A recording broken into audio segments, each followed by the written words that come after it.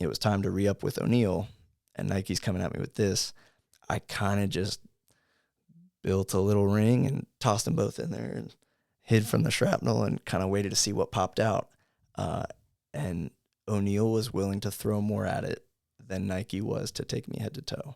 And so I came away from that with what ended up being my biggest wake contract ever with O'Neill. I approve waterboarding. They're talking about wakeboarding. The thing about wakeboarding, every trick is an invert. Backside. Air railies. A new dimension. All right, we are back. Another episode of the Grab Matters podcast. Today we welcome on a very special guest, Nick Taylor, who was just in for Shop Talk, and now he's in for the solo episode. So those who maybe saw him on the Shop Talk and they're like, what is this? Why, we're not getting the TNT solo episode. He's here. How's it going? Going really good. It's been a while since I've actually been in Orlando, so I know we've been talking about doing this for at least a couple years now, but yeah, we have. Stoked to finally get the chance to pop in and have a proper convo with you. Yeah, absolutely. And so for those who don't know, you're in Hawaii now, and we'll dive into that later, but what are you doing in Orlando? So I was over here, actually, we did a Sea-Doo event down in Fort Pierce the past couple of days. They kind of got their top dealers and top clients and top customers together for what they called a legendary meetup. That's what they call it. That's what they called it. So they brought, the 8 main ambassadors for Sea-Doo from all over the world, brought us all in, and we took these guys out for a pretty fun little day on the water. Yeah. We had like 40 Sea-Doos just ripping around Fort Pierce Inlet and all the little coves and mangrove lagoons over there. And then they had like a lunch set up for us and a bunch of filmers. It was a cool event. It was very different than like some of the core stuff we've done with Sea-Doo, whether that's wake skating, foiling, fishing, all the adventures we do with them. But it was a cool event, just something a little different. So figured while I'm in town for that, might as well spend a few days in Orlando and go see some good old friends and some good old new ones. Absolutely. And I was seeing the stories you guys were doing. It looked really fun. Just a bunch of people on Sea-Doos ripping around, having a good time. Such a Florida vibe. Yeah. It was very you don't realize how Florida some things are until you get back and kind of see it again. But yeah, it was good. It was Absolutely. fun. And we'll talk Sea-Doo obviously later because your relationship with them has spanned 2 decades. We're coming up on the 20-year mark Okay. At the end of this year. Yeah, that's crazy. Yeah. People are lucky to hold sponsor for 10 years. I'm 5 years. pretty psyched to keep me around. Yeah. I told them I was kind of retiring, but they were like, no, you're not. keep doing cool stuff. Like, keep posting it. We'll keep you on. Yeah, absolutely. Yeah, we'll get into Sea-Doo and all that later. We do start with favorite grab, and we did start with favorite grab on the Shop Talk that you were in. And we agreed that it was the Benihana was your favorite grab. So I think we agreed that was your favorite grab. Well, I wasn't the one who did a trick tip on it in February of 2011. It was you that did a trick tip on it. This man has receipts. So I went wake skating this morning with Marcus Knox. It was like my first real session in about 6 months, just because during winter you can't wake skate on Maui because of the humpback whales that come in. And so it was like my first session back, but he's got a really nice startup booter wake. It's like the inside out scoop on his vessel is really enjoyable. So I was punting some of those stale fish with the front side tweak, which I told you is my favorite grab. But just for you, with you in mind, I threw a fat Benihana right off the start. How did it feel? Wake. It was great. I was glad I did it. Yeah. So for the purposes of this conversation today, my favorite grab's a Benihana. Well, and you did post a story today that you're coming on, and you also threw a Benihana in. So it's kind of like, are you having like an identity crisis here where deep down you really do? I've always been on Team Benihana. You have? Yes. Are you pulling my, I feel like No. It's, no. Like, whoever else may disagree, I don't know if it's because I've been in wake skating long enough that I was in it when Benihanas were considered cool. Yeah. But if you go back, apparently you're going back and watching everything. I did a Benihana at the Suwannee Pro in a heat down my drop. Yeah. Yeah. How'd it score? It did not score well because Tad was a judge. 0. But it was fun. I guess before we move on from the Benihana, was there an era where like the Benihana was like, that era probably was like no go, a lot of people thought? Well, yeah, by then, wake skate tour kind of era, it, grabs in general were just like, everything was so winch focused, so, concrete ledges and lock-ins that, Benihana just kind of had this connotation of being sort of old school by then. Yeah. I don't know if Grubb ever called it something different, because his, like in the real old videos, Grubb's was like a indie 1-footer. He would grab indie and kick his back foot back, where a proper Benihana is tail grab. Yeah. And the back foot's actually supposed to drop down more than back. But I've always thought they were cool, so I don't really care if anybody else doesn't like them. That's the best attitude to but have. I'm going to change the answer real quick. Favorite grab. Switch 180 Madonna. Oh. Because it kind of ends up being like, a wakeboarder probably call it half cab, but there's no such thing as half cab unless you're skating. Yeah, you can mark that question down. It's basically a switch 180 to regular Benihana is what a switch Madonna 180 ends up being. Switch 180, right? Okay. That was kind of one of my, signature moves. Did you do one of those today? I did not. I wish I would have, though. Well, I was Team Benihana. That's fine. There's nothing wrong with that. You are who you are. Yeah, I've probably forgotten more tricks than I did today.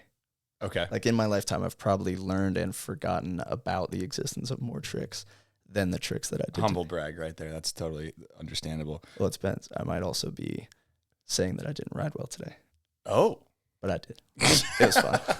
I had a way better set than I thought I would. Yeah, I mean, and with Marcus, too. He's a great cat to be with. Easy guy to ride with. He is just full of hype, full of support and good vibes. Yeah, and rips himself. All right, so you touched on half cab. Yeah. I always think, just getting controversial. I love when wakeboarders and snowboarders call it the cab one.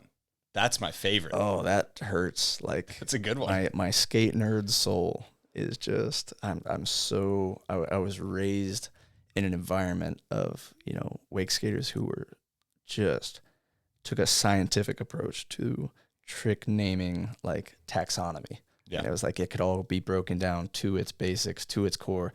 Every trick had a reason for being called, why it was that trick.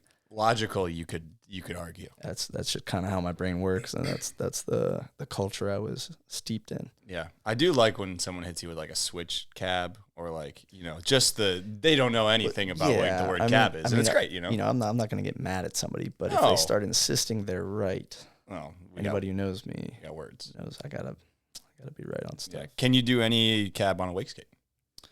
Any form of this maneuver? I mean, I've seen guys come up like a on-ramp to like a fun box with, switch, or technically could be, I will say it could be called fakie because fakie is just a riding position. Correct. So they're coming up the thing fakie, and I've seen them pop off, what would be their tail because they're riding fakie. So it's like the front of the board with nubs on and pop like a fakie big spin. They had to do a lot of work to get there, so maybe I'll give it to them. A lot of steps.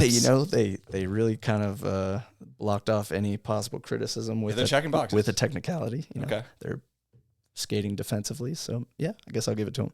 Same way, I would say the one that comes to mind was, and this isn't quite half cab, but it's sort of right up that alley, when in Estudiomo, Andrew Pastura does what I consider the first true nollie flip in wake skating. He had his nugs up front, pops off the nose on a little up ramp at CWC. Yeah, I know exactly. Rolls that back foot and does a proper nollie flip off a ramp and lands it. And it's like, all right, I guess we can't use that trick as a joke anymore, because that used to be a joke. It's like, yeah, I'm just gonna go do some nollie flips for this photo shoot, and then we'll hop on a plane and go somewhere else. But it was like, yeah, he did a nollie flip, so now we got to come up with something else. Yeah, absolutely. I think in snowboarding and wakeboarding, people they just say switch front side is cab. I just say switch front side. Yeah, we don't have to go too deep into it, but I mean, it's. I don't have too much room to care, especially at this point. Yeah, I'm chopped dunk, so chopped dunk. Look at you with the Gen Z words you come out. Right here too. All right, let's go early days before we dive into a guest question from TJ, which we will very shortly. Early days. Where are you from? So I grew up on Anna Maria Island, which is a little spit of sand kind of down there in between Tampa and Sarasota on the Gulf Coast of Florida. Okay. Same little island where JD Webb is from. Yeah. So that's kind of the explanation of my genesis into wake skating. Okay, so back doing a bunch of research, watching a lot of footage of you. Anna Maria Island is, to me, one of the most unique places that anybody can do like a form of towed water sports. I don't like using the word towed water sports, but it's like beautiful, kind of shallow, saltwater. Got like the mangroves everywhere. It's like, looks like out of a movie. Like it probably is out of movies. It felt, growing up there, that's what you're born into. So you don't know too much different. But it wasn't long before, growing up, I started going other places and was just like, man, where I live is fucking awesome. Yeah. And, by the time I was 9 years old, most of my friends had little like John boats or skiffs or like little mini fishing boats. The whole island has a canal system that's just as intricate as the road system. So you can get from almost any house on the island to almost any other house on the island by canal. And so, 9, 10 years old, I'm getting picked up by my friends, on the canal, just like, hop over the fence from my backyard to my neighbor's backyard, get picked up on the boat, and we're spending all day long, either on the bay side, back in the lagoons, or out on the beach side, just, ripping open water. It's pretty much always calm and glassy over there, like, wake skate calm in the lagoons, but even on the Gulf side, like on the open ocean side, it's like just flat as could be. So you could just go for miles and still have calm water everywhere. Yeah. So we were always fishing, diving. Like surfing was my first board sport. Okay. The Webb family gave me my first surfboard for my. So you were like kind of close with them. Fully. Yeah. Wow. I mean, my older sister played soccer with JD when they were like 6, 7, 8, 9. Like they were close family friends. Okay. So before we get into wake skating, I guess kind of dive into that surfing a little bit. Yeah. So surfing, I mean, on Anna Maria, we have the oldest surf shop in Florida, West Coast Surf Shop. And it's, all the island families at that point were pretty close because it was before most people knew about it. Now you think Anna Maria, it's all vacation rentals, just tourist slop. Naturally still beautiful, but kind of the community just isn't there the way it used to be. Taking over a little bit. Yeah. And so back then it was all families. Everybody knew each other. And so kind of when I got around that age, around, 9 or 10, started hanging out with the Webb family, especially JD's cousin, Joey. And, we got into surfing. They gave me my first surfboard. We're like just out there, just anytime there was waves, just paddling in. I don't care if it was knee-high whitewash. Like we're out there, we're getting after it. And then because it was flat most of the time, we started going on their boat, a little 14-foot Carolina skiff with, basically abandoned crab trap rope tied off with a wooden stick for a handle. Like we were very crusty about it. But we were scurfing. So we would take whatever surfboard we were riding that year, we would take that behind the skiff and just be carving all day. Like didn't matter what else was going on. We wanted to go scurfing. Yeah. And that was where it all started. Okay, I guess this is maybe kind of a kooky question, but through looking back at your career, I feel like the ocean means a lot to you, and this is your first experiences with the ocean as a kid growing up throughout. I guess I want to ask, like, what is Anna Maria Island and the ocean, like, what does it mean to you? I mean, that can't even be distilled into words, really. I think the longest I've ever gone without being in saltwater was like a 3-week winch trip to Texas that we did. And I could feel like the void. I could feel the lack of ocean time in my mood, in my like health. Really? If I can't be in the ocean, again, whether it's surfing, wake skating, diving, spearing, fishing, anything, it's not good for me. Yeah. Yeah. That's valid. Yeah. And so, when I do go back home and visit and go see, my mom and my sisters and my nephews, it's like, one of the first things I do is go to Anna Maria, go to the beach, put my feet in the water. Yeah. And it's just, I don't know, that's a feeling. I mean, everybody has that different, where you feel the most at home kind of thing. Yeah. But for me, it's just the ocean, wherever that is.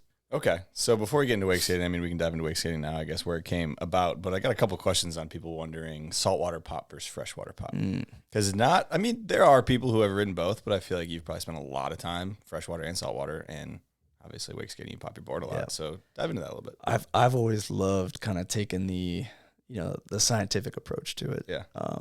Trying to learn as much as I can about, density, buoyancy, viscosity. Obviously, when I first started wake skating, it was all saltwater. And then when I got a little older and started making more friends in, north of Tampa, in Orlando, different places around Florida, we started riding freshwater.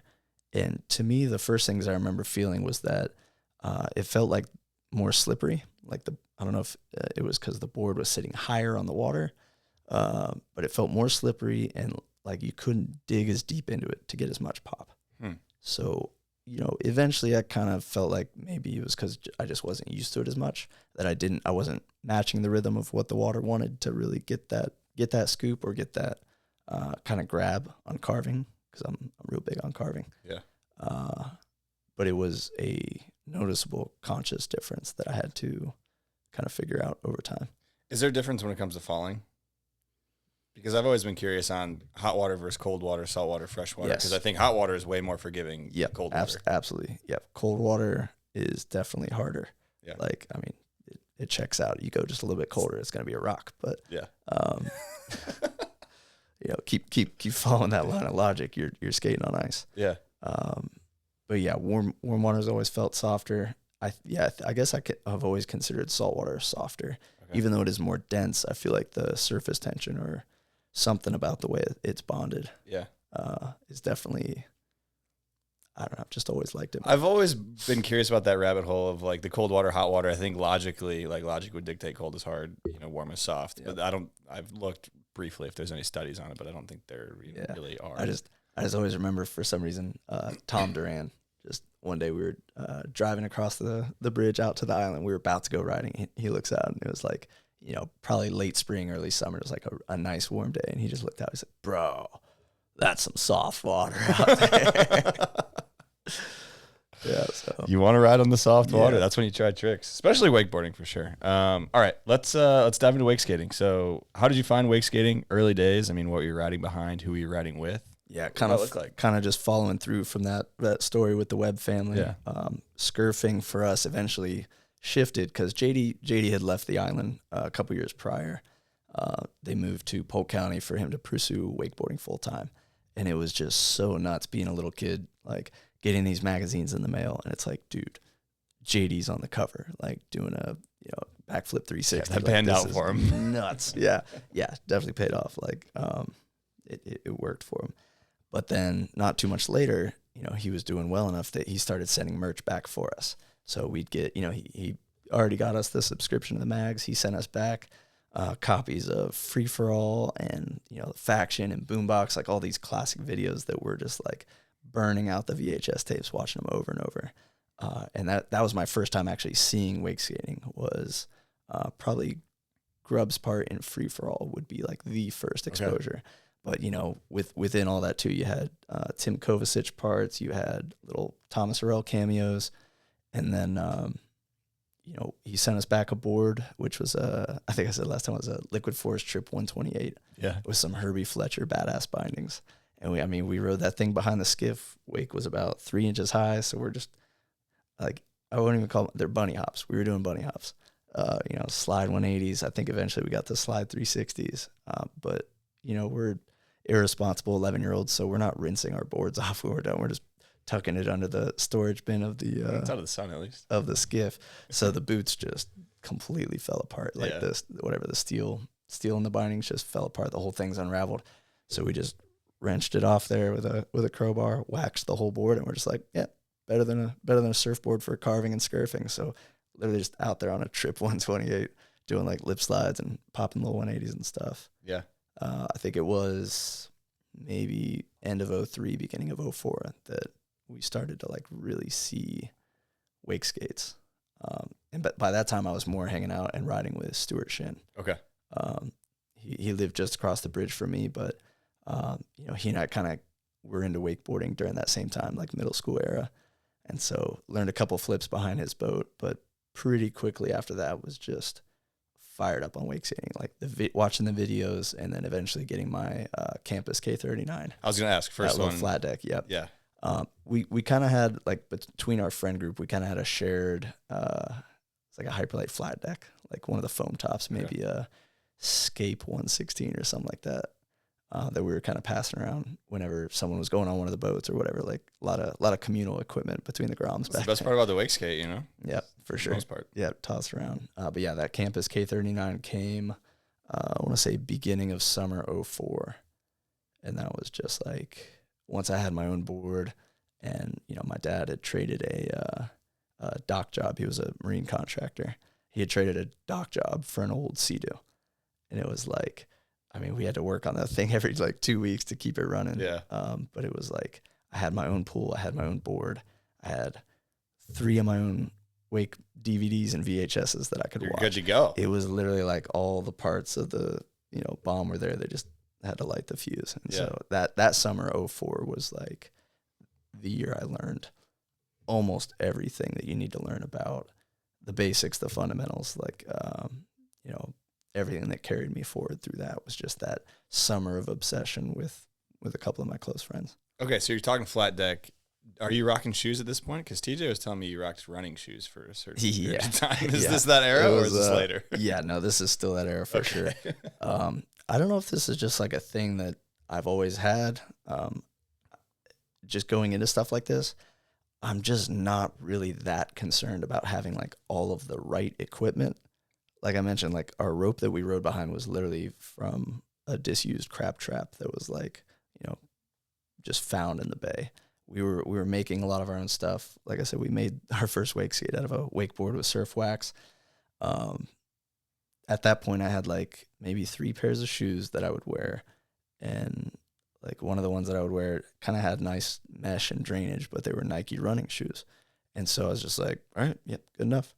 Like I wasn't the guy to be like, oh, I need wake skate specific shoes and I need this brand new thing. And, somebody buy me this. And I was just like, all right, what do we got? Let's make it work. Yeah. And that's still kind of how it is. Like I've bought new surfboards before, but I'm much more on the program of like, all right, let's go down to the pawn shop or the used rack at the surf shop and see what I can get for $50 and see. Well, it's kind of fun that way too. Yeah.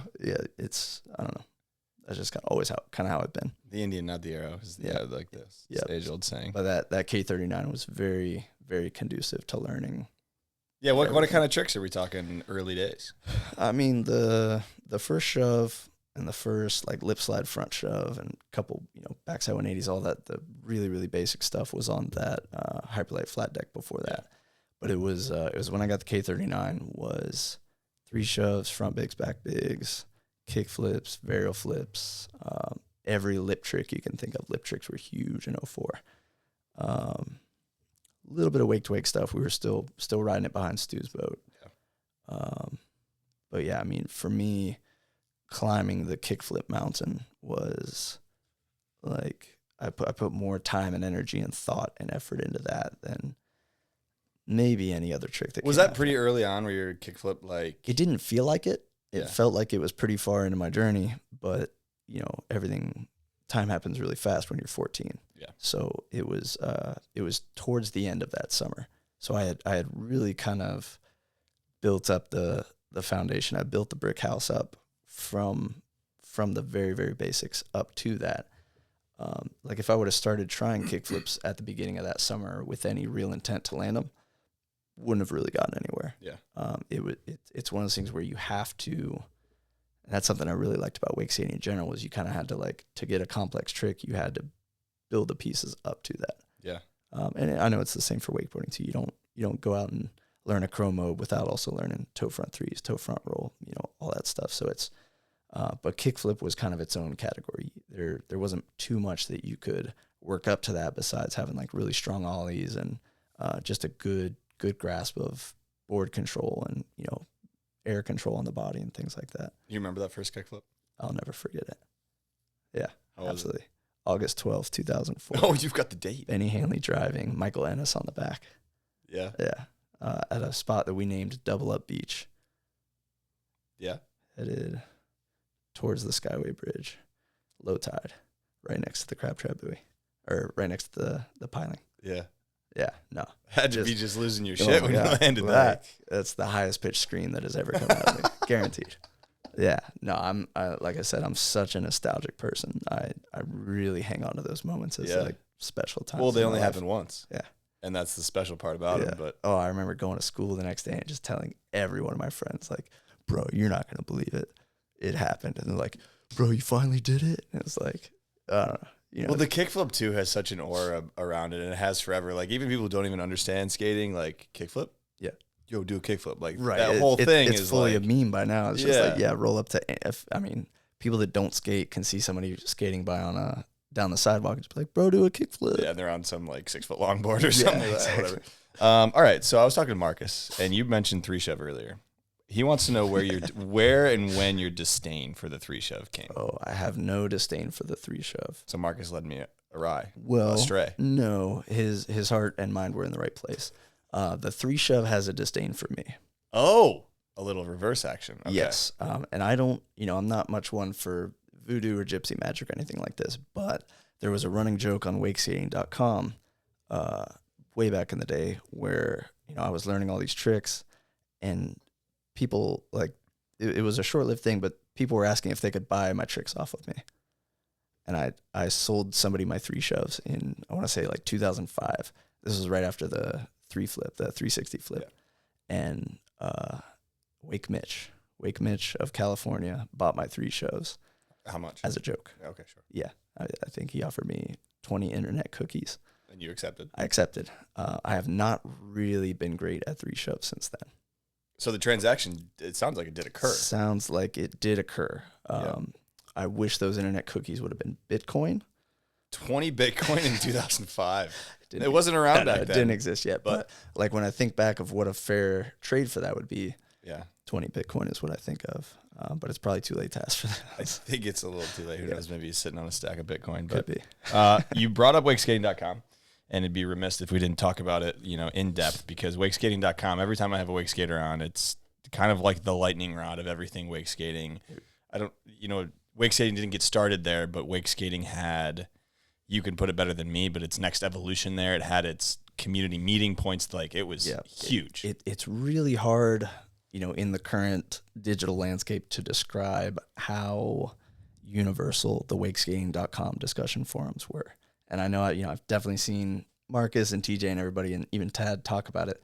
Like, that's where I met all 3 of those guys. That's where I met all these people who are in my life. And, originally I didn't really expect to ever meet all these people or, become part of their lives either. But I also don't think at that age I understood how big a part of my life wake skating would eventually become. Yeah. I started out on there as like this annoying 13-year-old kid asking 1,000 questions about everything. Like, why is this a this and not a this? Like, what's this trick called? Like, who's this guy? What is this ad? Like, I mean, I went on there with no shame, no hesitation, just like, I'm new. Innocent curiosity. Tell me everything. Yeah. And it's funny, like, think it back too, because, like, you see a screen name and you see a little avatar and you see, like, a little thing on the bottom, everybody making these posts. For the most part, it was a bunch of 14-year-old boys talking about wake skating. Like, that's what we were. But, you go on there as a kid, you think, oh, all these people are, like, serious adults who know everything. And I'm, like, asking them all these questions. It was just a bunch of kids.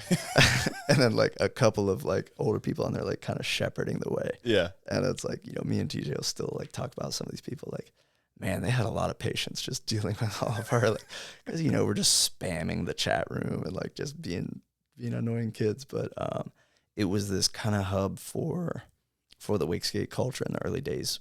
It was before Instagram, it was before YouTube, it was before Discord, it was before all this streaming stuff. And if you wanted to be around wake skaters and talk to them, other than this, you pretty much had to go to an event. Yeah. You had to go either to a toe jam event, you had to go to a WWA wake skate event, and if you're lucky, you might have a handful of wake skaters, let alone any wake skaters your age, to talk to about this stuff.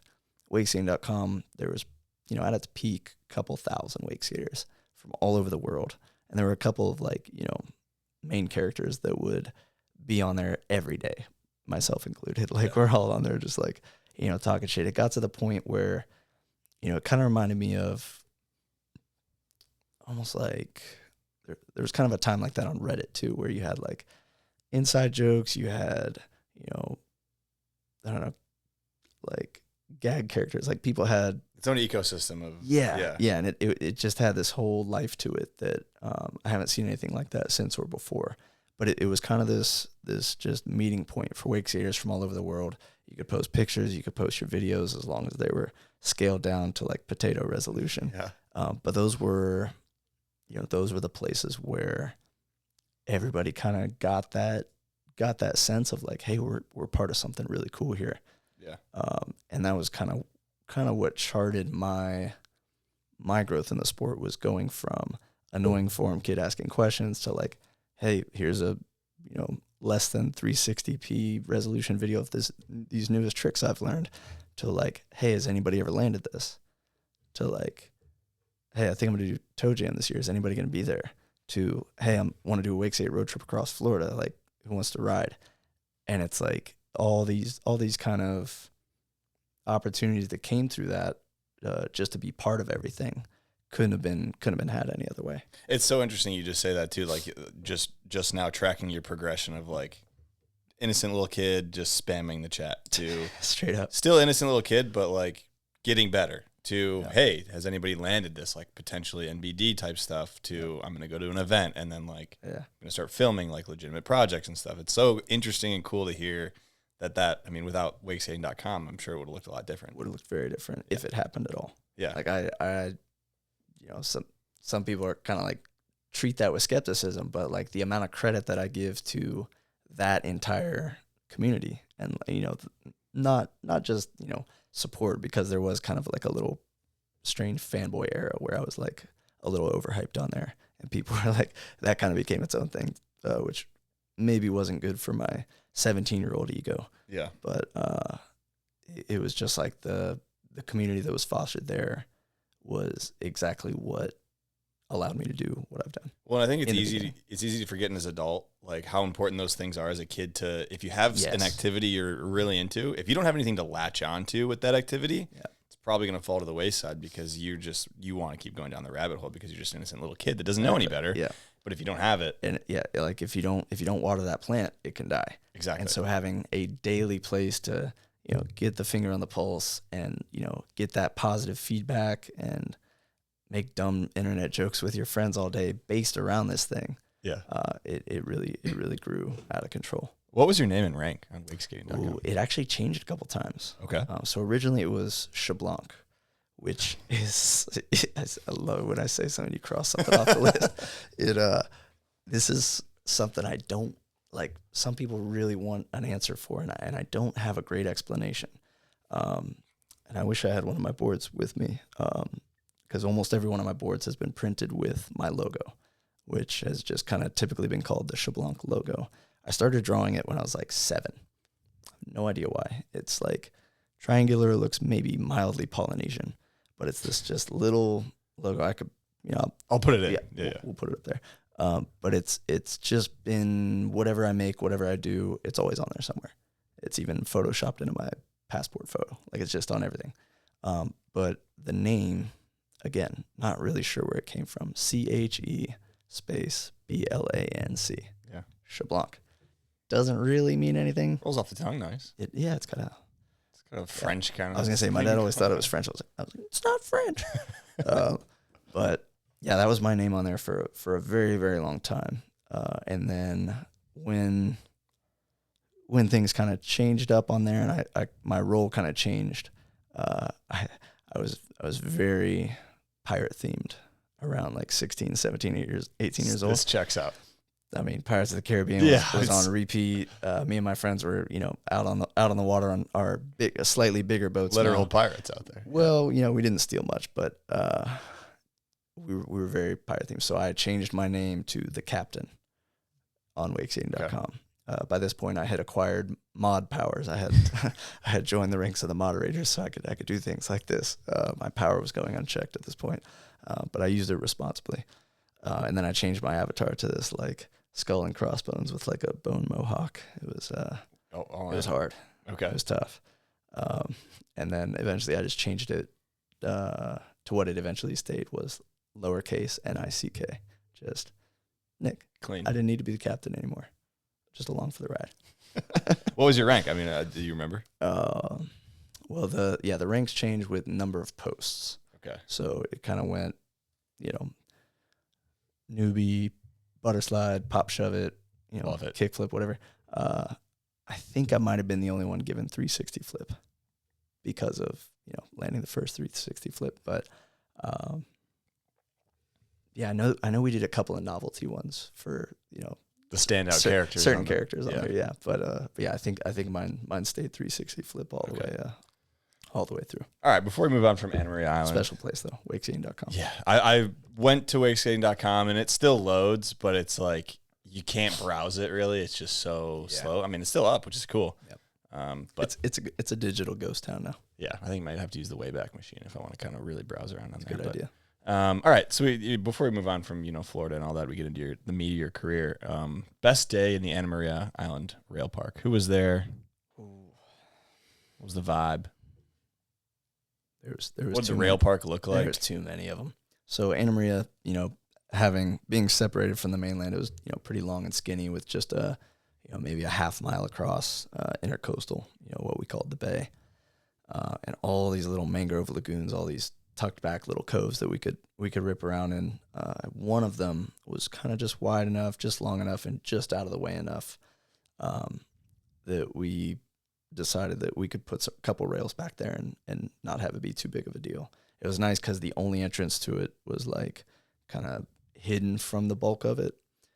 So you could be back there all day and not have anyone really see you or be bothered by you. And it was shallow right at the entrance. So unless you had a mullet boat or a sea-doo, you're not getting over that little sand berm. But we built, at one point we had 4 rails back there, like a round bar, flat bar, a nice wide incline, a super narrow flat bar, and then like kind of like a inclined pipe jib. And it was like, I took a lot of inspiration from the projects. I took a lot of inspiration from Clear Lake and, even, seeing the Pointless Guys videos where not only are they hitting the rails, but they're also showing you how they built them. They're like, showing, the B-roll clips of them, like, standing on each other's shoulders, hitting a 4x4 post into the ground. Like, we always knew we wanted to build our own stuff. Yeah. And actually my senior year of high school, I had pretty much everything I needed to graduate except for like 2 or 3 classes. So I did half of my day during my senior year at Tech College just down the road. Got my carpentry certification just so I could build rails better. That's dedication right there. I was eyes on the prize at that point. That also does sound like a little slice of like perfection on earth with rails in a secluded area. Knee deep at regular low tide, waist deep at regular high tide with a little margin on either side. So you could start a session hitting this flat bar while it's like 6 inches, get kickflip back lip or shove front board dialed on it while it's smaller, and then try work on something else for a bit, and then 15 minutes later it's this much bigger. That's so cool. Like full sessions where the rail starts at water level and then it's waist high by the end. Yeah. And that was always so cool for videos because you're hitting a big spin front board or like a back tail on something that's waist high, and they're just like, man, he just rolled up and did that. But it's like, no, I kind of incrementally worked my way up to that just by waiting a bit. That's so interesting because I haven't thought about it till now. Like, wakeboarding, wake skating, the conditions that we only think of really are wind and waves. You don't think about like the variability of the tides in that specific situation. And that was huge for us. Was some of our riding spots were, the first thing you think about is the wind. Okay, winds are coming out of the east. We can ride Nelsons. We can ride double up. We can ride all these different spots as long as the tide's right. Because almost everywhere, like you said, almost everywhere out there is about knee deep on an average tide. Yeah. It's just very shallow. And that's probably a big part of why JD didn't stay there to learn, get good at wakeboarding. And B, why, more of us didn't look at that as something we really wanted to put ourselves into. It doesn't make sense. Yeah. It's just, and also why in like 08, 09, I had a couple of offers from boat companies, and I was just like, I don't know if in retrospect, it was probably narrow-minded of me to not be like, yes, let's figure it out. Yeah. But I think at that point too, I was just so psyched on winching that I was just like, yeah, I don't really have anywhere to ride it, and the paying for gas would eat up the rest of my budget, so I'm good. Thanks anyway. Which I think more than anyone, TJ and Travis have never forgiven me for that. Yeah. Yeah. All right, and we'll dive into that in a second. But let's let's kind of start what kicked off your career. I guess maybe this isn't the right way to put it, but we talked about the first tray flip on the Shop Talk the other day. So if you haven't listened to that, make sure to go tune in. But let's talk about the first tray flip. When and where did it happen, and what was the trajectory it had on your career? So it was pretty insane. It was one of those things. TJ kind of tapped on that too. That there was a genuine, like an actual debate on whether or not it was possible. And a lot of that debate was on wakeskating.com, but you also saw it in other places while people were talking about it. I think kind of right up to the point where it was happening, I think me and Reed Hansen were both pretty close. He and I had a couple conversations about like, what are you working on kind of thing. And I think he was right on my heels with that one. But when it happened and the way it happened was pretty awesome. I was always in Orlando at that point. I had just turned 16. pretty much any weekend. As soon as I'd get off school Friday, I would drive up here, stay with somebody that I knew, usually somebody I'd met off wakeskating.com, but had a good group of friends out here. Or sometimes I would camp out at the projects, like just in a tent and just bum rides off people. But it was a time when I was staying over at, it would have been Chad and Kirby's house. So Chad Thompson, Kyle Himes, and Josh Kirby. They all lived on Lake Nan, which was actually another era later on. It was like, a lot of the more of the machines guys. We talked about that with Tad a little bit. Yeah. That was Lake Nan too. But I was staying over there for like a week. It was summertime. And kind of through some integrity stuff, I was able to kind of get in touch with Byerly. And he invited a couple of us over there. And it was like, dude, Byerly just asked us if we want to go shoot for the next volume video. Like, super nervous, super like fired up, was like, all right, I got to go ride before I go over to his house so I can make sure I'm all warmed up and dialed in and all this stuff.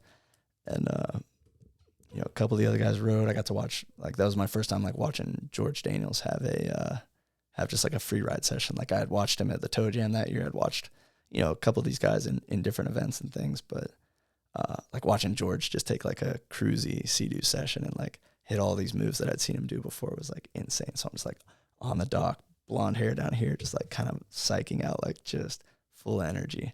And then Scott was like, do you want to ride? I was like, yeah, if everyone else is done, like if there's room, if there's time, like if it's okay, I'd love to go.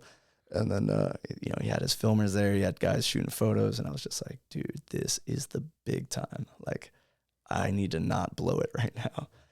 And I did like, a couple basic lines, lip lines, a couple big spins, some inside out stuff.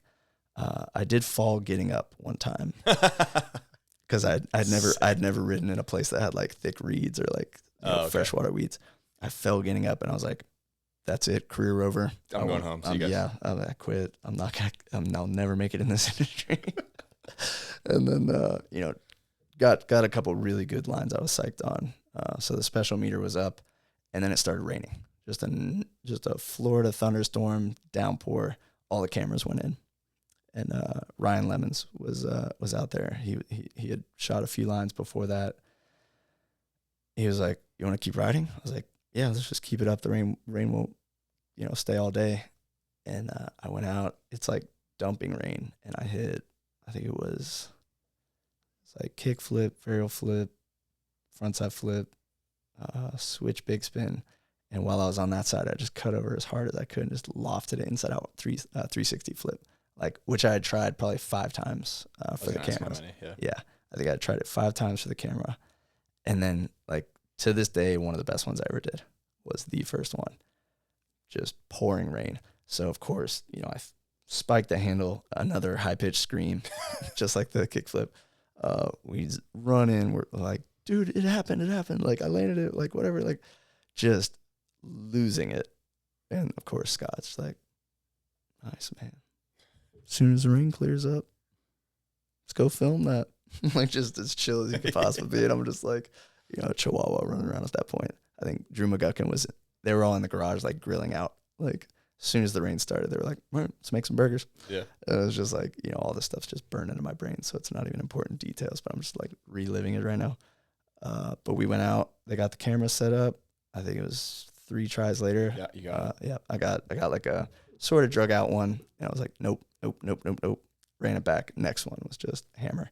And that one got a sequence in Wakeboarding Mag and was like the main bulk of my little section in volume 2. Yeah. So that was like, I've always, there were people who were aware of me up to that point, but I've always said, like, as far as the wider industry, that was the moment that kind of put me on the map.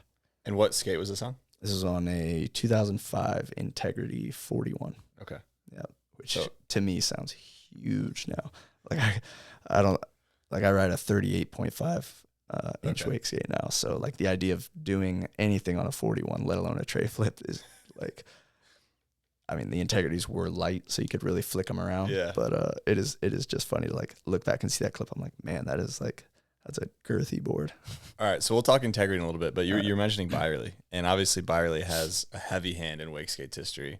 You can throw names like Thomas Harrell as well in there, and tons of others.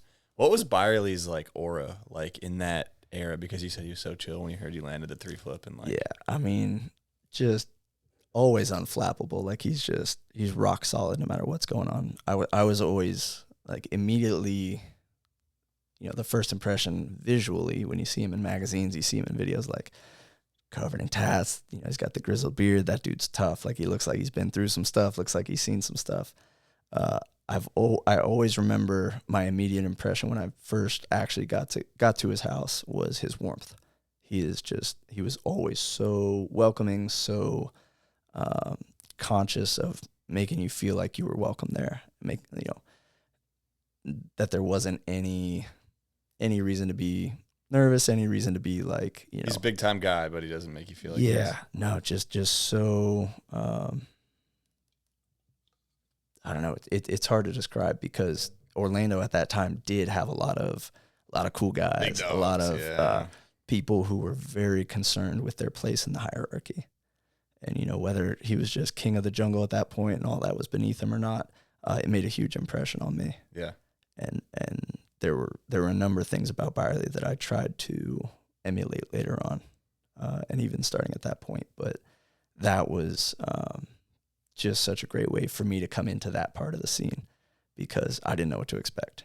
I was a nervous kid, and he not only was kind to me on a personal level, but like he gave me this incredible platform to be like, show us what you got. What an insane day. Oh, that's crazy. Life changing. And I know I keep spitting out dates, but like July 17th, 2005, just that's the day. Life changing. Well, Saltwater in July. Bro.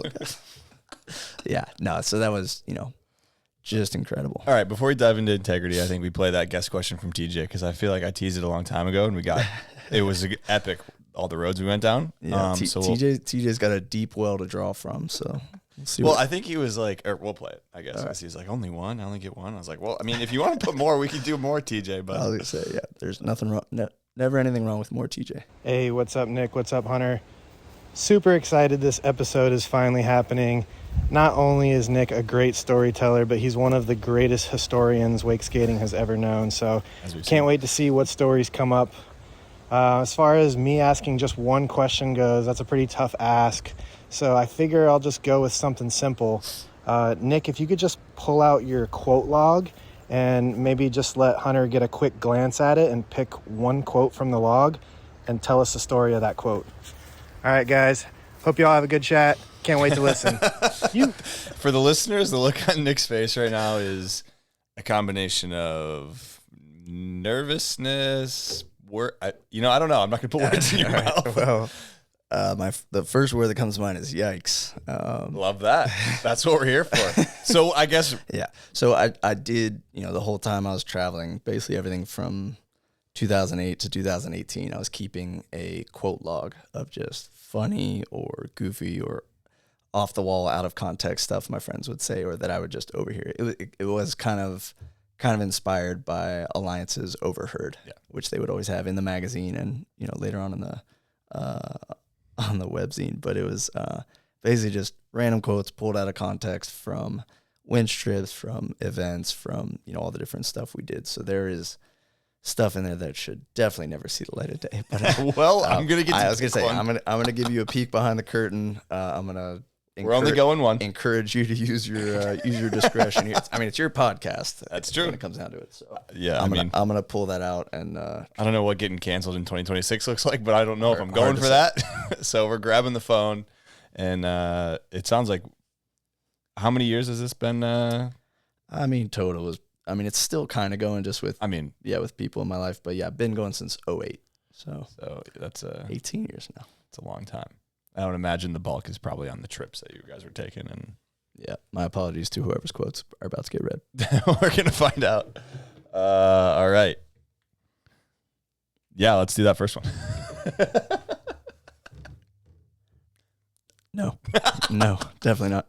All right, I'll keep scrolling. Scrolling. The first one, I probably should have read them before I did the first one. Yeah. Oh, and you got him. Who said him? Yeah. Oh. He would literally kill me on that first one.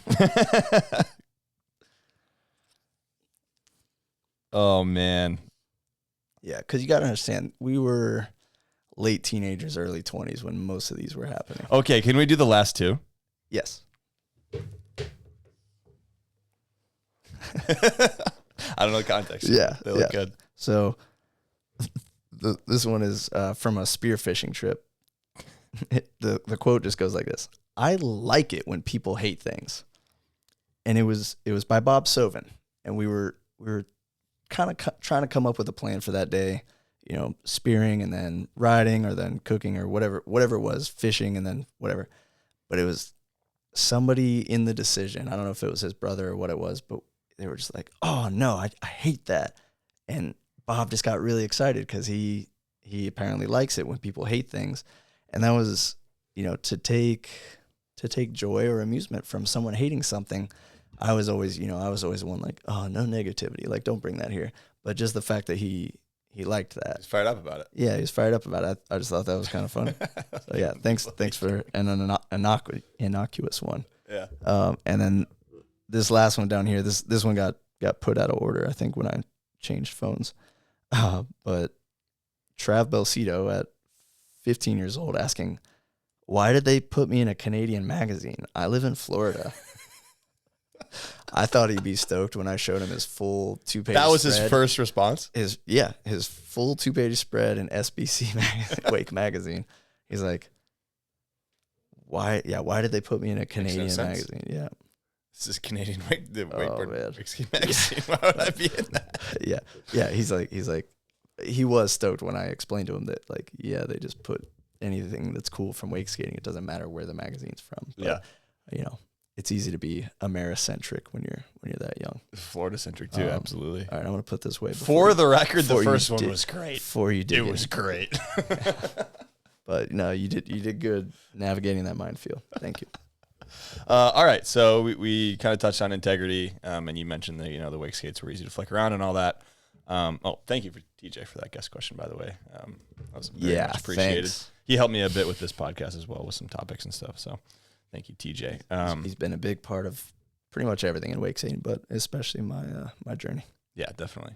Awesome guy. TJ's a great guy. Still wake skates to this day. You'll see him at OW when he's riding. So integrity. So I feel like every time I've heard wake skating, talked wake skating, I was never huge into wake skating.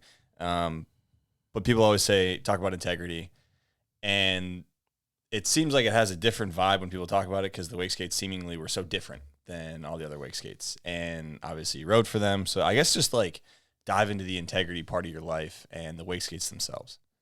So Integrity Wake Skates was started by Eric Schmaltz, who, old school wakeboarders will definitely know him as someone who brought a very, very stylish, very West Coast, almost kind of snowboard style to wakeboarding. Like, I mean, there's clips of him doing, toe side, stale fish, and tweaked out grabs and 1-footers in the early 90s, way before most people were on that vibe. And he did a lot of it with a mohawk and, no vest and all this like kind of crazy early 90s stuff going on. But, he ran Mutiny Wakeboards, which, again, had its own vibe, had its own era. And it was such a cool part of wakeboard history. But then he kind of, after that, he kind of got screwed out of that deal a little bit. He took some time for himself, but he knew he wanted to keep going with it. But at that point, he was kind of fascinated with wake skating. And so he took everything that he had learned from making boards and running a brand with Mutiny and kind of put it into Integrity Wake Skates. And they came out in 2004, kind of right as everything was blowing up with wakeskating.com.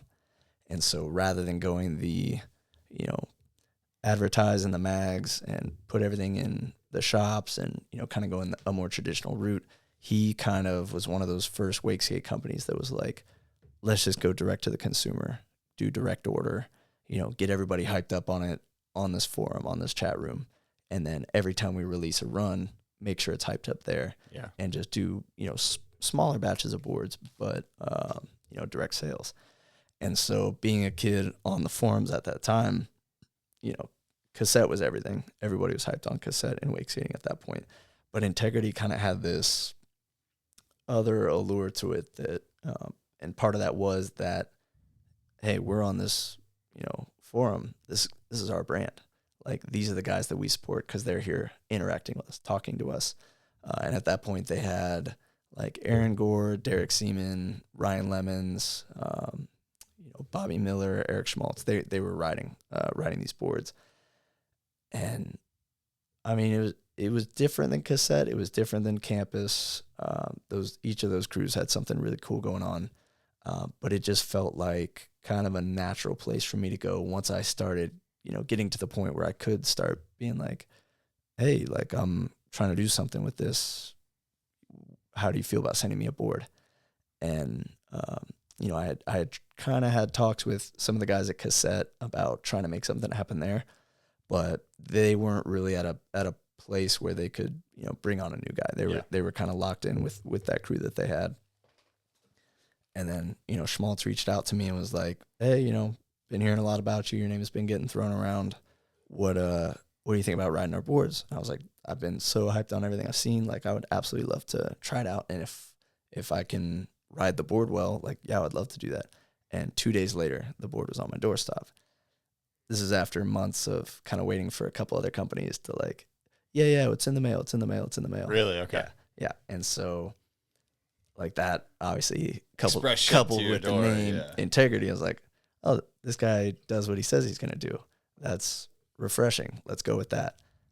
And then the board and me just got along very well. Really? Like, right off the bat. Okay.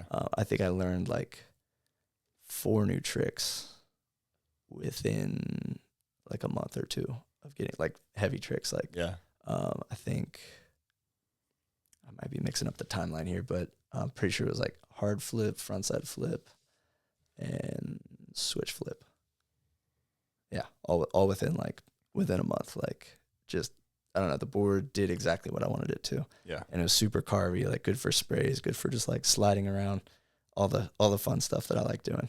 But it was the board was solid, and then just having those guys have my back was super cool. So, like, getting to spend time with Schmaltz was unbelievable. Like, just brilliant guy, kind of out there on some stuff, which was like, I love it. Like, he just wasn't afraid to be himself and to let his brand be what he wanted it to be, rather than trying to fit some mold of what he thinks the wake industry is supposed to think is cool. Yeah, absolutely. I always love that. So you mentioned sliding around, and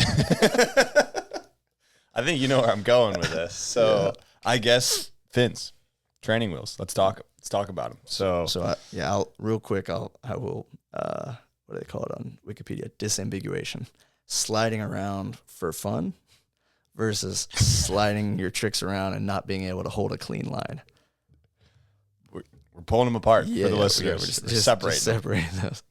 So though, I mean, in this era, we talked about it a little bit on the Shop Talk as well, but maybe we can dive a little bit more into the fin versus no fin situation. Because was this around this time that this was heavy? Yeah, this is right during that time. So that you were not fin guy. That's right. The first, maybe, I don't know, it was kind of in between when I first got to campus, I tried it with a fin. It was like, no, not happening. So learned everything that I learned on the campus without fins. And then same thing with the Integrity. When I first got it, I was like, well, comes with fin holes. I should probably try it out to see if this shape is more conducive to riding with a fin. I even tried taking one of the standard fins, running it through a belt sander for a good little while, basically sanded it down to half size. I was like, okay, let's see if, this is better. But when it came down to it, that board was so, concise. The rails were nice and thin and nice and sharp. I realized that rather than using fins, it had small channels on it too. I realized that the edge shape, the rail shape, was much, much more important. So I started, getting a couple boards a year. I would experiment with rail shapes. And so they were the first wake skates made with reshapeable rails. And so you could take sandpaper, you could take grip tape even, and just sand the edge. I would usually sand it in the belly. Like, if this is almost exactly wake skate sized, I would take, the middle 15, 16 inches and round that out to, maybe the width of the brown part of the pen, like that little diameter, that radius. And then I would slightly taper it out a few more inches with just a couple swipes so it flowed nicely. But I would always leave the last, 5 or 6 inches of the tips nice and sharp. And then I could adjust that, by resanding it or, by reshaping it. that became way more important to my control of the board than fins were. And so anyone who at that point was kind of the opinion that you can't ride clean, you can't pop your stuff if you don't have fins, their argument kind of just fell apart just by me doing it my way. And I'm not saying that I was the only one, but there were a small group of people at that time who were basically like, yeah, you guys can argue about it all you want on the chat rooms, but like we're going to ride how we want. So, and you were of that. Exactly. Camp. Yeah. So it was, it seems so small now, but that was a major like cultural topic at that point was like, there were guys who were like, your trick doesn't count because you weren't wearing fins on it. And I was like, at that point, I'm a kid. I was like, well, then why don't you go do it? Facts. Or, so no, it was, why don't you go do it? Stand on business, old man. Oh man. Yeah, no, we were kids.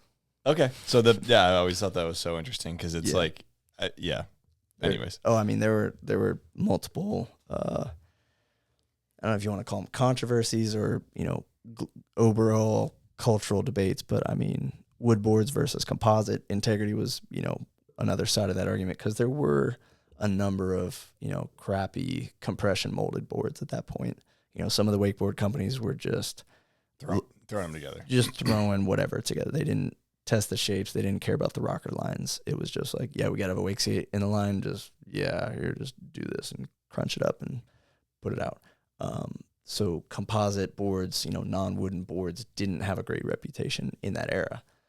But like Schmaltz's rocker lines were hand drawn. His construction was space shuttle technology. Like he had cores in these boards with like, flared out inner weights towards the tip so that it would rotate more stable on a specific axis. It was like, I mean, he really put so much into those boards. And I think that's a big part of why they were, so well loved. Yeah. Was because it really was like, to that point, it was the best board I'd ever ridden.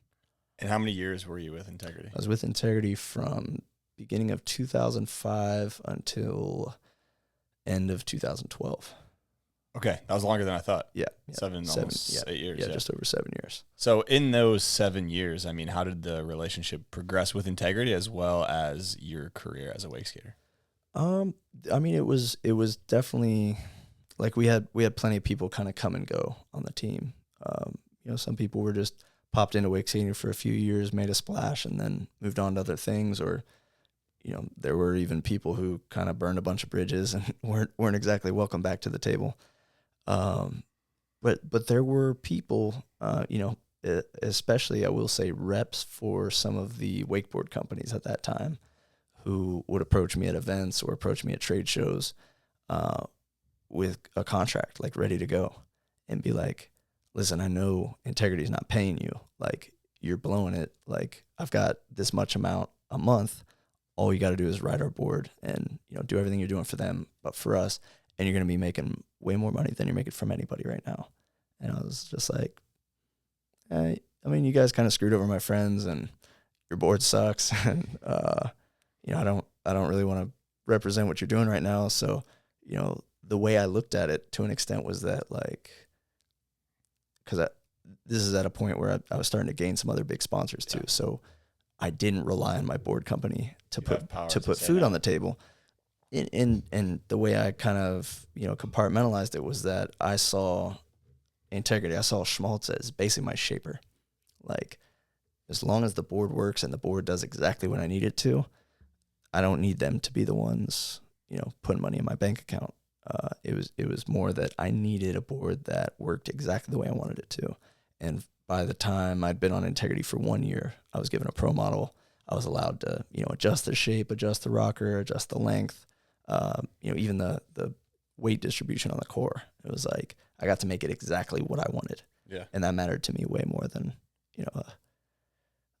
a Bob Archer paycheck. How much would those paychecks? Do you remember any of those numbers, the offers that were coming your way? One of them was $2,500 a month, which was for, a 17-year-old, 18-year-old kid, huge. And you're turning that down. And that was bigger than any contract I had seen up to that point. But that was a company that I knew for sure I did not want to ride for. And it was one of the big wakeboard brands, but it was just one of those things where I didn't like how the guy went about it. I didn't like the arrogance of it. I didn't like the ignorance of it. I mean, did they tell you were blowing it? Yeah. To your face. They're like, you're blowing it. With his meth mouth, he told me, "You're blowing it, kid. You don't even know how stupid you're being right now." I was like, all right. That makes me want to ride for you. Yeah, fully. I was like, yeah, it's nice to see how you guys treat people.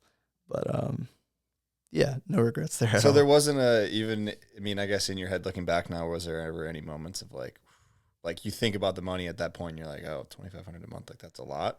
Or, did you ever hesitate, I guess, in your head? Not, no. And I attribute that to the extent that I was immersed in wake skating was, I mean, like, I would have made a great cult member at that point. Like I was full-heartedly subscribed to the cult of wake skating, to where, being true to it mattered way more than, money at that point. And I had always, in everything I'd done, managed to, make it happen with whatever resources were available to me, that, I wasn't willing to throw away literally my integrity for a crappy paycheck from, what I viewed as a corporate, entity that didn't care about wake skating. Yeah. I cared about wake skating, and I cared about my place in wake skating way more than, a monthly paycheck. And I was still living at home. So, wasn't a need. Yeah. And I mean, maybe not looking back, you knew this at the time, but like, I would imagine your career trajectory is getting better each year. You're doing more, you're seeing more opportunities. So it's not like I have this one opportunity. Right. That year I had checks coming from Nike, O'Neill, Oakley, Rockstar, and Sea-Doo. Yeah, piss off, wakeboard brand. We don't need you. I mean, really, like, if it's so almost all those are out of industry brands too. It is wild to right. Yeah. Their involvement non-endemic in wake. Is the word they say. Yeah, non-endemic. Yeah, exactly. Bigger brands than any company that was being shiesty towards me at that point. But it was it is interesting to think about if they had approached it differently, if they had curated their approach to me in a way that was tailored to what I would have responded to at that point, by promising, more influence over the wake skate line, by, giving me the chance to throw my own events, by having if they would have known what bait to throw in front of me, it's hard to say what would have happened at that point. Yeah. But yeah. It's an interesting thought experiment. Yeah, really interesting. But I mean, shows the importance of that as well to someone who's truly dedicated to. Yeah. And at that point that's all I could see. Yeah. Was wake skating.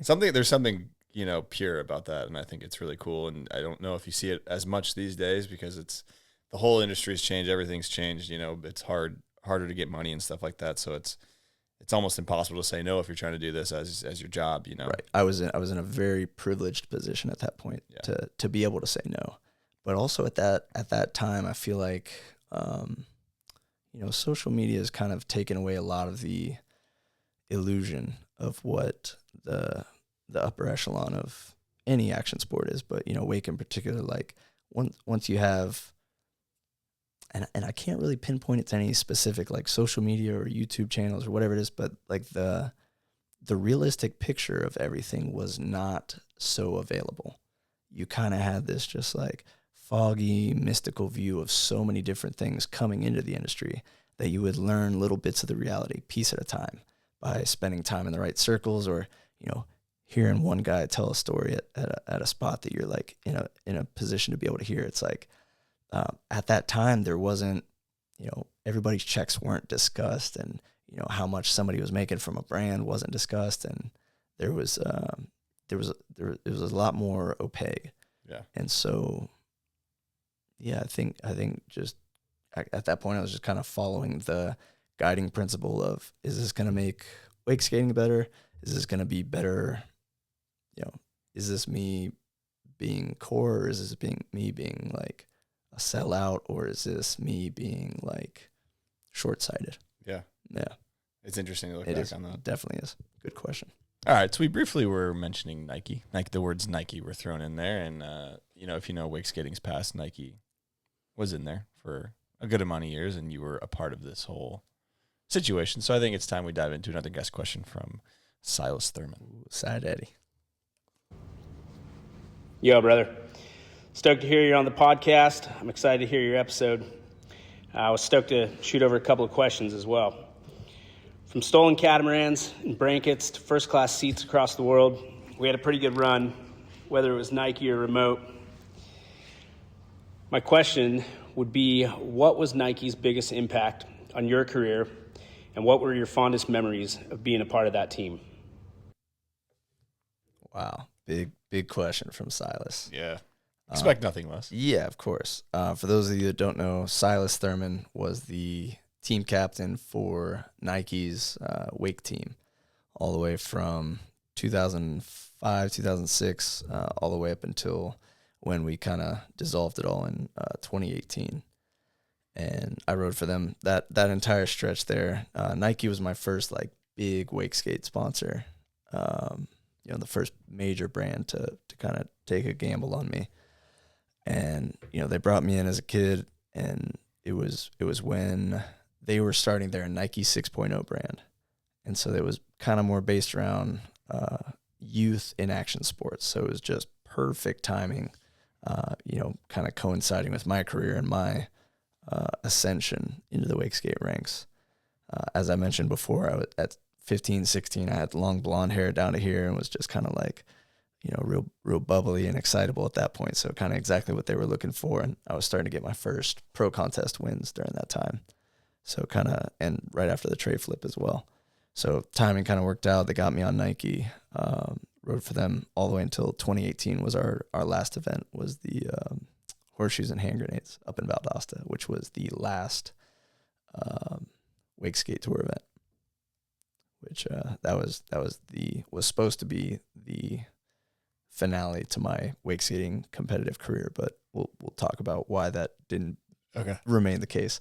But best moment in Nike, and what did Nike mean to me in wake? Yeah, biggest impact on I mean, looking at it in a kind of an overall sense, I would say the legitimacy that having Nike backing us as a wake skate team gave us, whether situationally with, trying to get away with doing events in places that you normally couldn't. If, Silas whips out his wallet and slaps a Nike business card on the table, it looks way better than a bunch of scraggly dudes in a van pulling up, which is really what we were. But that opened a lot of doors for us kind of collectively. And then for me personally, having these brands, giving me contracts, I know, especially with Rockstar, with Sea-Doo, with Oakley, it was the kind of thing like, when you have a girlfriend and it makes other girls want you too, having Nike in the bag made me a lot safer bet for other brands. And so I would definitely credit, to whatever extent, my viability for those other large brands by already having, a firm foundation with Nike, by already being with them through, the earliest parts of my professional career. It easily legitimized me in the eyes of some of these other brands, which allowed me to have those relationships, which lasted, most of them, just as long. Yeah, I mean, it's like if they see Nike signs off on something, they're like, well, they got to do their homework. Exactly. Yeah. Like they're capable of way more than we can do. And so if I were to take it as kind of an overall impact, I would say the doors that were opened by having myself legitimized by Nike was a huge part of it. But just on an experiential and personal level, like just all the cool shit we got to do. I mean, there were events, there were trips, there were photo shoots, there were, just countless things that we never could have done without having that check mark on us. All right. I'm like trying to think of a good example for this that doesn't involve us getting thrown out of bowling alleys and go-kart tracks in half of the city of Portland. Because they used to do that. Nike 6.0 would get every athlete on the team, which was at this point 13 years old to 18 years old. They would get us all together in Portland, Oregon, rent out basically half of a hotel. Oh my God. Have a bunch of cameras, and then I think they were watching a bunch of skate videos because they would just be like, all right, guys, do whatever you want. You won't get in trouble. And you watch Baker 3. We want hijinks. Exactly. Yeah, like we won hijinks. And so we delivered. Like, I don't think I was destructive before those trips, but like when they just set us loose on the town, I was like, yeah, do whatever you want. Like, pretty sure they were nudging us like, are you sure you want to keep that go-kart on the track? Like, I don't know. There was like, those were early, 6.0 days, but later on we kind of got, as the 6.0 brand sort of got phased out, they actually moved us over to Nike SB. And so those were, I would say, some of the coolest experiences that I had with Nike was the things that we would do alongside with SB.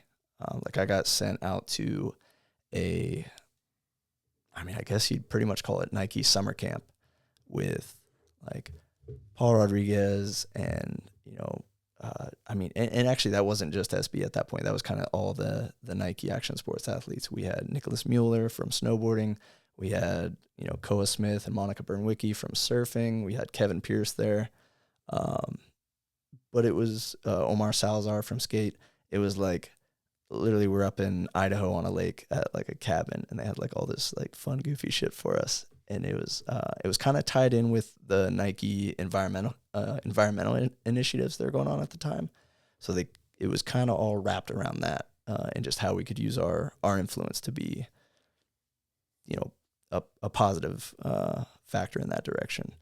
But like, I never would have been in that situation, shoulder to shoulder with those people. Yeah. If Nike didn't look at Wakeskating and be like, that's worthy of being next to these other ones.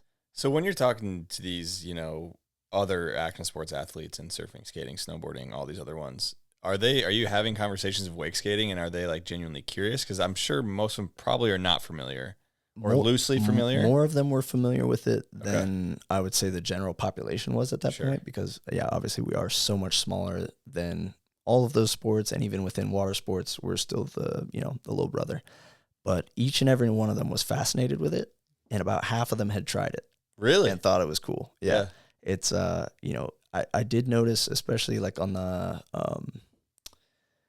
skate side, they were just like, yeah, dude, when it's summertime and like you're in LA or Florida, like you want to be in the water. Yeah. And so like, I think I've talked a little bit about how like Jamie Foy was already a wake skater and like different things like that. Like they thought it was rad. The surfers thought it was cool that, you could flip the board around and stuff, because they're, surfers are always, especially progressive surfers on kind of like the forefront, like, yeah, they want new aerial maneuvers. They're interested in the tech side of it.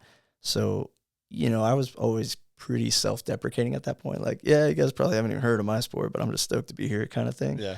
But they were all cool about it. Yeah. And like, I would say, to answer Silas's question, the pinnacle moment of that was I fell asleep next to the campfire with Paul Rodriguez having a little heart-to-heart out there, like under the Idaho stars. And that was like, just like, I don't know, the connections you'd make with people you otherwise wouldn't get to spend time with. Because of this shoe brand that essentially thinks what you do is cool. Exactly. Yeah. Yep. And also a bowl of macaroni with Eric Costin. That was fun. Elite pulse right there. Sorry.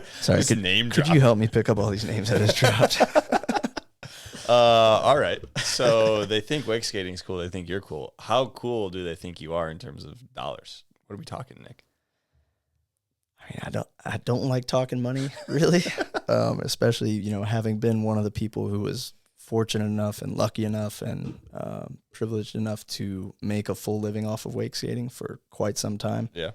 I imagine we were one of the smallest line items on their budget across the entire organization. Yeah. Wake skaters have always been great at chewing up pennies and shitting out gold. But we we made so much cool stuff happen with such a slim, relatively slim budget. Yeah. Compared to what other brands were willing and able to put into the sport. And I credit Silas mostly with, not only being in charge of distributing that budget, but also, taking the creative initiative to say, this is what's going to be best for wake skating if we put it towards this. Yeah. And then, give these guys enough that they can keep doing what we're doing.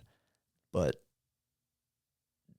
I mean, I can't imagine there was any sport on Nike's radar that would have gotten less money than us. All right, so you did list sponsors, and we don't have to talk numbers, but ranking-wise, was Nike at the top or towards the top? For a long time, Nike was at the top.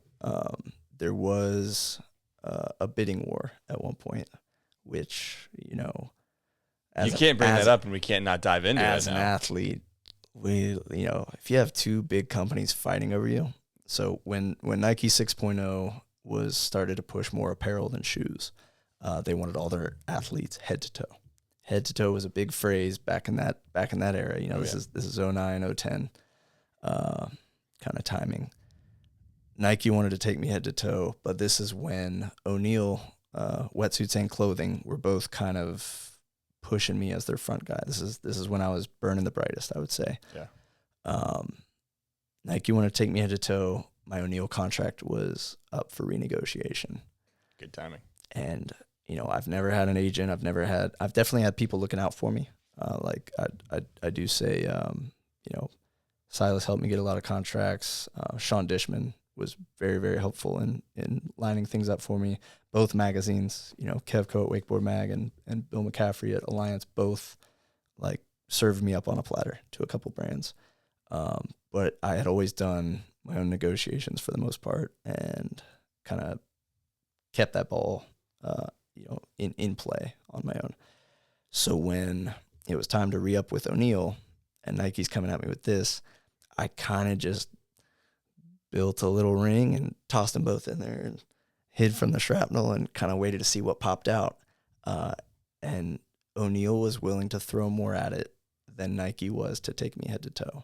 And so I came away from that with what ended up being my biggest wake contract ever with O'Neill. Yeah. And just out of politeness, I'm not really comfortable talking the actual No, numbers, yeah. but it was close to double anything I'd been paid up to that point. When you see that come across, you know, however it did, email, DocuSign, whatever, or in the mail. Happy dance. Yeah. Yeah. You go celebrate with the boys? Like, what's that looking like, you know? Like, is it? I mean, I was never much of a partier. I don't know if this is in your notes or anybody clued you in on this, but I quit drinking at 14. I didn't know that. I knew you weren't much of a partier, but no, I didn't know. Did it start and end quick? Is that what? It was a couple years, yeah. Okay. Anna Maria Island was basically one of the keys that fell too far north. So okay. Florida in the early 2000s was still a pretty crusty place. Celebrating with the boys had a very different context from me. Yeah, I guess I don't mean partying. In a sense, but. No, I mean everybody in my circle was like this is it. Like we were already killing it, but now we're this is going to be huge. Yeah. And for them, I think it was less about we're all getting more clothes, getting more wetsuits, getting this, but it was like up to that point, my whole philosophy, everything was like, all right, what cool stuff can we do with this? Like, whether it was Nike, Nike Access or, Rockstar funding or whatever it was just like, all right, are we going to build some more rails? Are we going to buy some new cameras? Like this is going to be a good thing for all of us. So I really only let a few people, close circle friends in on, the finance side of things, the sponsors, like the back end. But there was a select group that I was comfortable being like, yo, we just got funded. we have options. Yeah. Yeah, we're not eating ramen tonight. At any point in this, I mean, obviously a good amount of money's coming in. Are you, shelling some away for, looking out for the future of this ride might not go on forever? That was something that was very clear to me from the beginning, was kind of the philosophy of this could all end tomorrow, and also learning from others' mistakes. So, a lot of my early mentoring for how the industry works, the dark side of it, the back side of it, the realistic side of it, a lot of that came from Ben Webb, JD's dad. He was the one who told me, don't jump at the first contract that dangles itself in front of your eyes. Figure out what's right for you, like on all these different facets, and then make an informed decision. Like, think things through, like just 100 good lessons that I didn't have to learn the hard way, because Ben had already gone through all that with JD. And then, just because of how I came across and how people were, how people took me as a person, as a new rider, I think there was just something innate about me that people just wanted to help me out.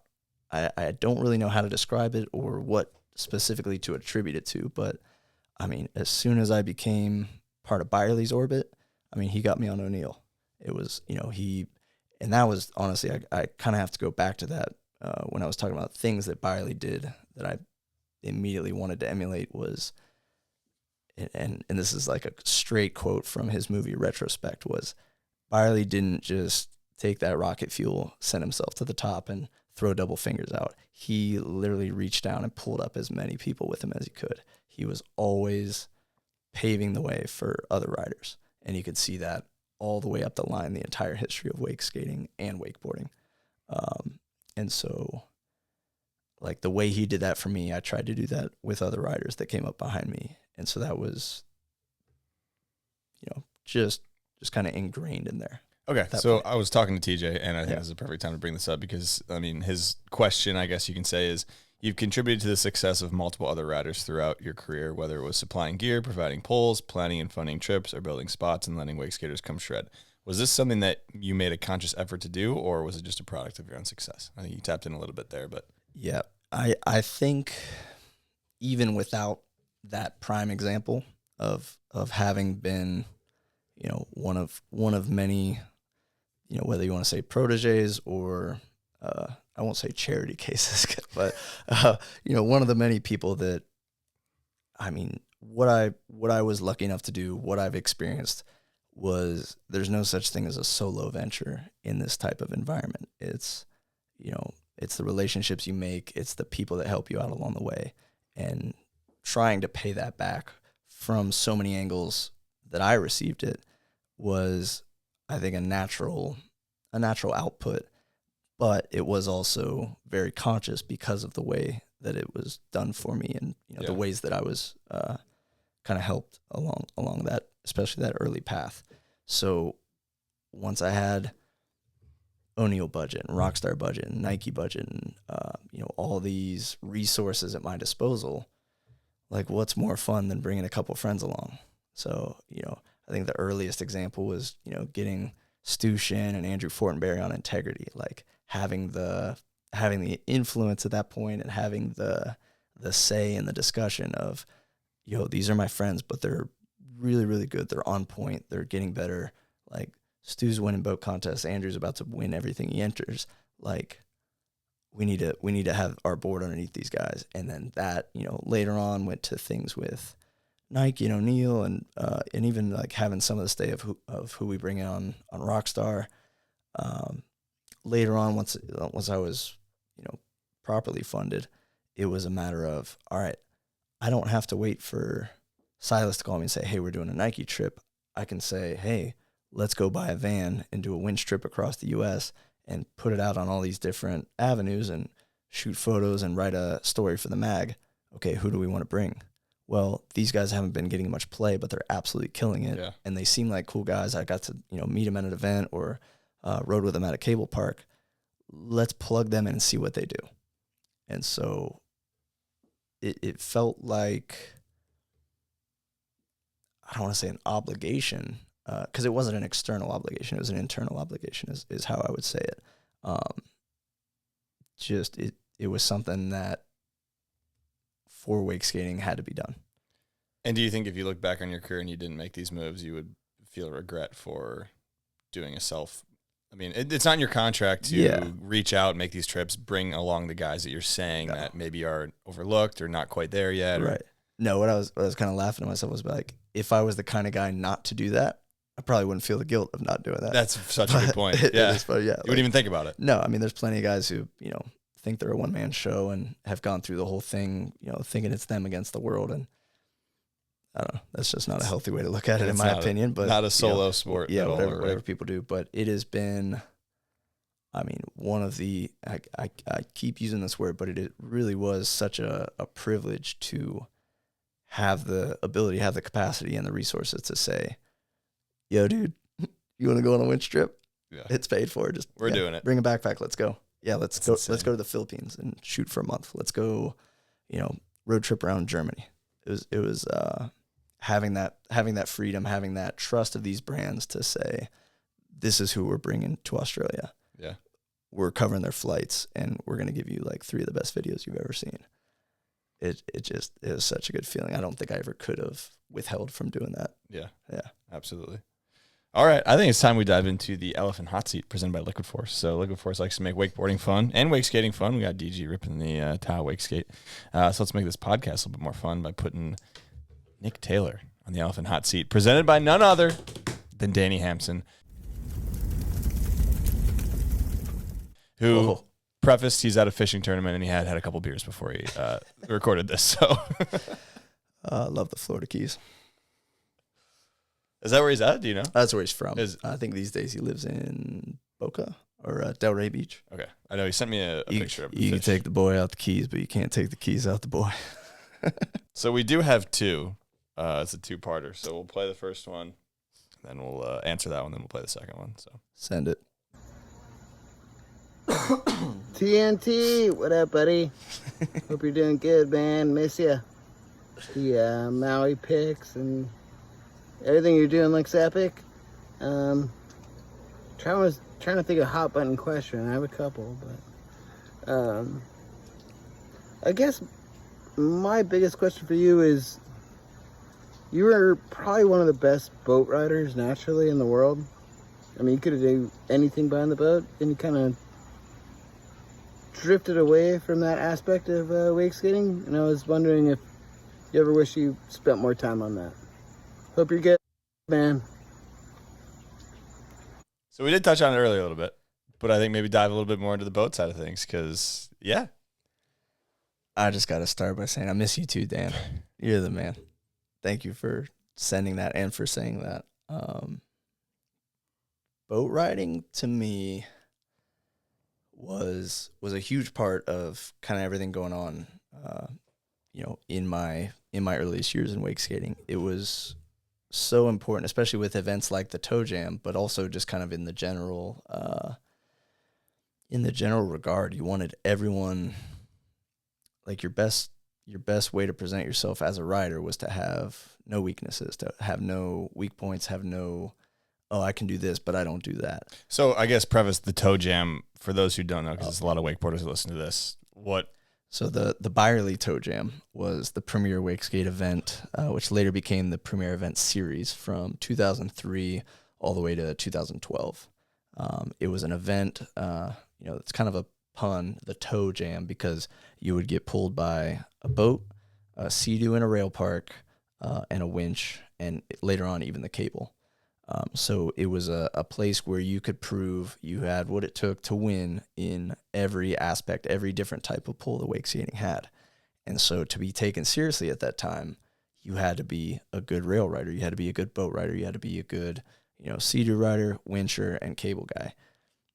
If you were lacking in any of those parts, you might not make the tour. You might definitely not going to make the podium. I was fortunate enough to have, my best friend through high school was Stuart Shin, who to this day is one of the best boat rider wake skaters of all time. Still has plenty of NBDs and did it as casual as possible with his pockets hanging out. Just the best style too. Awesome dudes too.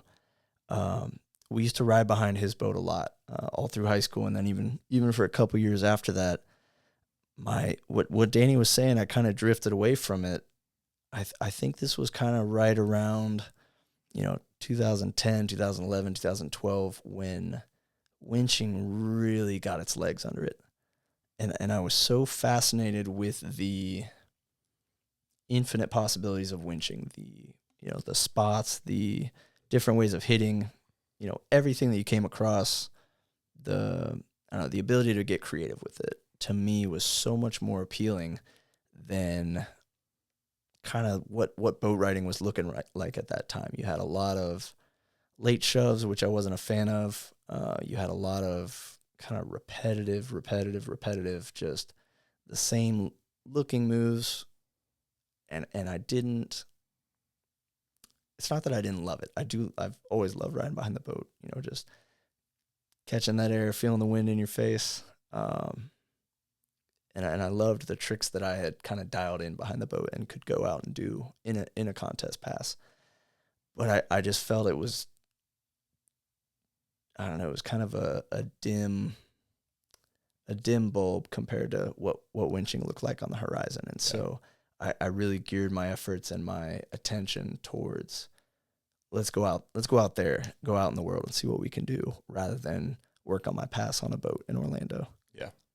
Fair. Makes sense. But I when he asked, do I regret not focusing on it more? Yes and no. I think I was always going to go do what I did with winching and, with other aspects of wake skating.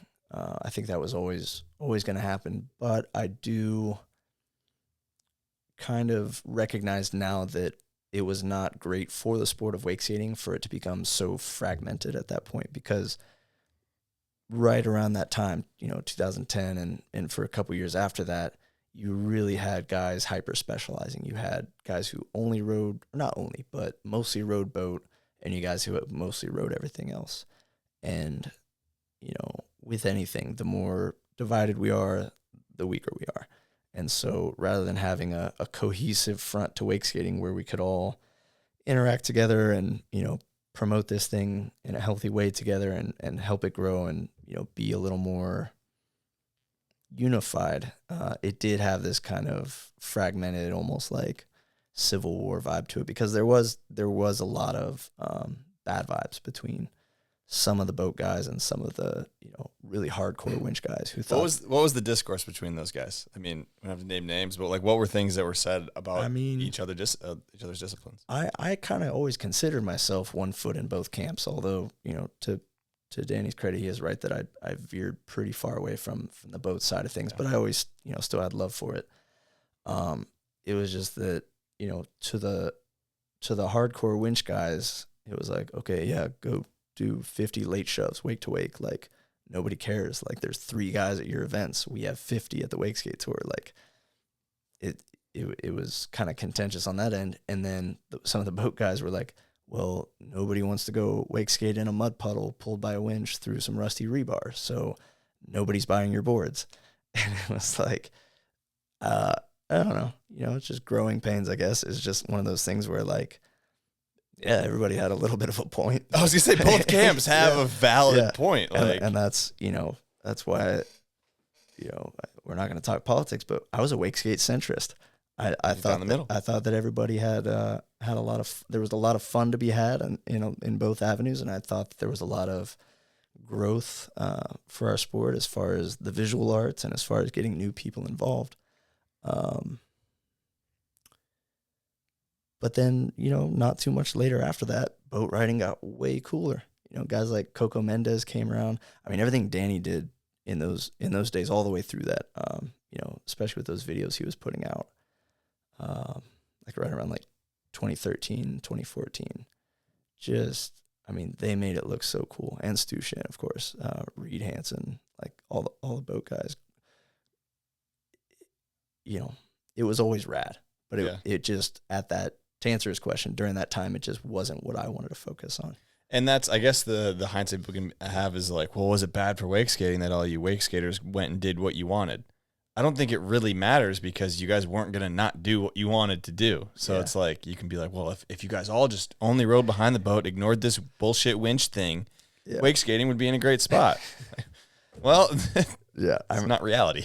It is funny, because that's one of the conversations that we had the most was, well, if we're all like what are we doing it for if we're not doing it because we love it and we want to see how far it can go in one direction or the other? And I wrote a couple articles. I used to have an article in Alliance Wake Mag. They would let me write. I had a whole page every issue for I think it was 2 or 3 years.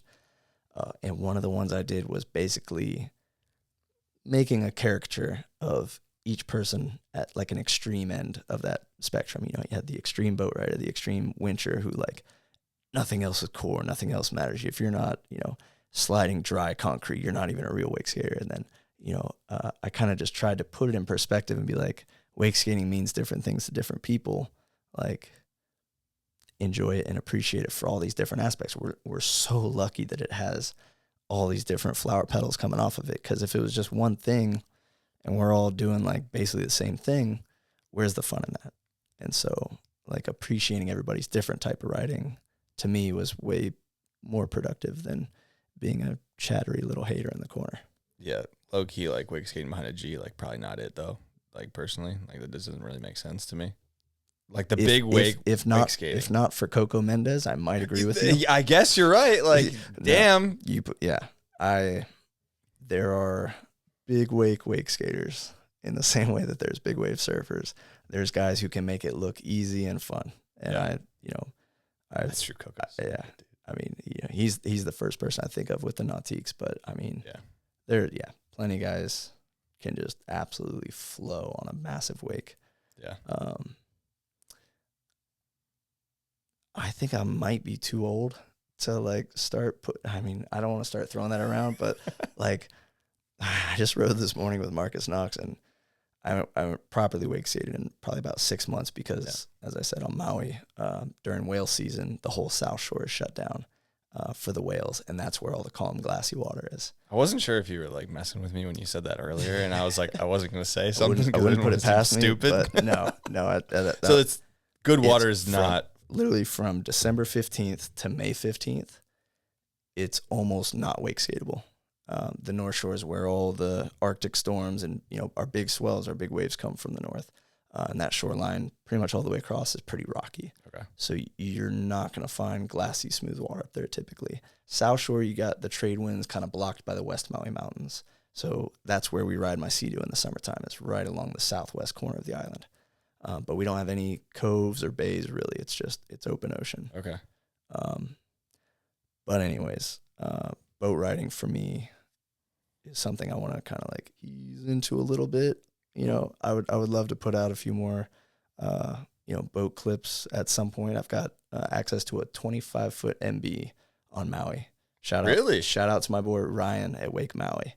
Nice. Yeah, he's just fully frothed out. Loves wake skating. Loves foiling. Like we're out there wake surfing and go watch the whales during the winter, but like during summer, like this year, I'm all fired up on wake skating again. I want to like really put down some boat tricks and try to get some good clips and stuff. So different's always fun. That's true. Yeah. Good point. Thank you, Danny, for your words of praise and encouragement. I hope I can do a wake to wake front big for you this summer.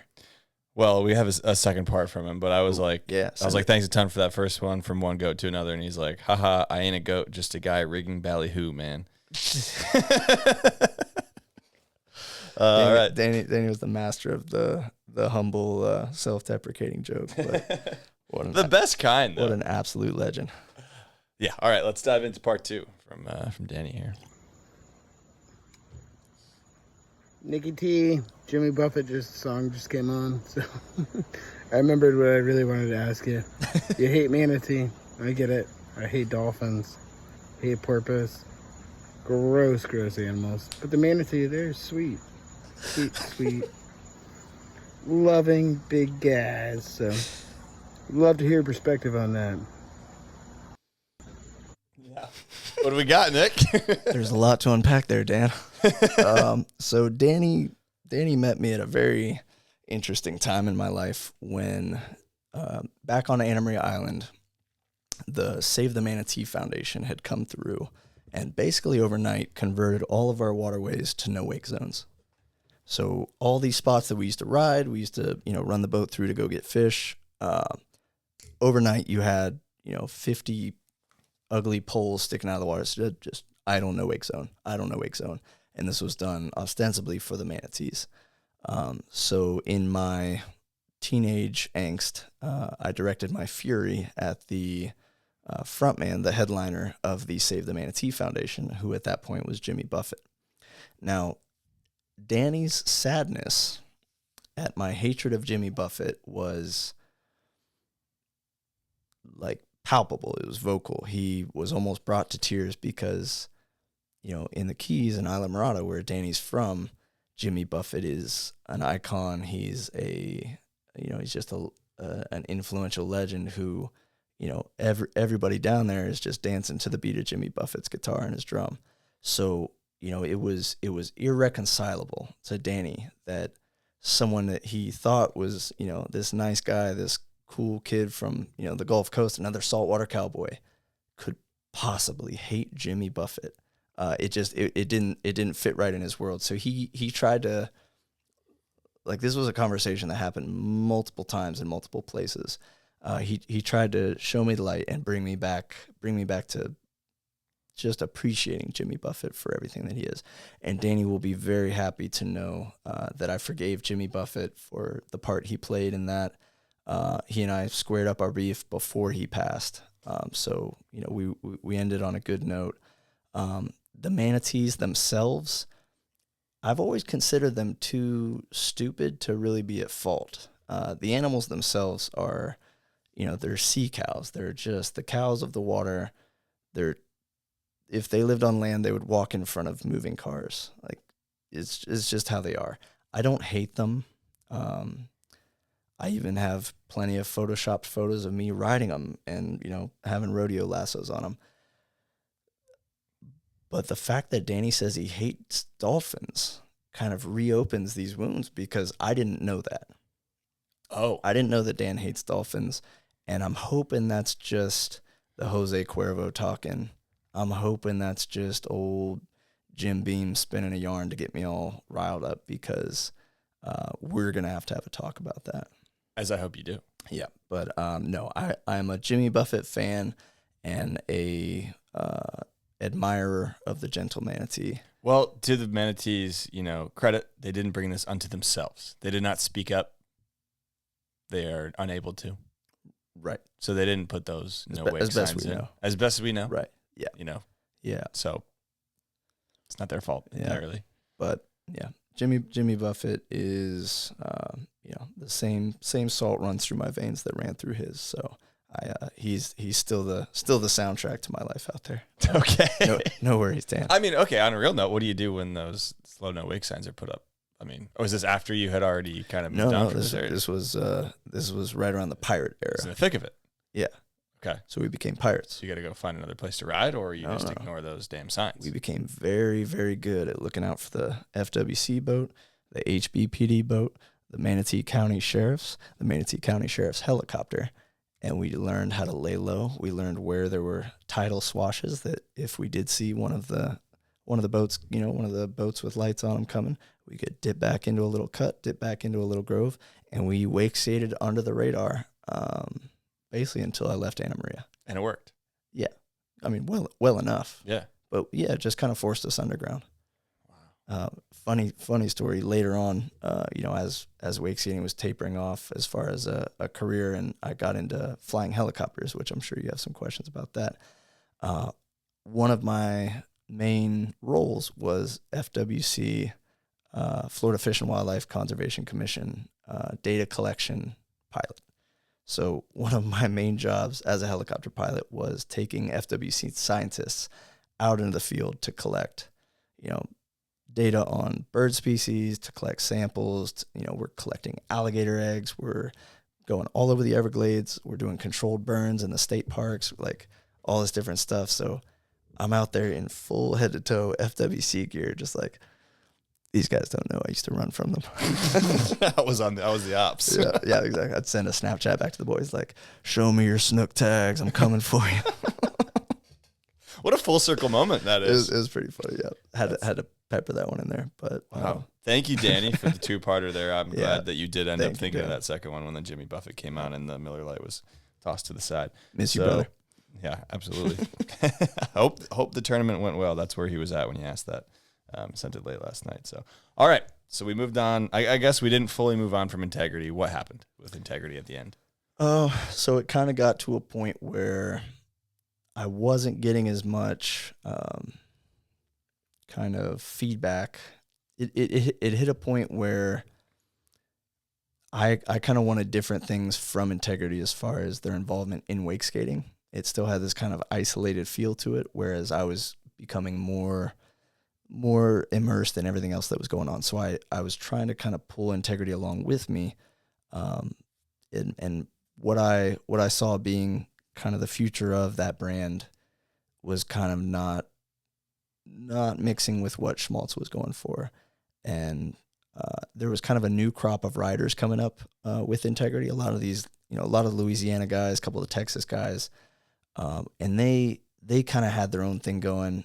And I was traveling, almost once a month on an international trip with Silas, Ben, Andrew Pastura, Matt Hooker, Jan Lecomte, Leo Levedance. Like, I'm basically with what at the time was the remote crew on all these different trips, doing Nike stuff. And then it would just be like, oh, okay, we're actually going to go over here for like 3 or 4 days and do some remote stuff. And so I'm just like over in the corner by myself with my integrity. And I was like, that kind of wore on me to a little bit. And then there was a long period of radio silence from basically integrity headquarters where I couldn't get aboard. I couldn't really get much of a call back. There were just some personal things happening on that end that, were rough, but basically the company wasn't being run. We didn't know if we'd have any more boards coming. It just was hard to tell kind of what that looked like staying with them. And so eventually, Silas had always joked about, so when are you going to come ride for remote? When are you going to come ride for remote kind of thing? And eventually there was just kind of this one point I got to where I was like, I don't know if it's sustainable for me to stay. And, these other guys on the team are kind of even resenting me or it felt like they were resenting me for even being there, and like, not to say hogging the spotlight, but just like kind of, I don't know, everything, all the timing, all the factors kind of seemed to push towards this almost inevitable conclusion of me hopping over to remote. And so in a very clandestine matter, during the time that we were building Suwannee up in North Florida, I had Silas send me a remote deck as one of Leo's boards, 39.5.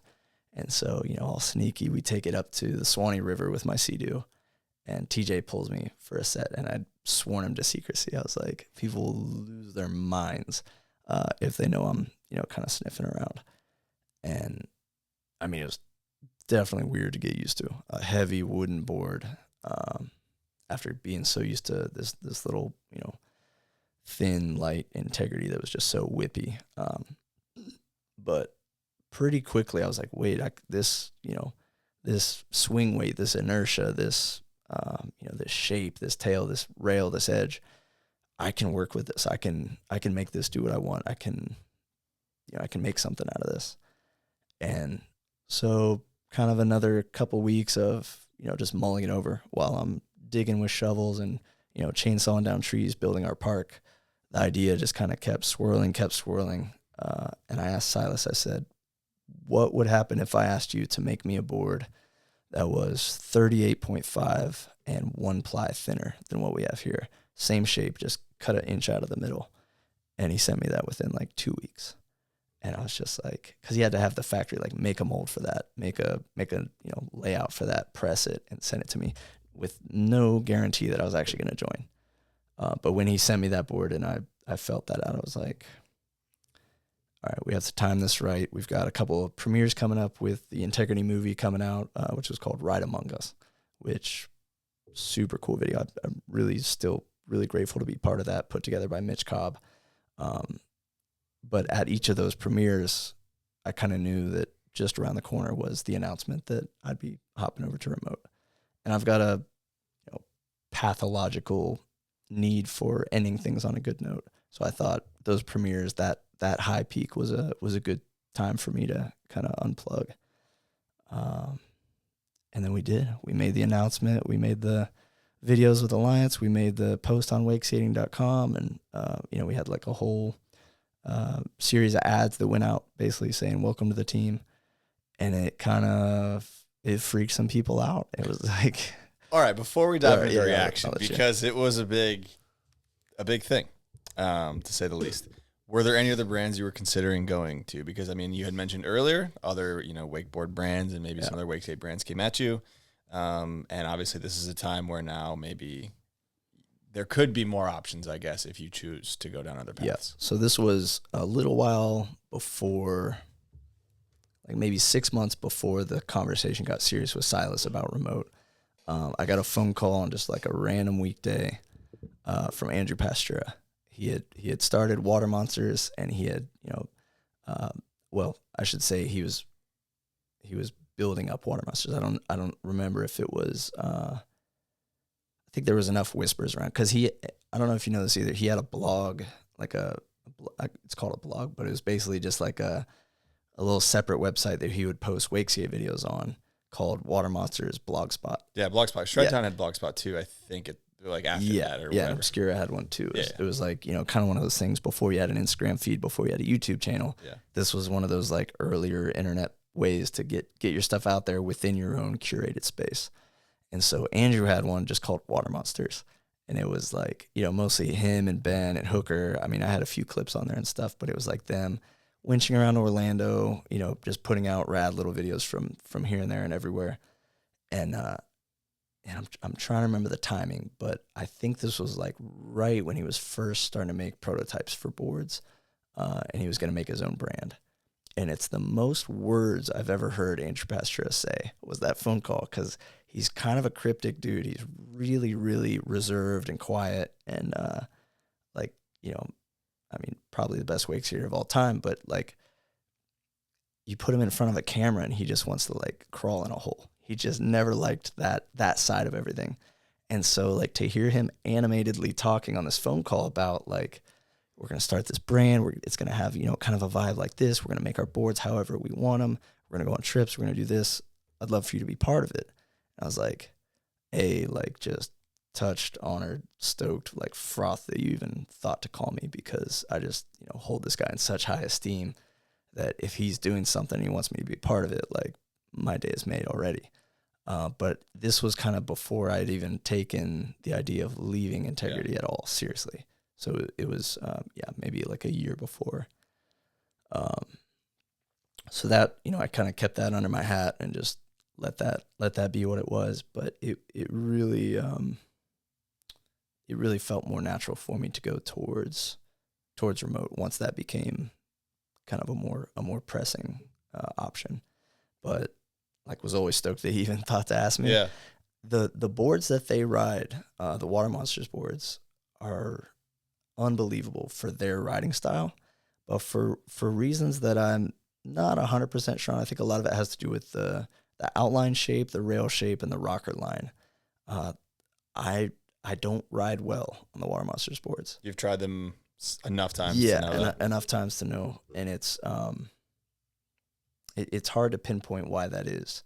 And I'm sure, had I gone that route, I could have modified my own board, or, had a separate outline or separate, aspects to it to make it more viable for me. But, even though a lot of wake skates, especially like, normal wooden concaves, even though a lot of them look the same, they can ride so different based on just a couple of key factors. But yeah, ending up with remote was I would say the natural outcome of that transition. There weren't really any other companies that I would say that I gave any serious thought to. Okay. Speaking of going to remote, what was the reaction like? I mean, I'll throw in the photo of, I think the announcement photo of it's like you going in the water, right? Yeah. Make sure you use the real remote one, because there was a bootleg Alliance one that like Silas sent me it, so I'm hoping it's the real one. Yeah, Ian Reed shot one with like proper strobes and like, it's so. We had a bootleg one though. Yeah, it's what's funny. This? Yeah, let me see which one we got. It's not to knock the bootleg one. Like, I was stoked that Alliance was all fired up to make the annount too. Yes, that's is the real one. All right, that will be thrown in right now. Yeah. The other one was basically just me splashing off a Henshaw's dock with basically what was a phone. But we don't like that. I do remember asking Ian Reed to Photoshop my face in this, because it's hard to keep like a cool guy, like straight face as your back hits the water when you fall backwards off like a 4-foot dock. But yeah, that one's the one for sure. So what's the reaction from the world? Wakeskate world. I mean, the most visible reactions that I was able to see, because again, this is pre-Instagram, I think Instagram existed at this point, but I didn't have it. the most visible reaction was, this is when wakeskating.com was kind of at its peak. So this is when there's thousands of wake skaters talking every day on this message board. And then here comes this announcement that, you know, myself, a guy who is very visible on these discussion forums, and you know, everyone just kind of immediately mentally associates with integrity, has hopped over to remote, which was kind of the next big up and coming like core brand that everybody was all psyched on. And so, you know, I've heard people make comparisons with, you know, basketball teams and players, and that I don't really get because I don't. LeBron going to Miami, whatever it was. I'm sure you guys know. I don't. Derek Jeter playing for the Gators. I don't know. That felt like an illegal sentence, but okay. That was a violation. I did that on purpose. But it just was one of those things where people kind of went a little bit apeshit, and it was a little bit fun for me to watch, you know, people lose their mind. I think the funniest reactions though, and this was kind of like a precursor to what later became, you know, more mainstream internet culture, was that within maybe an hour or two of the announcement, Marcus Knox, who at this point was also a forums kid, had made like 10 memes.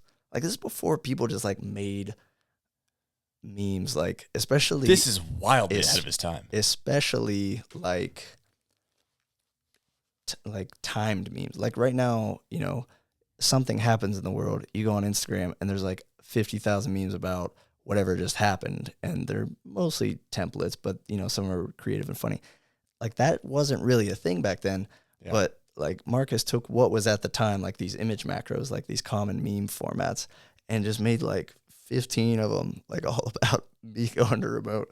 And they were you know, they were all spread around, and I mean, some people were like super stoked on it. They're like, you know, oh, my favorite rider just joined my favorite dream team. Like, some of the people were like, Nick's a sellout. I knew he would do this, go corporate. And it's like, okay, remote is Ben and Silas. It's not corporate at all. Like, what are you talking about? I'm still not taking a paycheck. Like, you know, like I'm on Nike, you know? Yeah. Like, I already went corporate. I'm already a sellout. But it was, and yeah, at that point I was already writing for Rockstar, so I was definitely a sellout. But it was one of those things where everybody had an opinion and they were all letting it fly. Yeah. And it was, I don't know, it was fun. It was just like a nice little injection of chaos at the beginning of a season. And, you know, in general, it took a little bit of time for my riding style to adapt to the board. And so like I put out a couple of video parts like that first summer that I was on that board, because I was still on that 39.5. They hadn't quite ironed out that 38.5. So I was on a slightly bigger board, heavier board, and so you could see the difference in my riding just for that first year. But it got to a point where it started to really, really flow, and kind of the shape of it, the weight of it, the difference in that board from the integrity kind of opened up a few new avenues too. Like, I wasn't really that good at varial heel flips on an integrity. I wasn't great at, you know, there were other tricks like that just worked better on the remote. And eventually, especially like by the time I'd been on it for like a year, I don't think there was a single trick that looked better on an integrity or felt better on integrity than it did later on the remote. Interesting. Except maybe a Benihana. Yeah, it's to this day I say my 2013 and 2015 remote pro decks were my favorite wake skates of all time. Those are the top. Yeah. Okay. Were Integrity and Remote the only wake skate companies that you ever rode for? Yes, with an asterisk. What's the asterisk? There was a company that was started at a dinner in the Philippines. WWA Wake Park Worlds 2011. Alcohol was involved. Oh, in a wakeboard event? Who would have guessed? You couldn't. Yeah.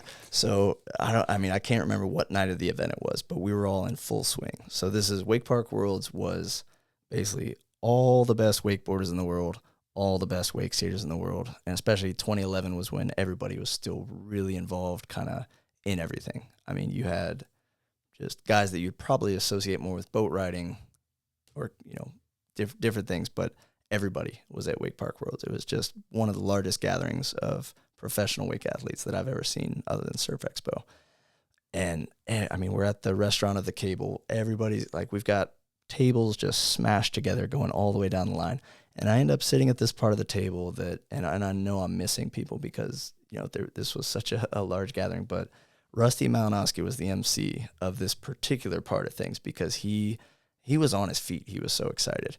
He said, screw remote, screw water monsters, screw integrity, screw all these guys. We're starting a new wake skate company. Slamming the table. You, Bones, talking to Andrew Pastura, who was vegan at that point. He was pretty skinny. You, Bones, you're on. Nick Taylor, you're on. Silas, you're going to run it. We're calling it Great Skates, Wake Skates. It's the best wake skate company in the world. We make the best boards. That's our motto. We make the best boards. And like, he's like recruiting people. Like somebody from WWA walked by. He's like, you're in charge of accounting or marketing. Like just recruiting. Like he pulled everybody in. We didn't have a choice. You didn't have a choice. No, we were signed up.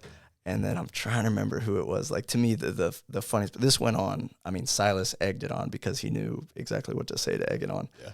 But, I mean, this went on for well over an hour and a half. Like, we had our everything planned out. Like, you know when you just kind of commit to the bit and everybody's in on it? It was like one of the most beautiful organic manifestations of that I've ever seen. There was this guy, and I'm not going to say his name because you know, he really just kind of wanted to be part of things and wanted to be part of everybody. And he was kind of a kook, though. He came in and he's like poking his head in between each of us, like while this is going on. And he's like trying to find his in. And I just remember at one point, we're like talking about the branding and the ads and the things we're going to have. And he pops his head in next to me. And I kind of just did like a little over the shoulder look. And he just turns his head and he goes, it's actually a pretty good name. Like, you're not really getting it, but it's okay.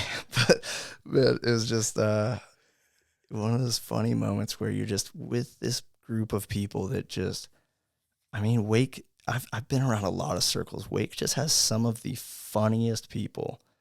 Like Silas Thurman is one of the funniest human beings I've ever met in my life. And I got to be lucky enough to, you know, be on 2 of his teams over a 15-year span. Like Aaron Reed, one of the funniest human beings on the planet. James Balzer, like you could literally go on for days about like just Danny Hampson, the people that we're lucky enough to be surrounded by. Like, you know, just I've been a wake skate fan my whole life, but like the people that I got to be surrounded by through that entire span was like, I mean, it's just one of the best parts. Just an epic bit at CWC. Yeah. So just like, I don't know. I think not drinking has allowed me to keep a lot of my memories. Yeah. So like kind of as soon as I get started on one thread, it kind of just pulls me into another. So I kind of follow that down. But to answer the question, I sort of rode for Great Skates, Wake Skates. You didn't put pen to paper maybe, or was there napkin deals? I have never signed a contract for a board company. Oh. I have written handshake agreements for Integrity Wake Skates, Remote Wake Skates, and got yelled at by Rusty Malinowski that I now ride for Great Skates, Wake Skates. Was that a lifetime deal that he put you on, do you think? It might be. I think, yeah, I'll have to. We'd have to talk to him. Yeah, we'll call him up and see if I still ride for Great Skates, Wake Skates. I hope so. I hope I'm still on the team. I would hope the answer is something like, what? Great Skates, Wake Skates. Yeah, still lifetime, still on. Okay, speaking of CWC, how did your relationship with El Rey, you know, and CWC start, and what are some of your other favorite memories? That was a super cool kind of, you know, phase in my time with wake skating. You know, just kind of got pulled into that through, I want to say it was mostly Pat Panakos and Sean Perry. They were starting to do a lot with him, you know, on the building side, on the, you know, Sessi Tech side, and then Sean on the WWA side. There was basically a lot of clouds gathering in that direction, and everybody wanted to be part of it. Like I had seen a few clips of, you know, Byerly and those guys did a trip over there in like 2007 was when, I mean, they barely had anything built. This has to be as early as it can be. Early as it gets. Yeah, I remember clips of like Brett Little and Ryan Doyle like hitting these spots, and I'm just like, yo, these dudes are at a cable, no vest, no helmet. They're riding triples. It looks like it's in like a tropical paradise. There's palm trees, a volcano in the background. I'm like, what is the Philippines? I'm like grabbing maps and looking at this stuff, and I'm like, looks like the coolest place in the world. Like, this is one of those places I hope I get to go ride there once in my life at least. And then maybe 3 months after that, I get a call from Pat Panacos. He's like, hey, make sure you get out of school because we're going to the Philippines. I was like, yeah, I'm barely going to school at this point, so don't worry about it. Yeah, it's fine. So we hopped on a plane. I was like basically asking my mom, I was like, hey, is it cool if I go like on a Wakeskate trip for like 2 weeks? She's like, yeah, where are you going? Up to that point, that mostly meant Orlando, maybe, Ackworth, Georgia for a tourist stop, or, the couple times I went to California. Like, this is still pretty early on. I hadn't done too many big trips. I was like, so I'm going to go to Southeast Asia with a couple of dudes you've never met, and my cell phone won't work over there. So is that cool? She was like, are they paying for it? I was like, yeah. She's like, all right, well, make good choices. Be safe. Call me when you can. And that was, that time in life was like, all right, these are opportunities. I'm going to let you take them because you've been responsible so far. But basically went over there with those dudes and just had the best time. Got to ride the best cable in the world as much as I wanted. Got to sit down with El Rey, the Gov at that point, talk about what wake skaters would want to see at this park, moving forward, what kind of events we could do here. They already had drawings for the System 2 park 4 years before it was even built. It was unbelievable. And then that was actually my first time in a helicopter too. Was El Rey's personal helicopter. He had a Robinson R44, a little 4-seater. And this was before the Billabong movie, before all that. He's like, you want to go just fly around the countryside and look for winch spots? And I was like, does the Pope shit in the woods? Let's do this. And so, we loaded up. It was me, Pat, Sean Perry, and El Rey's personal pilot. And we just we put a full tank in. We did an hour and a half just around Camarines Sur, around the Caramoan Islands, all through this jungle countryside. I'm seeing it's early morning. There's fog on the rice paddies. There's dudes walking their water buffaloes. It's stuff I had never seen before. Yeah. And we got out there. We actually marked a couple of winch spots. Some of them I didn't hit them until 4 years later. When we were shooting Aqua Frolics, we'd show up to a spot and I'd be like, bro, this is the one I marked down. And they're like, yeah, you gave us the coordinates for this. And it was stuff that I never thought I'd actually get to go hit. And they put me on, El Rey did, he put me on what was called Team Republic at that point. Yep. That was the name of the shop that they had on site at CWC. And so for, about 10 years, maybe a little less, maybe 8 years, they would fly me out to the Philippines maybe once a year. The most I ever did was 3 trips in a year. Out to CWC, they would put me up in one of the cabanas, take care of my food, take care of my riding, and we're just make cool videos, put our sticker on your board, and just hype this place up whenever people are talking about it. And I was like, those kind of deals are, people ask you oh, were they paying you? I was like, who cares? Look what they put on offer. Look what all I had to do was exactly what I wanted to do anyway, and talk nice about them. Yeah, of course I'm going to. This is a place I would pay to go. Literally. And it was one of those things where, again, it was just, I was a kid in a candy store. I've always said it's the best cable park in the world. Yeah. And it's just an absolute playground for wakeboarding or wake skating. Even without the System 2 park, it was a paradise. But with those drops, with those stair sets, with those rails, I mean, you'd show up there and it'd be 50 dudes working on a setup, a 6-flat-6 with a kinked rail down it. And you're just man, this is a government project that they're doing. But that's what it was. It was basically a revenue creation scheme for that province. As the governor, he was all right, our economy is this percent, rice making, this much commercial fishing, and this much, we've got 0.1% tourism. Let's make a place that people want to come from all over the world, spend months here, spend money here.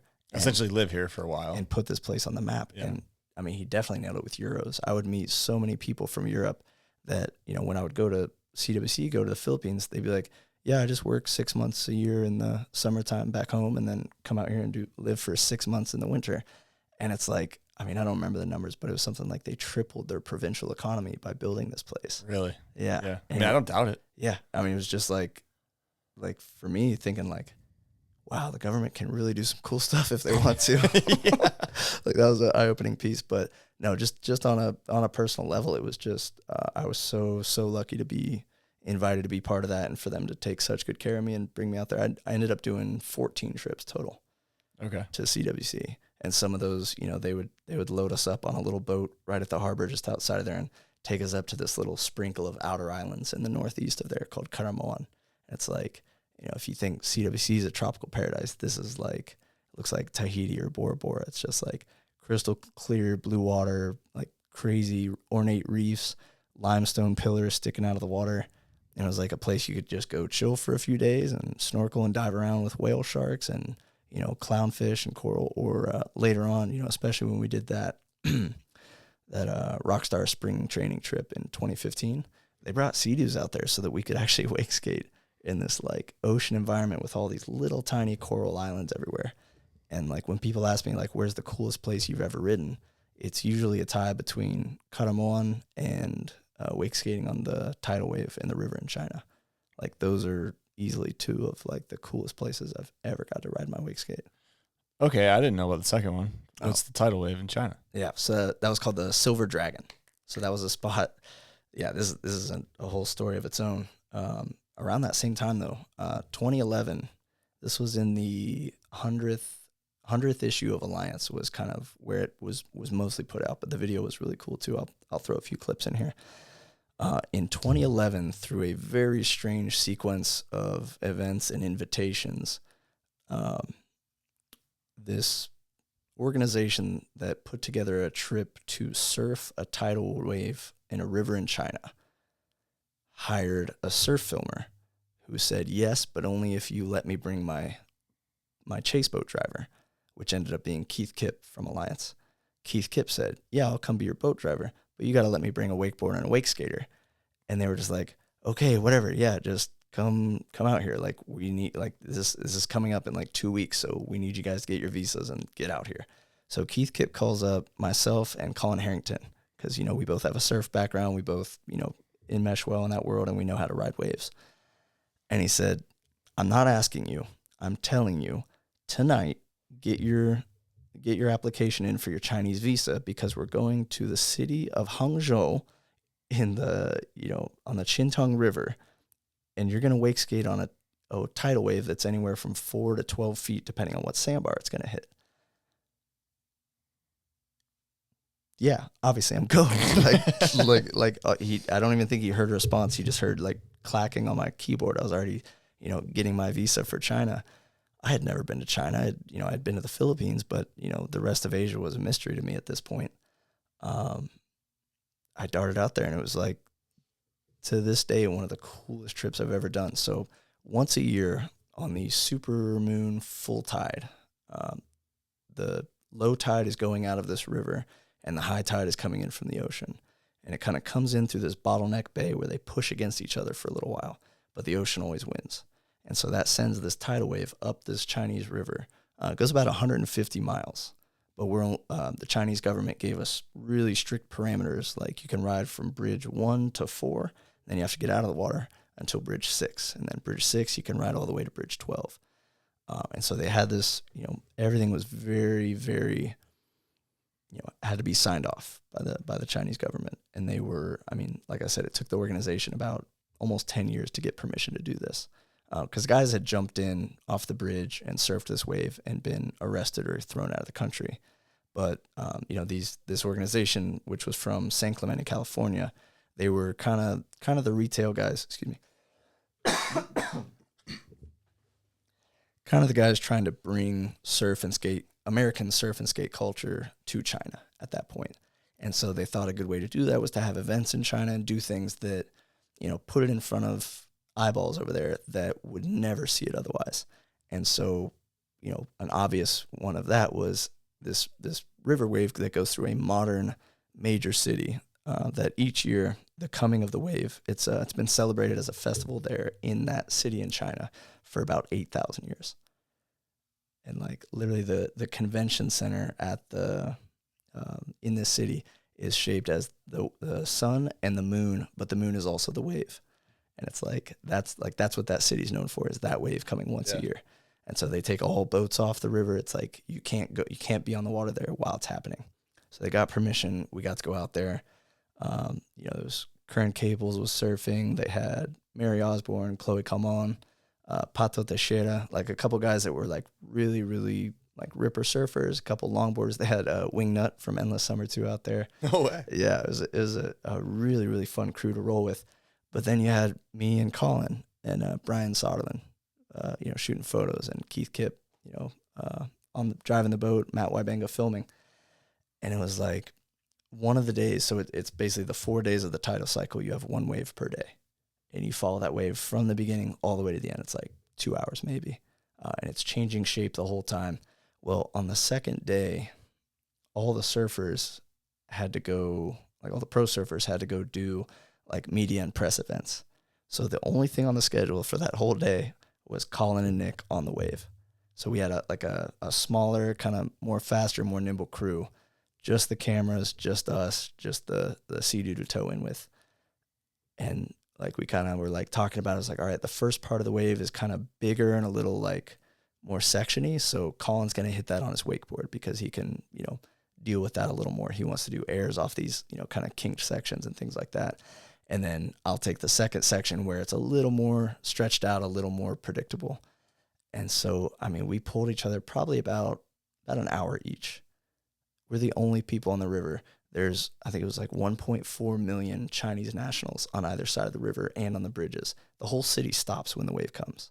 They're celebrating it, they're observing it, they're watching it. And we're just a couple of holly white dudes just like shredding our little waterboards like on this crazy wave that it does kill people every year. Like it's a powerful, powerful force of nature. And when you're under that first bridge and you're waiting for it to come, like they know, just because they know the tides, they know about when it's going to get there. Yeah. But you're sitting under this bridge in the quiet, like watching the current rip outward towards the ocean for, sometimes 20 minutes. And then you're like listening and you're watching the horizon. And eventually you see this little foamy kind of brown white line, and you start to hear this low bass rumble. And it's a mile wide whitewash closeout just coming straight towards you. And then you're like looking, your eyes are playing tricks on it. You don't know if it's there yet. Like, is that it? Everybody's asking, like, is that it? Is that it? And then it gets closer, and then it sounds like multiple freight trains. It's just this crazy roar. When it gets to the first bridge, it hits deep water, and the whole wave dips under.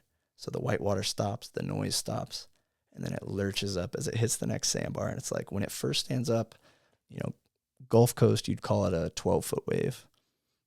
California, you'd probably call it an 8-foot wave. Hawaii, it's like a 3 or 4 footer, just because the calling wave heights differs depending on where you're at. But a good size, big barreling, crazy looking wide wave, like almost a mile wide, and then it kind of crumbles. The whole thing crumbles. You pick up speed. You're racing out in front of it, and then you just watch as these little sections kind of reform, and the wave stands back up, and it's all clean face, just big open sections. We got a day with almost no wind. So it was just a glassy river wave, nothing in front of it, just all the way across this thing.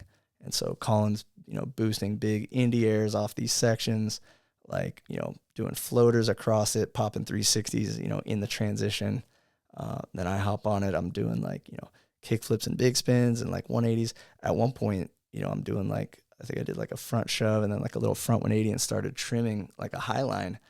And I look back and like half the rope is dangling behind me. Like I've just been like kind of surfing this thing, but still like, doing the tricks and everything. So it took a little bit of figuring out, like with matching the speed of the wave, you had to be at like a little bit of an angle, doing like rock and roll, like, disaster lip slides on the coping, like on the lip, and then coming back down like an 8-foot face. It was just one of those things that you never think you're going to experience. And then once you do, you're like, I'll never do anything like that again. It's just one of the, I've been lucky enough to have so many experiences in wake skating that could be called unique or once in a lifetime or, just epic. But that one sits so high towards the top of the list. And again, I thought it was going to be once in a lifetime. They actually brought me back the next year because Red Bull had bought the rights to the event. Yeah. And made it a surf tournament with like brackets. But one of their main guys pulled out last second. And so the organization that put it together was like, hey, you still got your visa? You want to come surf this thing? So I was like, never done a surf contest, but let's go. So the only contest I've ever surfed was the Red Bull Silver Dragon Challenge. And I got to surf the wave. It, for surfing, it's a little soft. It was a little, didn't have like real meaty vertical form to it or anything, but I got to surf a river wave in China. How did we do in the contest? Probably last. Yeah, it was like a team thing, so it was like collective points, but guaranteed I was the worst surfer out there by a mile. And Had the visa though. Yeah, and then the third year they actually called me back one more time. Really? To be water safety coordinator. Oh, okay. So I had done enough toe-in surfing and plenty of time on Sea-Doos that they knew I could kind of make my way around the wave and knew how it all operated. So they basically put me in charge of a fleet of rescue skis, basically saying, ride her down, sector 1, go pick them up, whatever. But the Chinese search and rescue guys didn't look like they let them train on the Sea-Doos very much. So as soon as they got on them, they're like doing donuts and spraying each other. They sprayed the camera boat. Like I thought hands were going to fly during that one, but it was basically useless. So I pretty much was just driving the media boat, yelling at these guys in my radio. And then after that, I had them put me on a Sea-Doo so that I could just run safety myself. Yeah. But it was just one of those things where you'd have so many moments where you're like, how did I get here? How am I in this situation right now? But in the best way possible. Absolutely surreal. I had no idea about that. Yeah, we'll definitely throw some photos and clips of that because the Silver Dragon, the China trip, the 2 China trips were some of the coolest things I ever got to do. Epic. All right, so before we dive into some more traditional American wake skating, I want to talk about the Suwannee Pro property, but we're gonna do the Slingshot Hot Takes presented by Slingshot. So we got Slings Hot Takes here. So we did do this on the Shop Talk you were on, but I made a couple changes. Some of them are still the same. So we'll you can either change your answer for them. I don't know if you even remember. You probably do. You're the I was pretty jet lagged like that when I got here. So hopefully you forget, and then we'll see what you answer this time. I mean, it was mostly a big blur. But yeah, I know it was fun. Yeah, it was. So we will kind of keep these moving pretty quickly, but they're hot takes. So number 1, favorite wake skate part, or wakeboard part. Watch those. I mean, favorite wake skate video section. I'm pretty sure on the last one I said Andrew Pasture of Fun Boots, which I believe you did. Especially at the time. What it meant to all of us at that time was it really was the next step. It was a visible, tangible, just leap across what was possible, what was doable, how good you could make it. Technical wake skating. It kind of took us from, I don't know, there were still things that felt like they were being done in a way that, like, yeah, you could get away with it, but that section, Andrew's part in Fun Boots, just kind of, it made a lot of people straighten their stuff up, if that makes sense. Yeah. I mean, it was iconic in its, it's filming, it's editing, it's music, the trick choice, the gnarly winch spots that he was hitting. Nobody's riding went unaffected by seeing that video part. It's an interesting way to put it. But I'm going to change my answer just because we already covered that one. Yeah. I'd say the one that had the most effect on me in my riding, for that, of course, we got to go further back in time. I'm going to say Thomas Harrell's part in Suwannee. This is a video section that, again, I was a kid who did not mind voicing my my opinions in wake skating. If people in the room were talking or walking in front of the TV or doing anything besides gluing their eyes to the screen and watching Thomas Harrell's part in Suwannee, I would physically kick them out. I would pause the video, send them out of my way. Like we're about to go ride. I'm trying to get stoked. I'm trying to get, calibrated. I want Thomas Harrell's style running through my brain uninterrupted. Yeah. So I would literally send people out of the room. Get out of here. I would turn on Thomas Farrell's part in Suwannee. That was the cassette team video from 2003. Postal Service, Such Great Heights. Just seared into my memory, seared into my brain. And I could name 50 other video parts that had an effect on me, had an influence on me, and were, you know, guiding lights in the type of Wakeskater that I wanted to be. But from that, you know, as the lava was cooling in those formational days, it was Thomas's part in Suwannee that I wanted to ride like that. Yeah. Fair enough. I think we all have that video part where if you're walking in front of the TV, get out of here. You getting tasered? Goat, male and female. Andrew Pastura is the best Wakeskater of all time. Hands down, through and through. I feel like we've all elaborated on that. Yeah. Probably. I mean, has there ever been a Wakeskater that came on this show and didn't give you that answer? I don't think so. Yeah. I mean, it's to this day, there are things that he did well, did casually, and did stylishly and cleanly that nobody else will ever be able to do. Yeah. And, you know, his brother did some stuff that nobody else was able to do either. But, you know, Andrew's approach, his love for it, I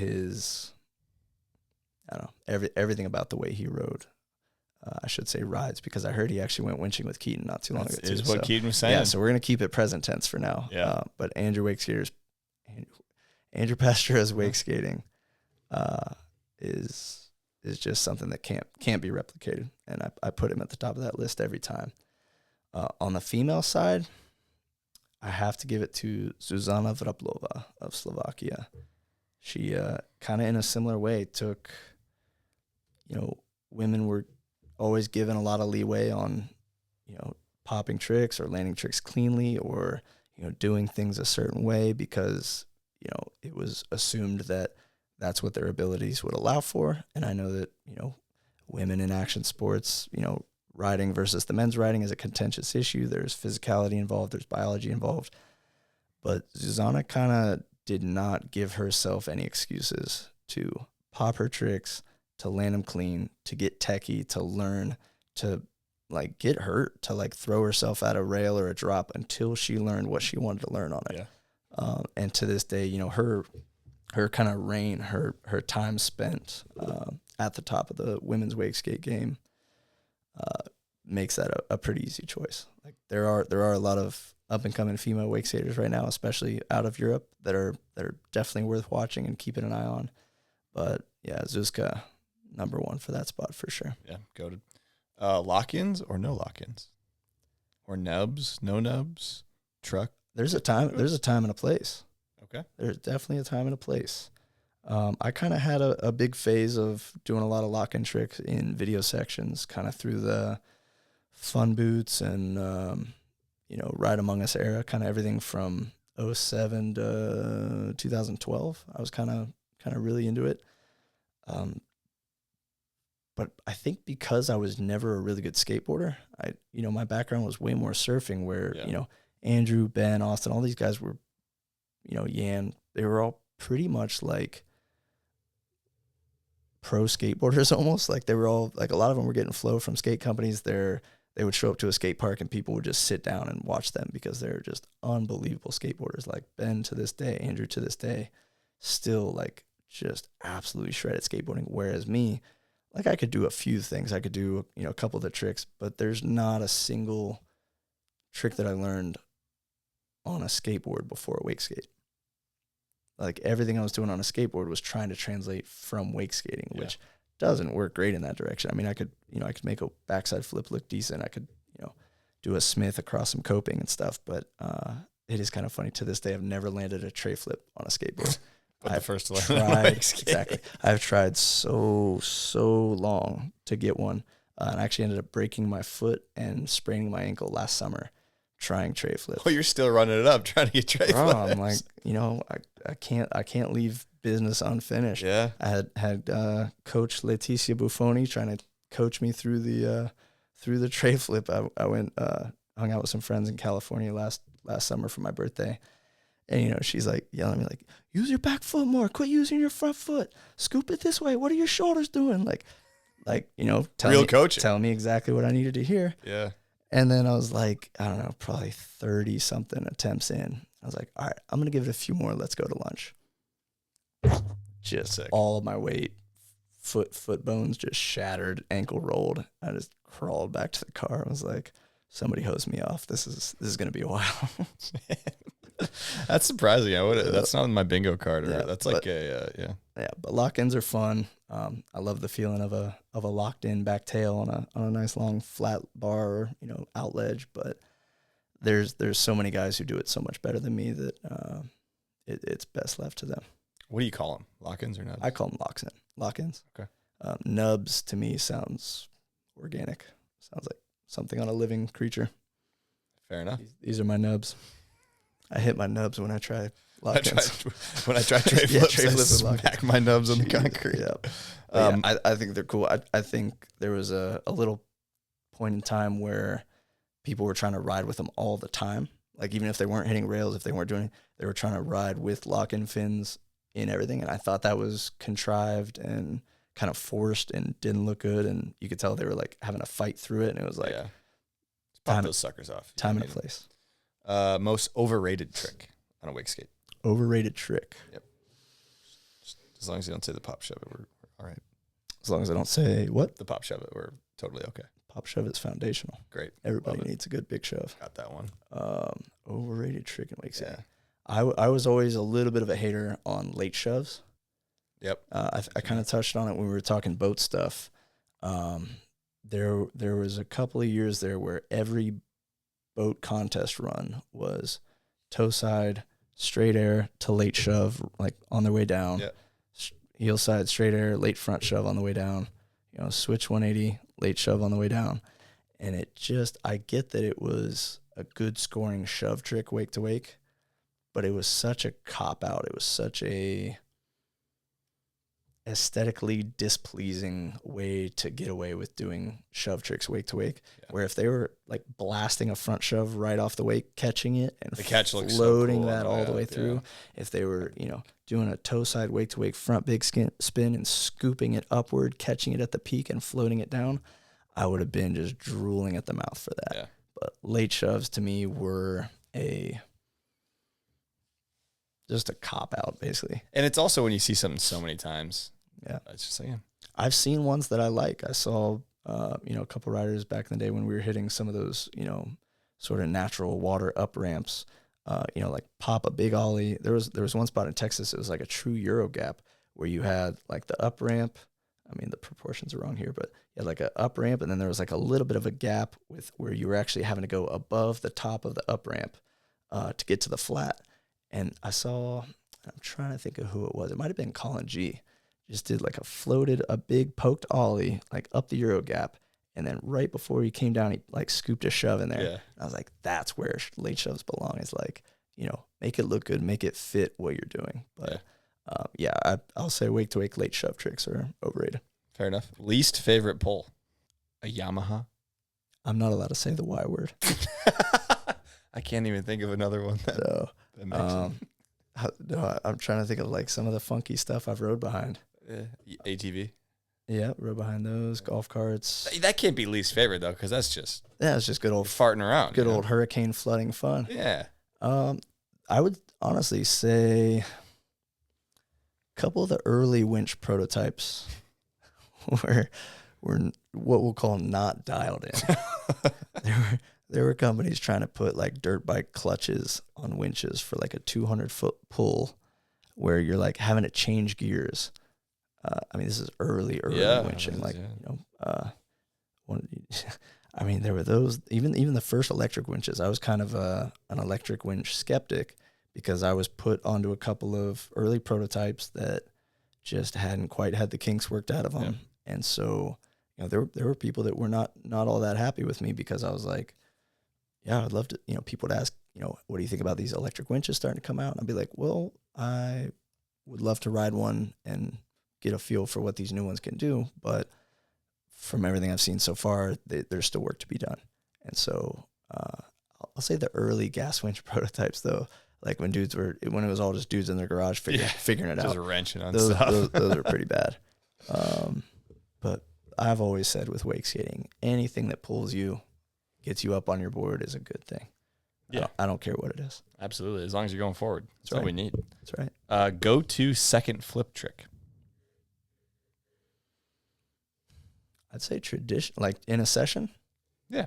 Yeah. I would say traditionally I've always kind of been a kickflip first and then varial flip second kind of guy. That's just kind of the part of the natural flow of how I used to ride. Like when I would be warming up and, especially if I hadn't ridden in a while, I would kind of not, it's not like I had a checklist, but I had a basic template flow of, feelings and movements and motions that I wanted to kind of, again, I use the word calibrate a lot when I'm talking about, my riding and especially getting back in a groove. But yeah, I'd say either kickflip and then varial flip, or sometimes kickflip and then cut out toe side and do a toe side flats, front side flip. That one has a very natural, it's one of those varial flip on the heel side as well. They're both moves that feel like they want to do that motion. You're not fighting against the board at any point. I think varial flip is one of the most fluid flip tricks. Some of them can feel a little forced or a little like you're pushing energy one way and taking it back. But a varial flip feels like everything's working in the right direction. I think the varial flip on a skateboard obviously has gotten a lot of hate over the years. I think on a wake skate, it looks great. Yeah. Yeah. I mean, I can kind of see what people are saying on a skateboard maybe, but like on a wake skate? Yeah. I mean, I'm not cool enough to care about what's cool in skateboarding or not. I know that skateboarding is full of haters. So, I kind of look at it the way I look at wake skating. Like if you're doing it the way you want to do it and, you make it look good, then make it look good. Yeah. I mean, you can make any flip trick in wake skating look bad. I've seen it. Name any flip trick. I've seen it look bad. I've seen people who don't care enough about it to make it look good. Yeah. But I've also seen, you could say the kookiest trick you want. I've done Benihana back 180s that I thought looked epic. And I didn't really care what anybody else thought, but it's, I don't really care. Like TJ makes, there's a trick called a body big spin. It's basically the board does a front. TJ made those, by the way. Oh, hell yeah, that's awesome. That's funny. Anyways. Sick. Yeah, that's actually really ironic. Yeah. So a big spin obviously is when the board does a 360 and you do a 180 in the same direction. So the opposite of that, a body big spin, is when the board does a 180 and you do a 360. Okay. So it's kind of like almost like a body varial, and then some people do it like a body varial and then you kind of spin it at another 180. Some people do it as one fluid motion. It's one of those tricks that would kind of get you dogged on for a while because it's a little kooky. It's a little like, I don't know how to describe it, but it's one of those ones that it wouldn't typically be taken seriously as a trick. Yeah. I saw TJ doing them like down drops, like in a video that he was filming. I think this is around More Than Machines time.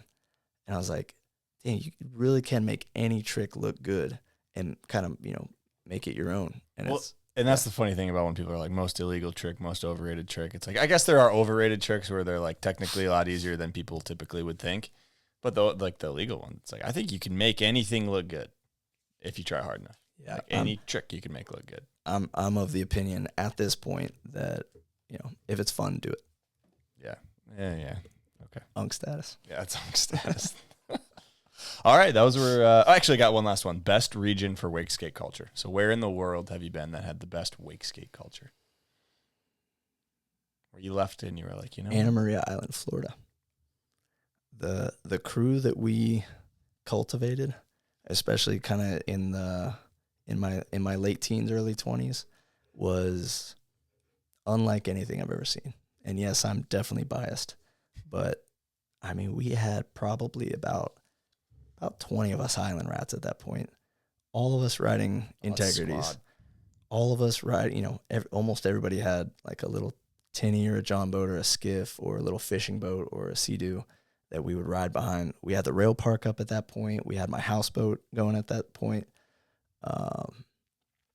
It was just, and this is kind of when the Groms were coming on the scene too, like Travis Belcito, Garrison Clark, Chris Pate, Hunter Hockenberry. These were kind of the next generation. It was sort of generational on the island. So there were a couple guys wake skating out there before me, kind of, learned a bit from them, got into it.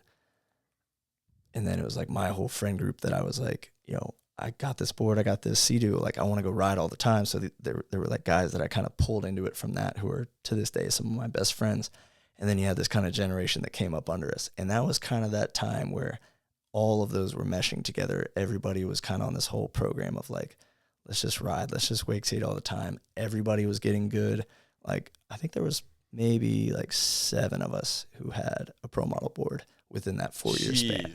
I mean, the Duran brothers, Stu Shin, Andrew Fortenberry, myself, Belcito,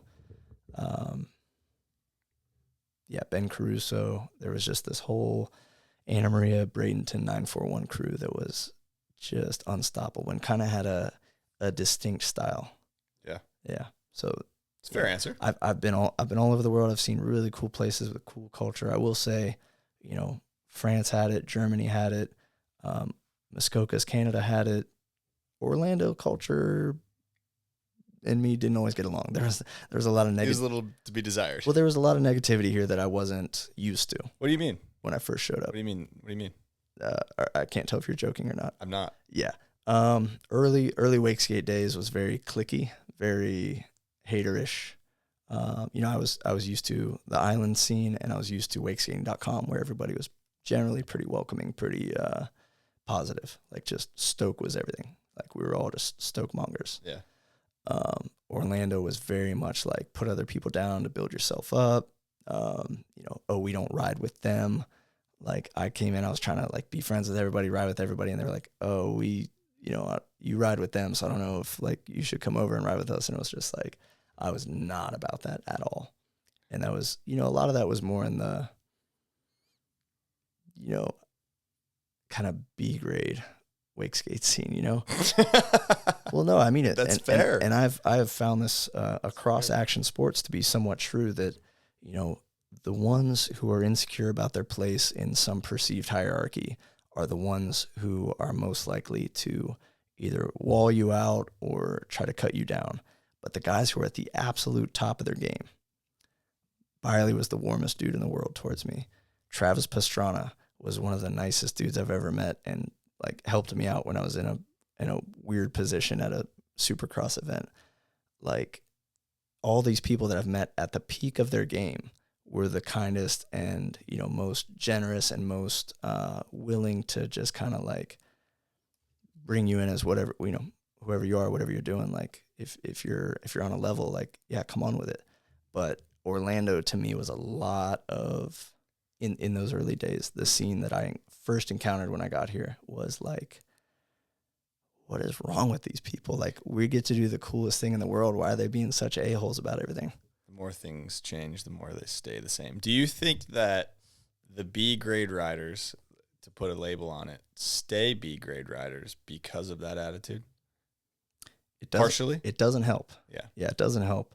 I think there are certainly mental patterns that people, I don't know. I think that kind of small-mindedness does permeate through everything else they do. Yeah.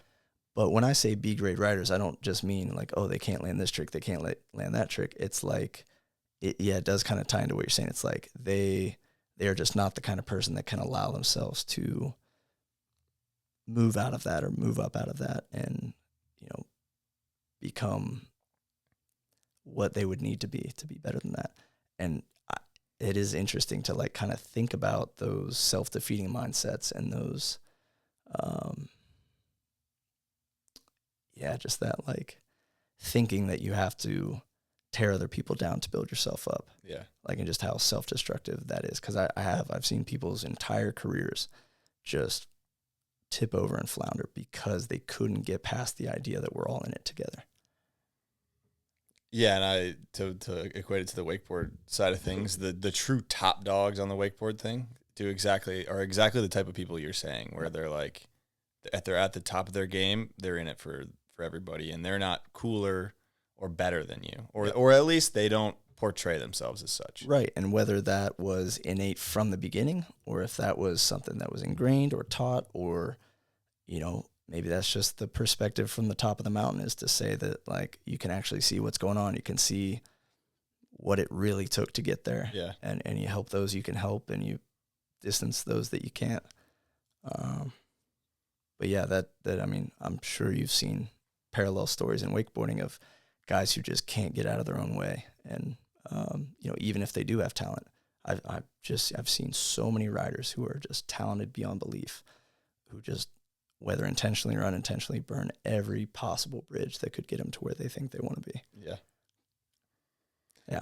And I mean, that's a testament to the people that don't. You know, they had the mindset and the head on their shoulders to realize this is what it takes. And, you know, you can still stay true to yourself while also doing that. You know, they're not mutually exclusive, which I think a lot of people think that they might be, where it's like, if I go do this, that, and the other, I'm not, you know, core or whatever, or I'm not staying true to who I am. And it's like, they're not mutually exclusive in my brain, at least. 100%. So, all right, shifting gears. Did you ever land the most legit shove ever? I did not. I kind of wish I would have. Still time. Pursue that. It is funny you bring that up though, because that was an ambush interview again by Brooke Geary. She called me at like 7 a.m. on a weekend, and I'm like just waking up. I was like, "Hey Brooke, what's up?" And she just starts asking me questions. I haven't wiped the sleep out of my eyes yet, and I'm giving her all these answers. And then like months later, I see it in a magazine. I'm like, all right, don't always trust the press. Stay a little guarded around. You're about to find out why, buddy. Stay guarded around those who buy ink by the barrel. But it was, it was one of those things like so to clue you guys in here. During this early morning interview with Alliance Wake, I was asked like something about I don't remember if they asked like what tricks are you working on or something, but just being a joker, I was like, I'm working on the most legit shove ever. It's where I put a 6-inch FCS surf fin on each end of my wake skate and do a pop shove it with it. And this kind of ties into with your fascination with the fins versus no fins debate, because I was like, oh, well, you guys think I'm cool if I do this now? Like, am I now the most legit wake skater ever if I put, a full 6-inch skeg on each end of my skate and do the most basic trick ever? But it was like, it's definitely tongue in cheek. At that point, I had already kind of made my point that you don't need fins to make it look good. So it was a early morning reference. Yeah, she sniped me on that one. Hey, she's a journalist, That's right. I do respect the press, though. Before we move on to some positive things, I want one more thing. Who was the best at making fun of wakeboarding in the wake skate crew? Who had the best, who did it the best? Because I know you guys made fun of wakeboarding. Oh, yeah, guaranteed. So who was the best, I mean, I'd say Tad Matthews was kind of one of the most ruthless. I think just because he had no horse in that race at all. No ties, no affiliation. Yeah, really, it just didn't matter. He didn't have to love it. But me, I've got a lot of nostalgia for, my early impressions of the wake industry were all directly from wakeboarding, and I still love the the physical mechanics of it, and I still love the aesthetic of that kind of early 2000s wakeboarding.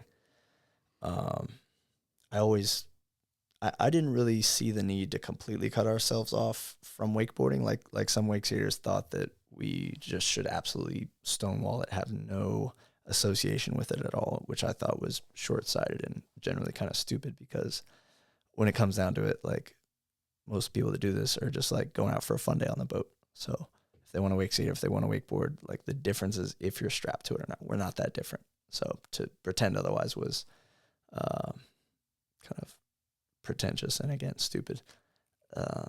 There were definitely, I definitely laughed a lot listening to Austin Pastor make fun of wakeboarding, because he made fun of wake skating. Like, we weren't cool enough for him at all. He thought that's great. I love that. Yeah, like, he thought wake skating was lame. He thought we were all lame for liking it, and he just also happened to be like probably the second best person to ever do it. That's also the kind of thing that kind of pisses you off a little bit, where you're like, I can't rebuke anything you're saying because you're so good at it. I was fascinated by his, his just like ability to be the one of the best in the world at what he was doing, but also like, I'm just doing this for fun. You guys are lame. Like, because me and TJ and all of us, like, we'd be having these like in-depth discussions, like, well, I just think this about this. And he's like, I'm going outside skateboarding. You guys are stupid.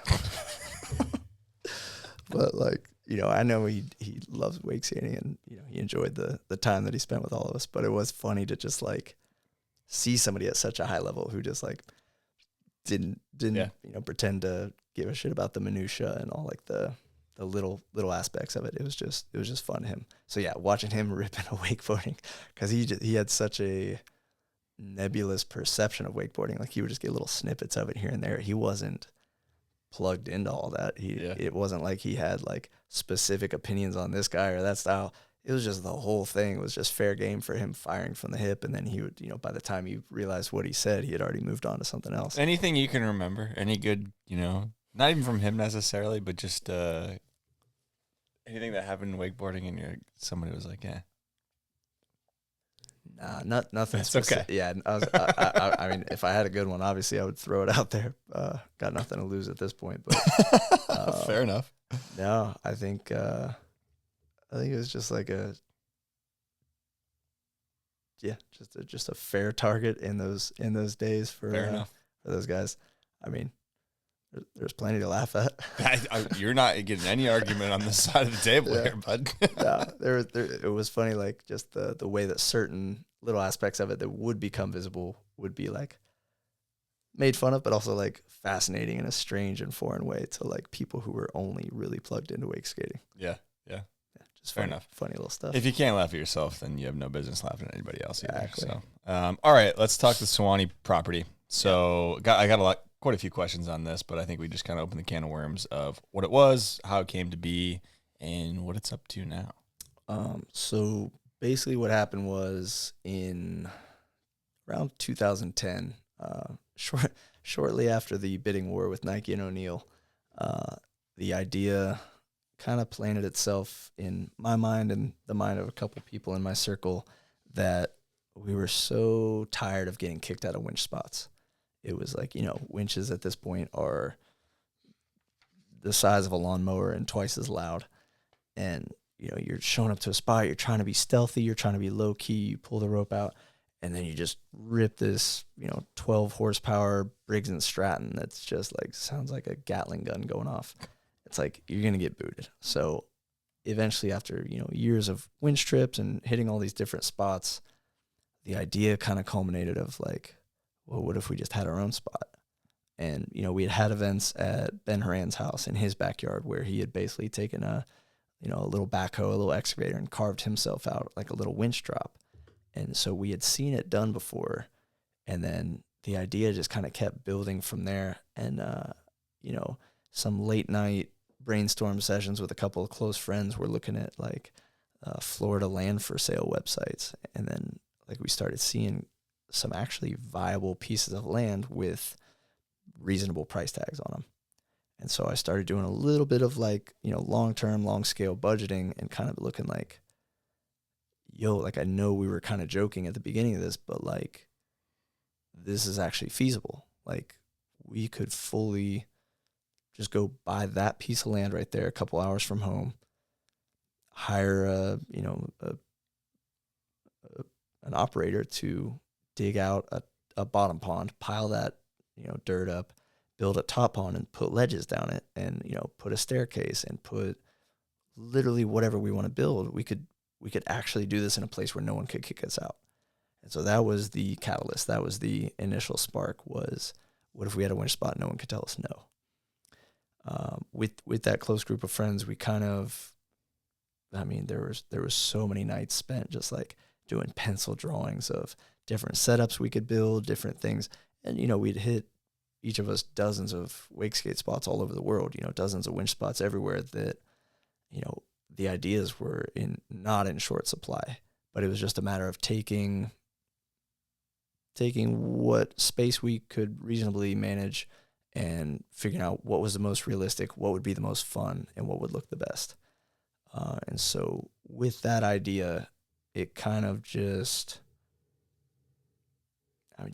snowballed into it went from being, you know, late night talks and drawings to, all right, I just closed on 15 acres in Suwannee County, Florida. We have, you know, a ring of oak trees around the outside, And then inside the middle is basically just all these little scrub, brush trees and gum trees and things that we can just like clear out.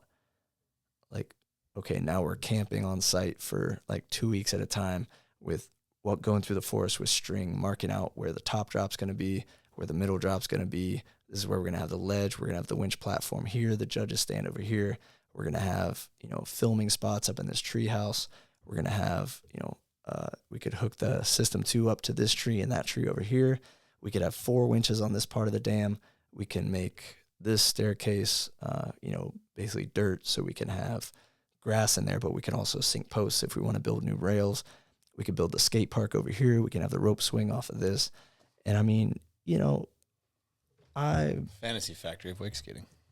It was one of those things where I was basically like, what would 16-year-old me want to build with this blank canvas, this 15 acres that we just scooped up? What do we want to do with this? And it was everything that we wanted to do. We just built it. Ben Horan built me a skate park. He made me a mini ramp for my birthday the first year, and then built like a whole skate plaza for us the second year. The first couple events that we had, like, guys showed up. I think it was the Leaf Wake Skate guys. I hope I'm getting that right. They came in to the first event like 3 days early, and we're just like, you cool if we build a tree house in this tree right here? And I was like, I was planning to do that next year when the budget allowed for it, but let me know if I can help you guys. We had people come in making artwork and like hanging it up on the oaks and like, putting posts in the ground. Like it was one of those things where like once people understood what we were doing, they wanted to contribute to it. I mean, I had guys, probably 30 or 40 different wake skaters at different points in that 2-year span. Like drive, some of them drove from Texas, some of them drove from, different states, every part of Florida, just to put hands on shovels, just to move dirt, to pull liners, to like anything they could do to help make this thing a reality. Because they kind of knew from other things that I had done that, this wasn't going to be my, my little personal private fortress that I was going to be like, haha, look at my clips, look at what we're doing. Like, they knew from the beginning that this was for wake skating. This was for everybody. This was going to be a new place that people could come and ride and winch and hit drops and hit setups and build things. And in that sense, it kind of definitely drew a little bit of inspiration from the projects as well. Because Ben's house, we had a number of events there, but it was like, yeah, his family still lives there. You're not just going to show up to Ben's house and, we did a lot of trips there, but It was the kind of thing, it was still a home. So this park idea was kind of just like, we wanted it to be just kind of a mecca that people would come from all over and want to hit. The idea definitely coincided with the creation of the Wakeskate Tour. So that was definitely, by the time the plans became reality, that was definitely a major factor in our minds, was how do we make this like the coolest Wakeskate Tour stop? And so, I ended up draining my entire bank account to the last penny to make that place happen.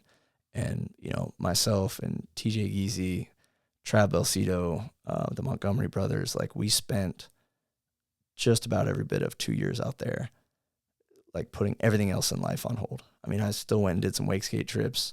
Trav sort of graduated high school. TJ managed to, maintain his social life through that. But we were sweaty, dirty woodsmen living in a metal shipping container, building our dream wake skate park for 2 years. And by the time the sod was being laid on the final setup of the dam, was the morning of qualifiers for the first stop of the Wakeskate Tour that year, the Suwannee Pro. And so it was, halfway through, we almost had it completely built at one point in 2012, and a hurricane came through and basically wiped the whole thing away. Yeah, TJ did dive into, because he was heavily involved in this. And it literally could not have happened without TJ. Yeah. And I say the same about Trav too. He was really clutch helping us out, but the extent to which I leaned on TJ to like just pull us through that project, I will never be able to repay him for. Yeah, I remember TJ recalling he was there and he was either in the Rockstar or in the container probably at that point, and he was like, yeah, Nick would go, for a couple week trip to whoever or wherever, and he's like, I'm fucking out here. And it was one of those things where I was like, yes, I am going on these trips so that the checks keep coming in, so that we can keep paying, Reggie to run the dozer and the excavator, and keep the liners rolling through, and make everything happen. But at the same time, the going was really tough, and I'd be like, all right, gotta go to Australia. Sorry, boys.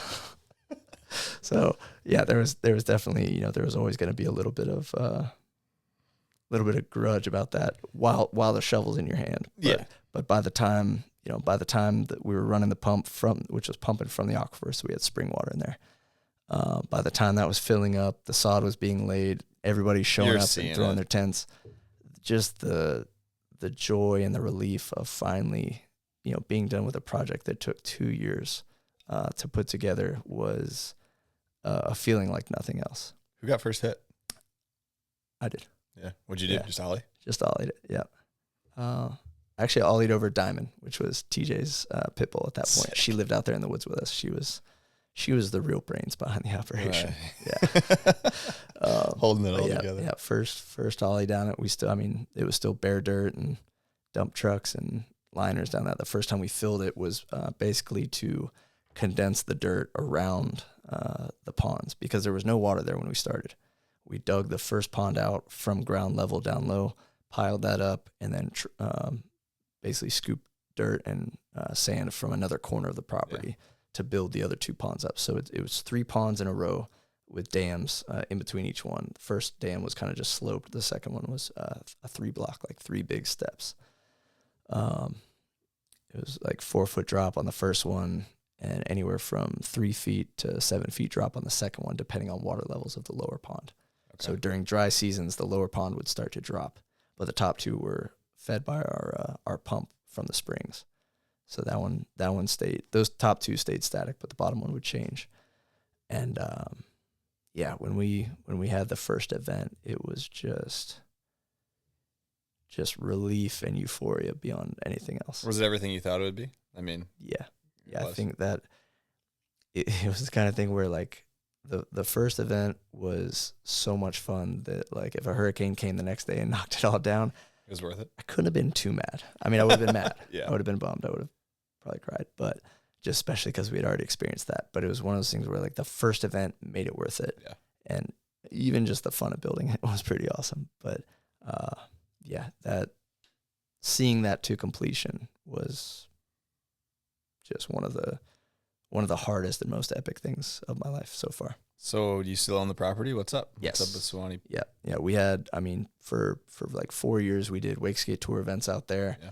And during years that we either couldn't have a Wakeskate Tour event, or years where there just wasn't much going on, we would still throw what was called the Suwannee Bro, which I told you, which was basically just a gathering. Yeah. It was a lot of the same vibe, a lot of the same faces, a lot of the same, riding. But rather than having it a structured, competition tournament style, it was basically just like, come out, contribute, ride, camp, have fun. So it was a huge party in the middle of the woods. All the neighbors were psyched on it. I mean, there was only a couple neighbors. It's basically farm country, but like, they would all come and have a good time with everybody. I mean, you would walk through this thing. There'd be 400 wake skaters camping out in different sections of our forest. And I would just kind of like cruise around at night and like check out everybody's little campsite zones. And there's a little dance party going over here. These guys got glow sticks. They're twirling around in front of each other's faces over there. And people are up in the treehouse. People are swimming in the ponds. And it was just the kind of thing where you're like, I don't know, like, you couldn't imagine all of that while you were building it. It was like, you wanted to, imagine what it would be like. You wanted to try to see what it would be before it was done. But it could never, it was always going to be bigger than what we thought it was. Yeah. So what's the future hold for? I mean, you still own the property? That's a good question. It's it's about 15 acres, which, I paid cash for. So I don't owe anybody anything on it. The property taxes are only a couple $100 a year. Yeah. I have no real reason to sell it. But since it is on the public record, I get phone calls and text messages and, letters in the mail probably once a month from just land snatching companies trying to buy it. Usually, at first I would like answer, be like, hello, how's it going? Like, be nice and whatever. There were too many of them to the point where I only respond with numbers now. So they're like, 7 figures or above. They're like, "Hi, Taylor V. Nicholas. Are you the owner of property parcel in Suwannee County? Would you like to sell it? Are you interested in selling it? Please let us know." And it's just like, they're just spam bots trying to snatch up land everywhere. Yeah. So I just started texting back like ridiculous numbers that nobody would reasonably ever go for. Yeah. And that usually just ends the conversation right there. So I don't have to do Fair it. enough. They stop calling. And then one time, maybe like, I want to say it was like 2 or 3 years ago, I got one, and I just did the same thing, just sent a absurdly high number, and they were like, "All right, yep, we'll do it." And I was just like, "Oh, they just called my bluff. Now I got to think this through." Damn.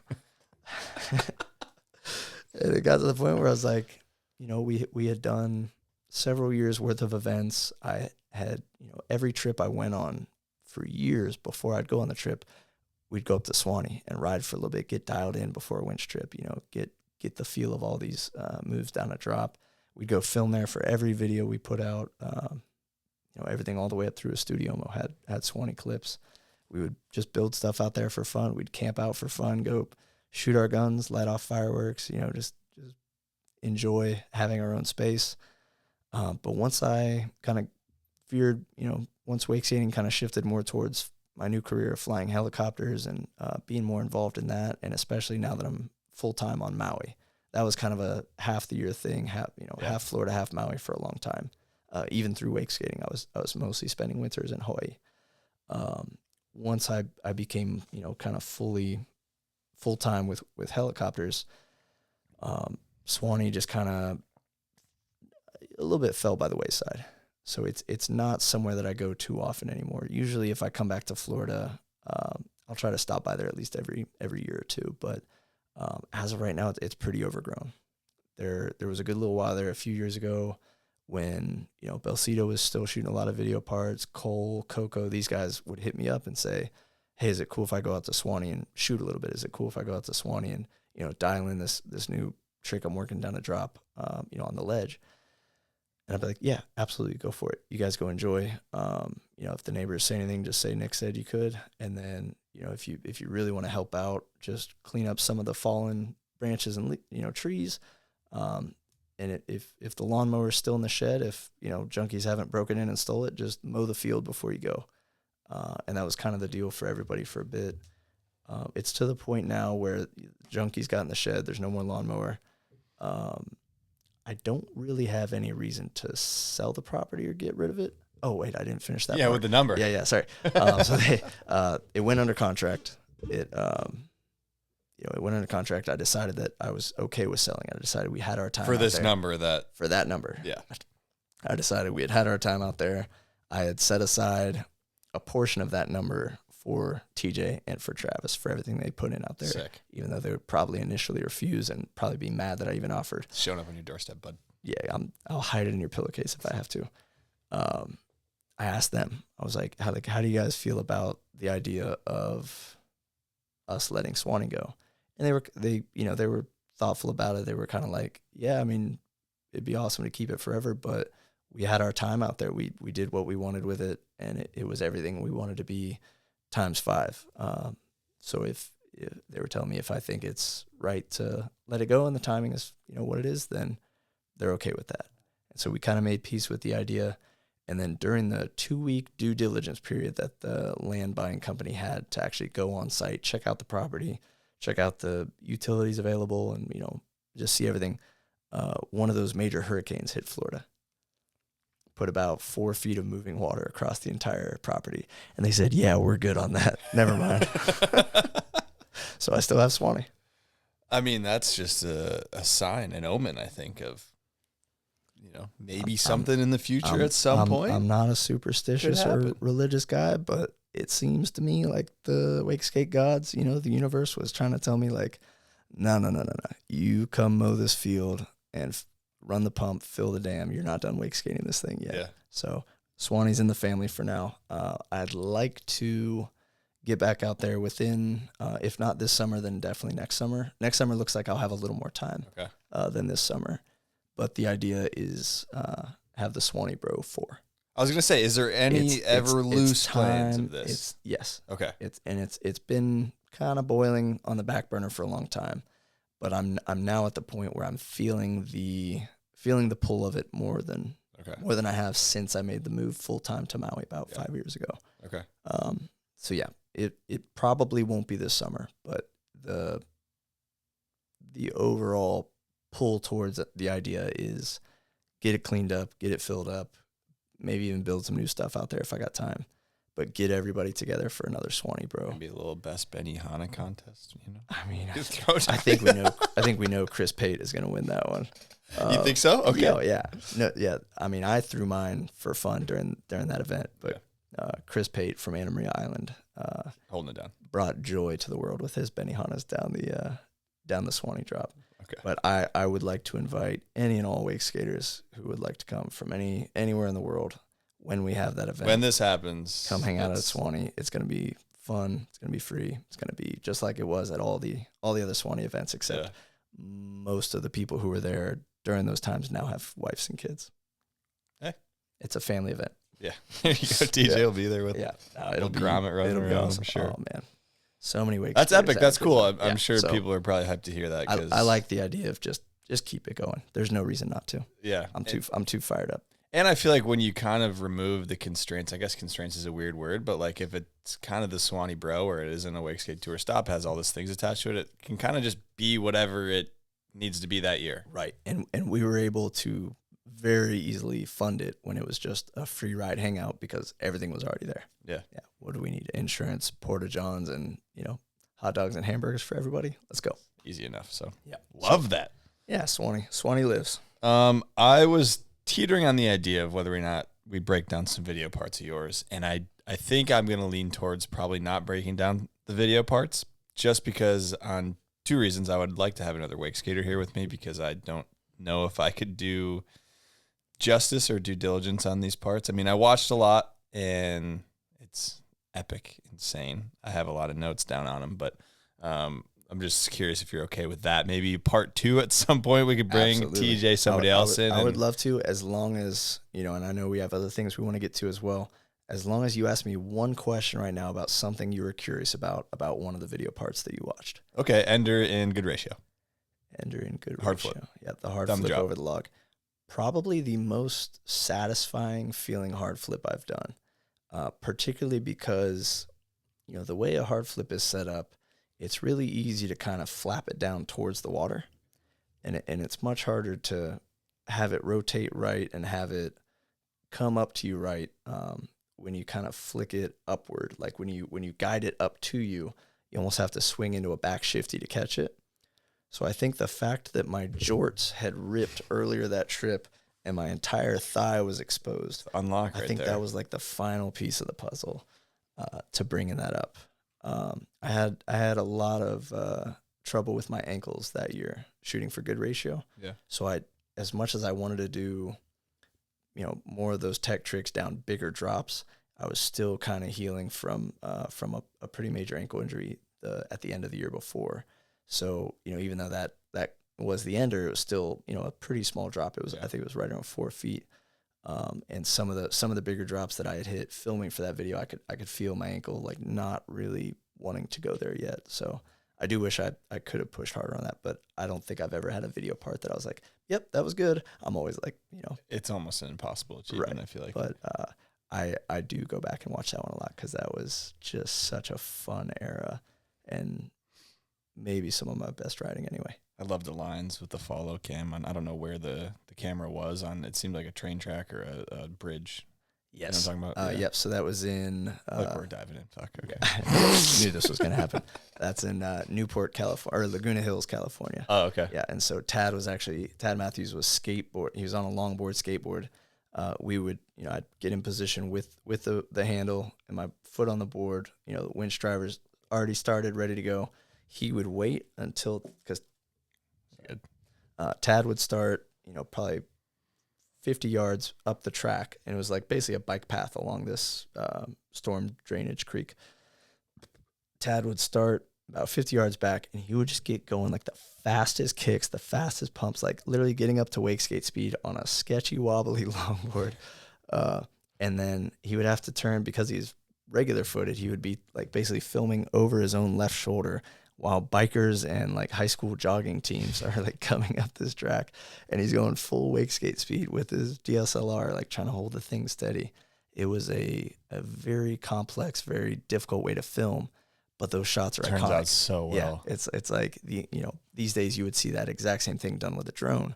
Yeah. But that was even before, the DJIs were common. So, yeah. Well, and for some reason, maybe it's personal opinion, but the drone usually leaves a little bit to be desired when it comes to filming board sports. And that captures, I think, the essence of what most people are trying to consume. Yeah, it was super cool. So I guess we won't Glad dive into specifics about, video parts this time. Touch on that for now. But in general, as I was watching, your riding, everything was landed super well. And I know like a lot of people take pride in landing tricks that you don't touch your hand or you don't butt check or all that stuff. But there's almost another level after not touching your hand and not butt checking where you rewatch the clip and you're like, I liked what both my arms were doing. I liked what my core was doing. I liked where my head was pointed, how it hit, all that stuff.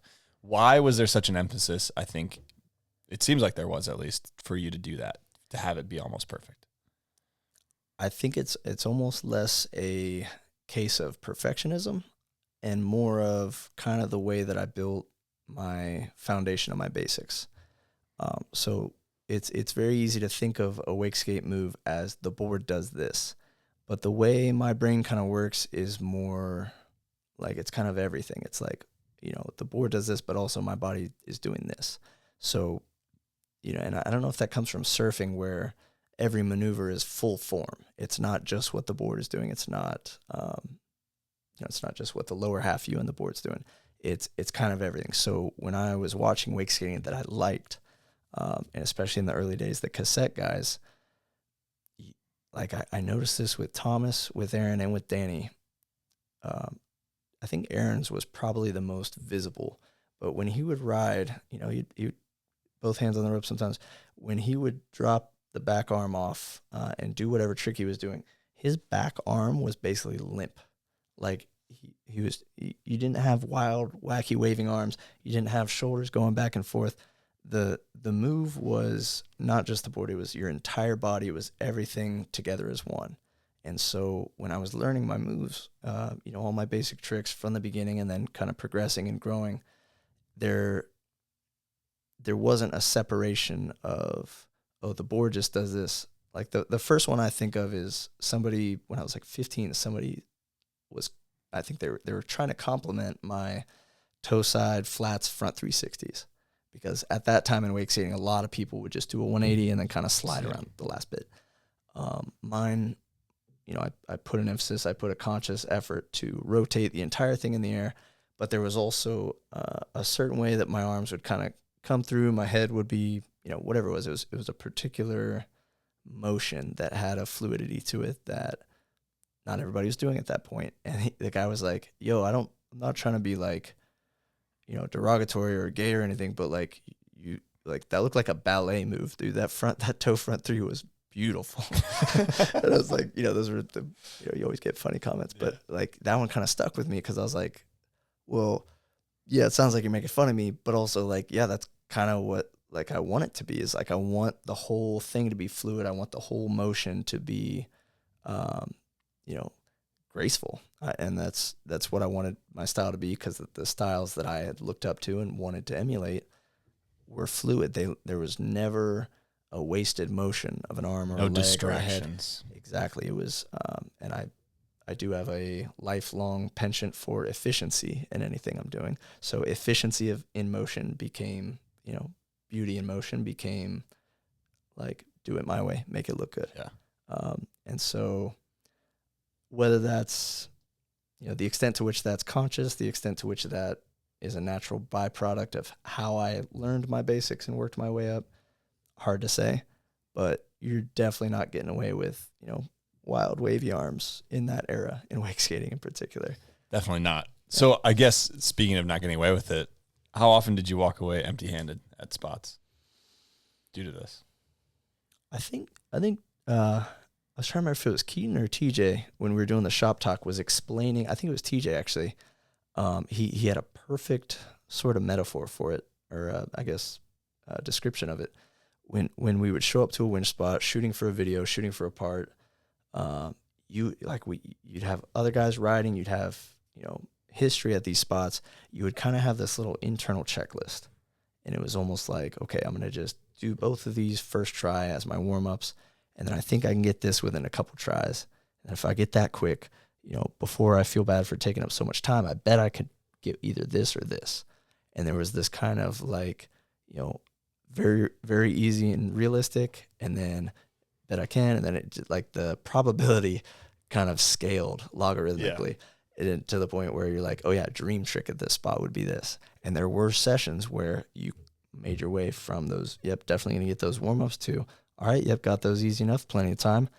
Damn, I landed that one pretty quick. Let's go for pie in the sky. Let's go for like the absolute dream trick at this spot. And then you just hammer it out, and it's like the best session you've ever had. But then there were also times where, okay, these first two that you were supposed to land right away, like maybe took you an extra try and maybe dinged your confidence a little bit, or maybe some of the conditions just aren't quite conducive to get, what you want it to be. And then, instead of climbing that ladder at the rate that you had kind of thought you would, you get hung up on some rung down below. And those were the devastating ones, because not only did you not get that, trick kind of in the middle, you didn't even get to the trick that you really wanted to put in the video or have in the thing. And so I'd say those were like the more disappointing times, were when you set expectations for yourself that might have been realistic, but the conditions just didn't allow for it, or, you were just a little off or whatever it was. So it was always going to be kind of dependent on what you set for yourself and what the conditions give you. I was always pretty, I won't say harsh on myself, but I set high expectations almost every time. And so that can get frustrating and exhausting if you're consistently not meeting those. But I did have, enough of an understanding of my capabilities and my probabilities that for the most part, I was able to keep it realistic and surprise myself sometimes with what I was able to pull. I can just think of a few different spots and a few different moves that were ones that like I showed up thinking like, I'll hammer that out in a couple tries and then I'll try something else, and just couldn't get past it. And like the way that eats at you and digs at you was like infuriating. Like I was never one of those like scream and throw my boards kind of guys. It's just all internal. There were a few of those, mostly internal. Yeah. I mean, like just deep introspective turmoil. But there were, I can think of two different times that the pressure of all that steam building up kind of popped off, and I did end up like, throwing boards and just, cursing myself to the skies. And, as embarrassing as that is in the aftermath when everything cools down, like TJ said, like sometimes you got to call your boy after and be like, sorry, bro, I shouldn't have let it get like that. But, just a few times did it ever really reach that frustration point. Yeah. Mostly it was just like, wow, stoked I landed that. All right. Speaking of winching, we got one from Ollie Moore, and he's wondering, what's the scariest spot you've ever hit?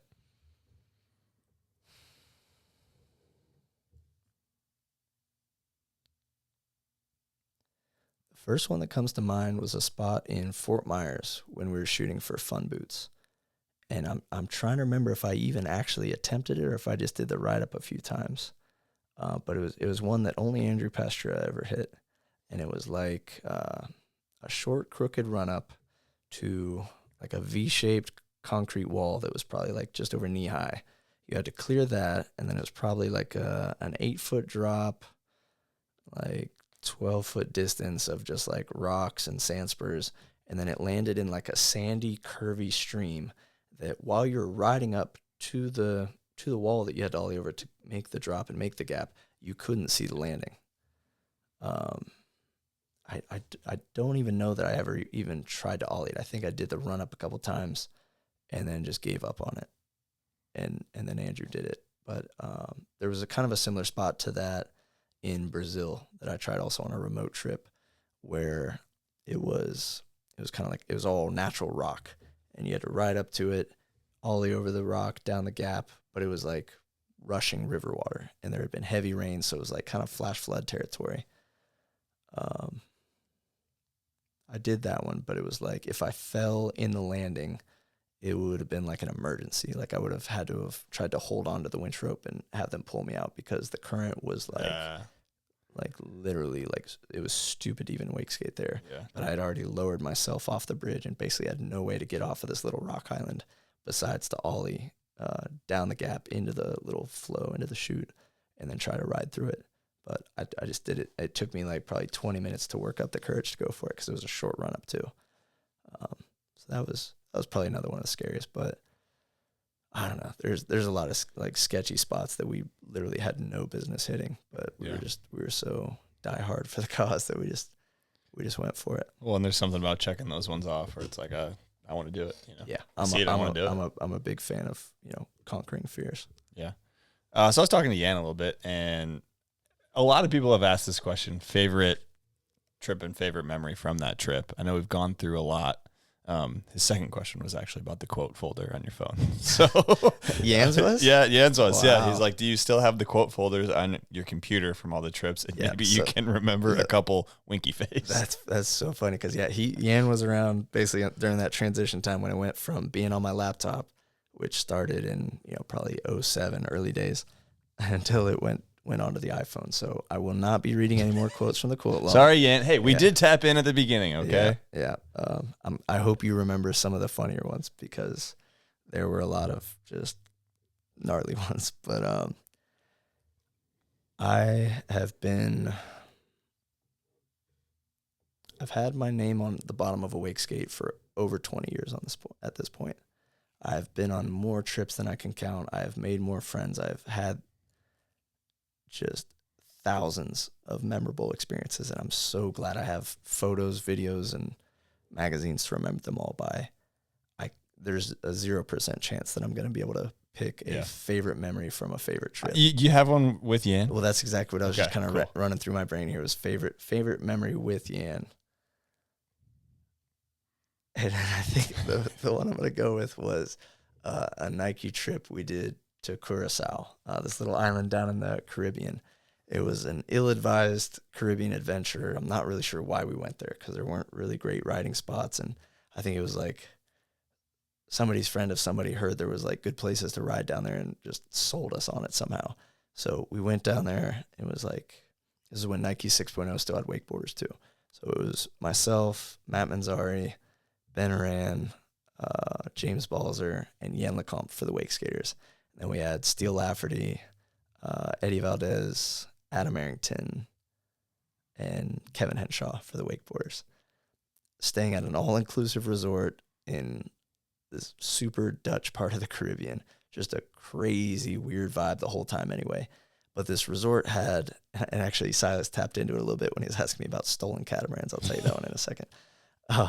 But they had on site at this resort, like one of the activities was they had a trapeze, like kind of just right off to the side of where the snorkeling lagoon was and where the scuba rentals were and all this stuff. So they had a trapeze setup that was probably like, I don't know, 30 something feet high, where, they would do a show and the guy would, jump out, swing on the little bar, do a flip, land back on this thing. The guy would throw him by his feet and whatever.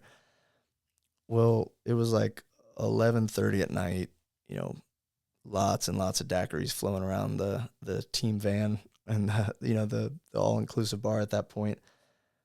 Somebody at some point was like, it was probably Balzer. It was like, we should go in the trapeze. I was like, we're waiting for Silas or an adult to be like, no, we shouldn't do that. An adult? Yeah. I mean, we're all in our 20s at this point, but waiting for somebody responsible to be like, yeah, we shouldn't do that. And it was just like, all right, let's go to the trapeze. So it's like me, Matt Manzari, Ben Aran, Yan, Balzer. I think Adam was in there too with us. And we I don't even think it was locked. It was just like had like a rope going through the thing, tying the net together. So we undo the net.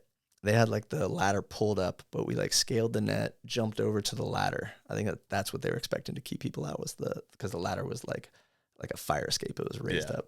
So we hop across that. We're standing on this thing, and Yan, just no hesitation, jumps off of this platform 8 feet straight distance, like had to have some spring in the legs. So, of course, Stunt Yan just nails it first try because we were looking around. We're like, we got to find a stick. We got to do this thing.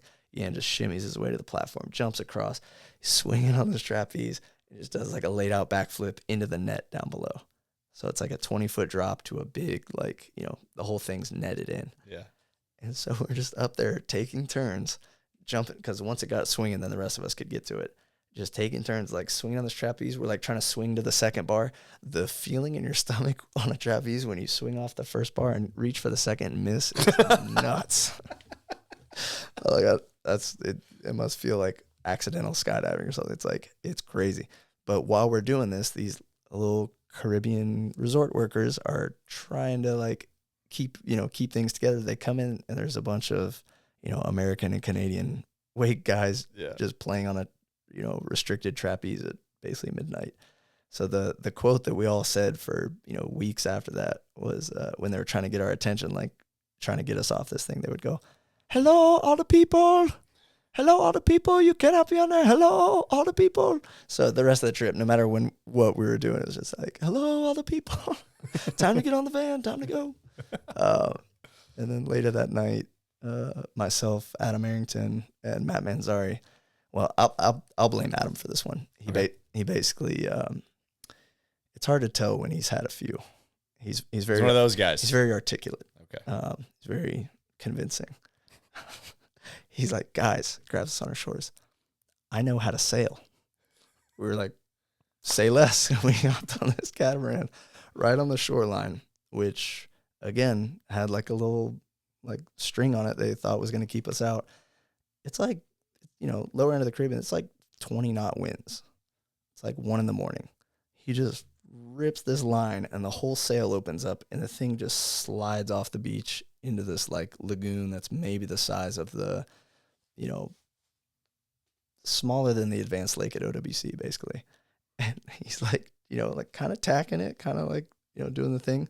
But then like in the moonlight, we can see we're like just getting to the exit of this little rocked in like protected lagoon, and it is open ocean out there. And so that was my cue to just pop off, make my way to the beach. I think Matt stayed on at that point. Adam manages to turn it back in towards the beach. At this point, there's like 6 or 7 of the security guard guys with the walkie-talkies chasing, "Hello, all the people." And, you know, it's dark enough that I just kind of like crocodile my way to the shore and then dip out another direction. The last thing I see is the catamaran still at full sail, just ramping up the beach. Manzari's on the nose, Adam bails, and Matt gets caught. He gets put in Caribbean resort jail for the night. Adam and me get away scot-free. And, you know, we had to get Matt out the next morning basically. But like, just Nike chaos. They encouraged it. They said, "Have fun, do whatever. We'll take care of it." So that was, you know, as far as trip memories alongside Yan, the trapeze, and then later on the sailboat was definitely peak Nike strangeness. Yeah, sounds like it. And I mean, when everything turned out all right, everybody was okay. No equipment was damaged, but we had a little fun. To be fair, I'm sure the ropes did keep everybody else off previously. They didn't expect Stuntman and the boys. Nike team to roll in, just fucking wake skaters. All right, I think, you know, we ran through a lot of your career. I think we kind of talk about the transition out of being a pro wake skater and having that be your full, I guess, identity, your full-time job or career. So I guess when did you kind of realize, or did the page turn in your life where this isn't?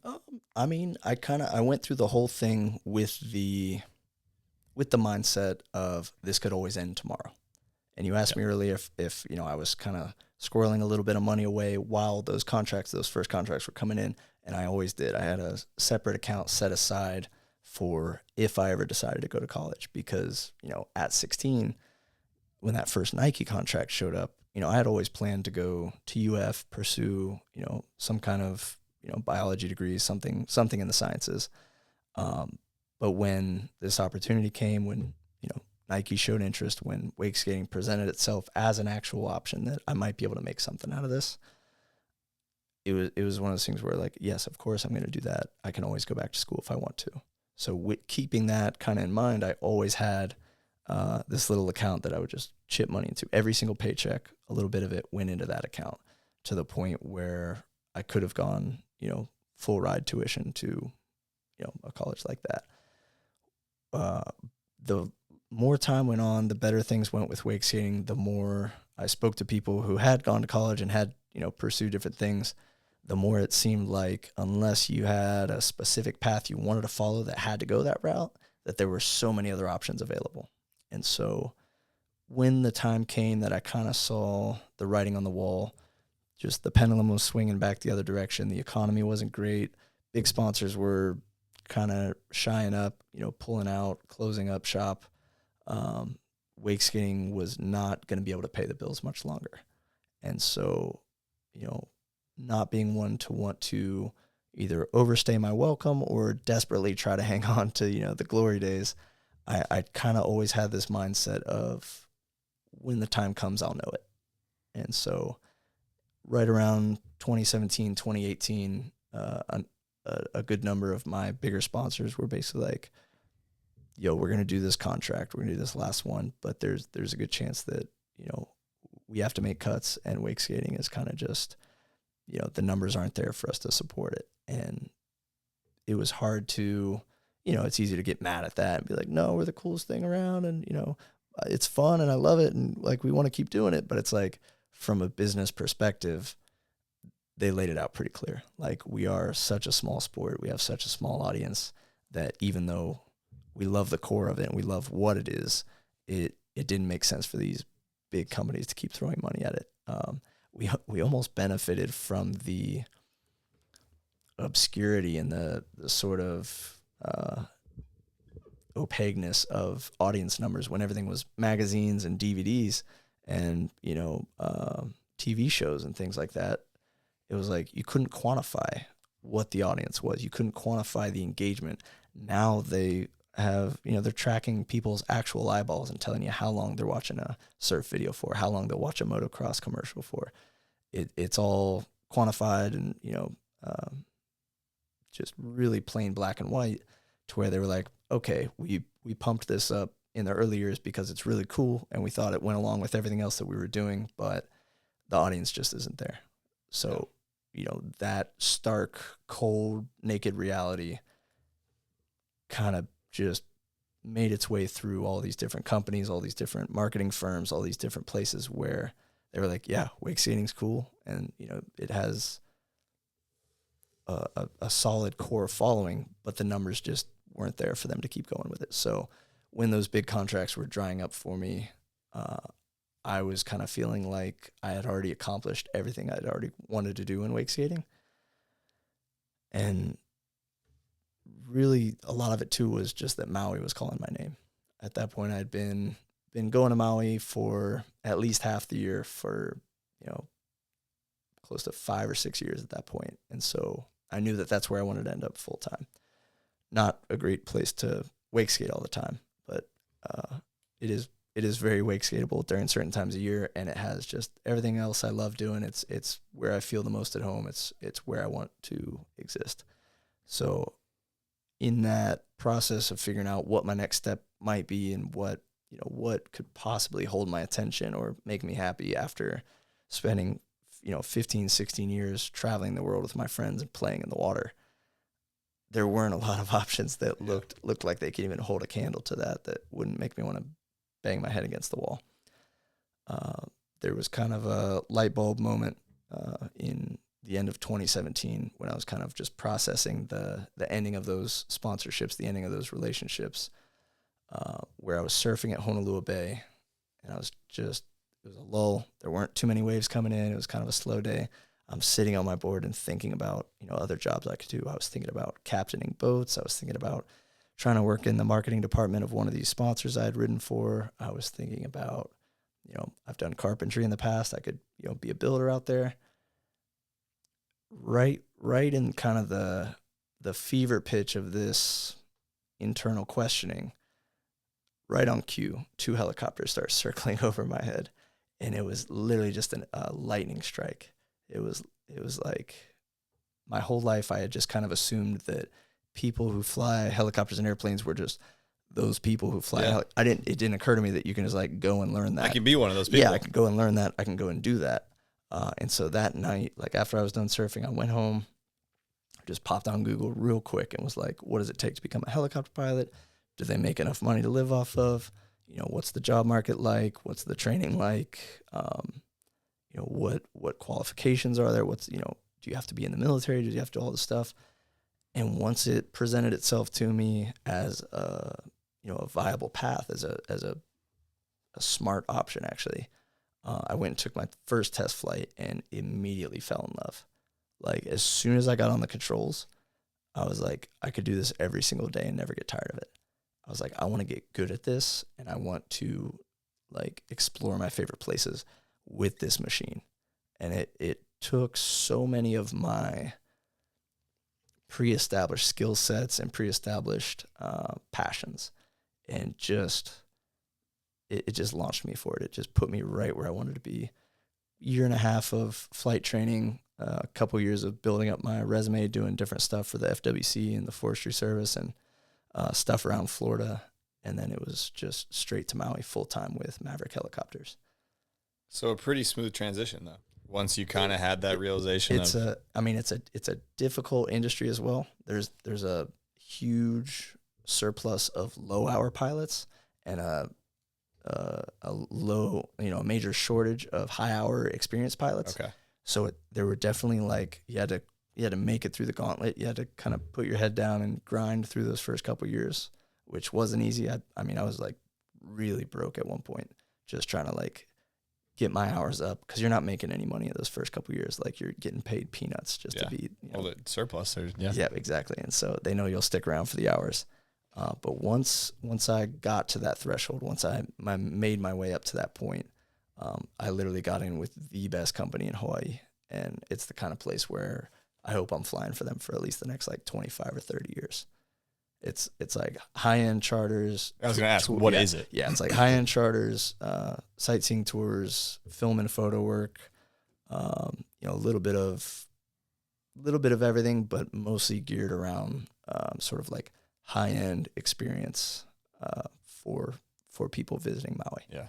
And we operate around all the islands too. Like I do a lot of, you know, pick these guys up at their in front of their resort, take their whole family around through the mountains, through the valleys, check out the waterfalls, the rainbows, the whales in the valleys, and then land at a golf course on this other island, let them play around, let them have lunch. That's some high-end stuff right there. I'm going down to the beach and, like, you know, diving a new bay that I've never seen. In between? While they're doing their stuff. Yeah. I'm like in the ocean with a mask on, like, you know, falling around sea turtles and eagle rays. I'm like, I'm on the clock right now. This is nuts. And then, you know, doing that 4 days a week. The rest of the time I'm still surfing, wake skating, diving, fishing. And you know, they take good care of us. It's a family-owned company.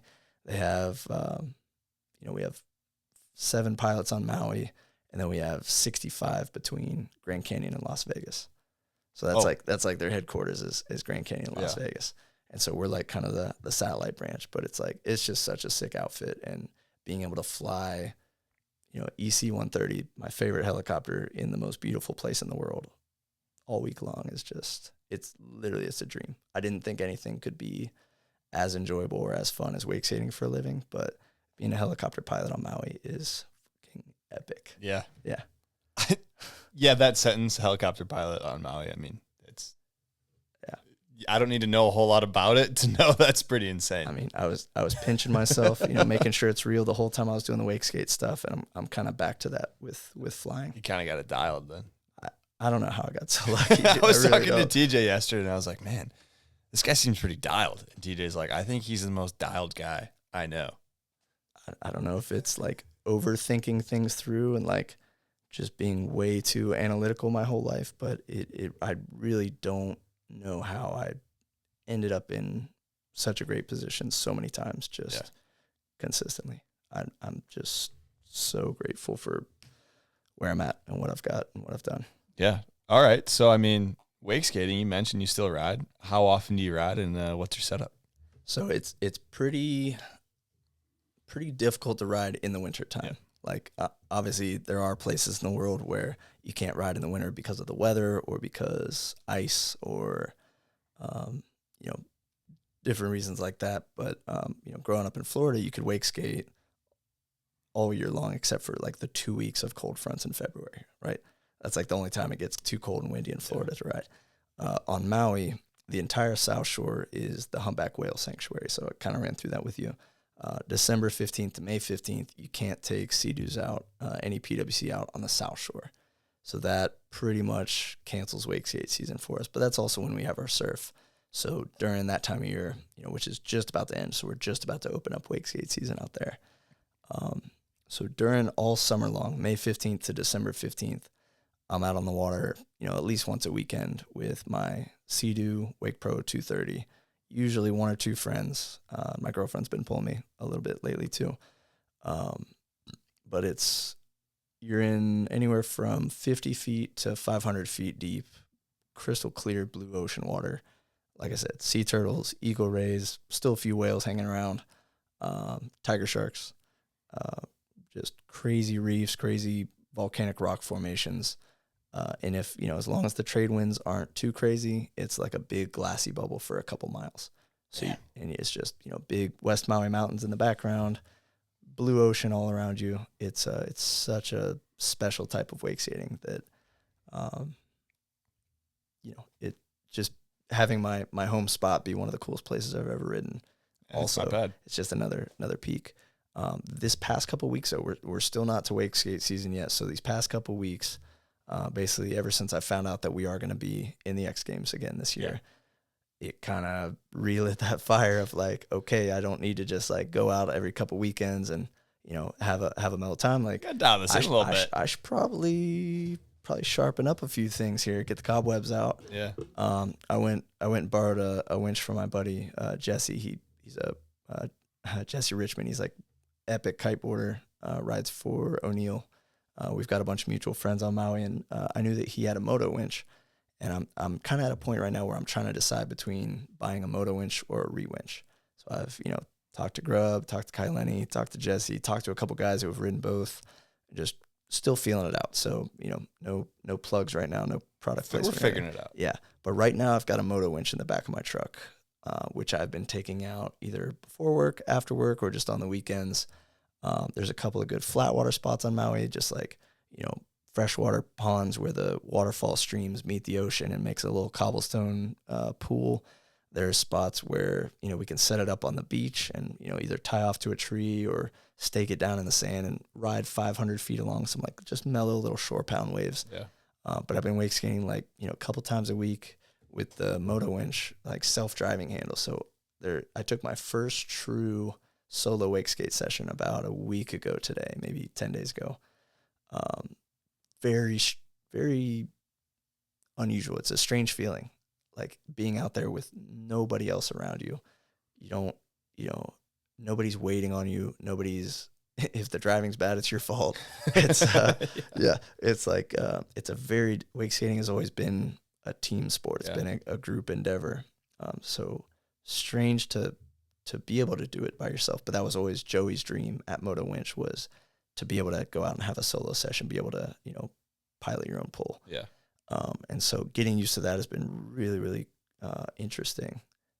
But just the ability to go out and wake skate again after work, and I did my first before work session, which is going to be a weekly ritual now. There's this little lagoon on the North Shore where it's like, wind and waves on the outside, but there's a volcanic rock formation that makes this little like 300-foot long sand bottom lagoon, and the sun just rises right over it.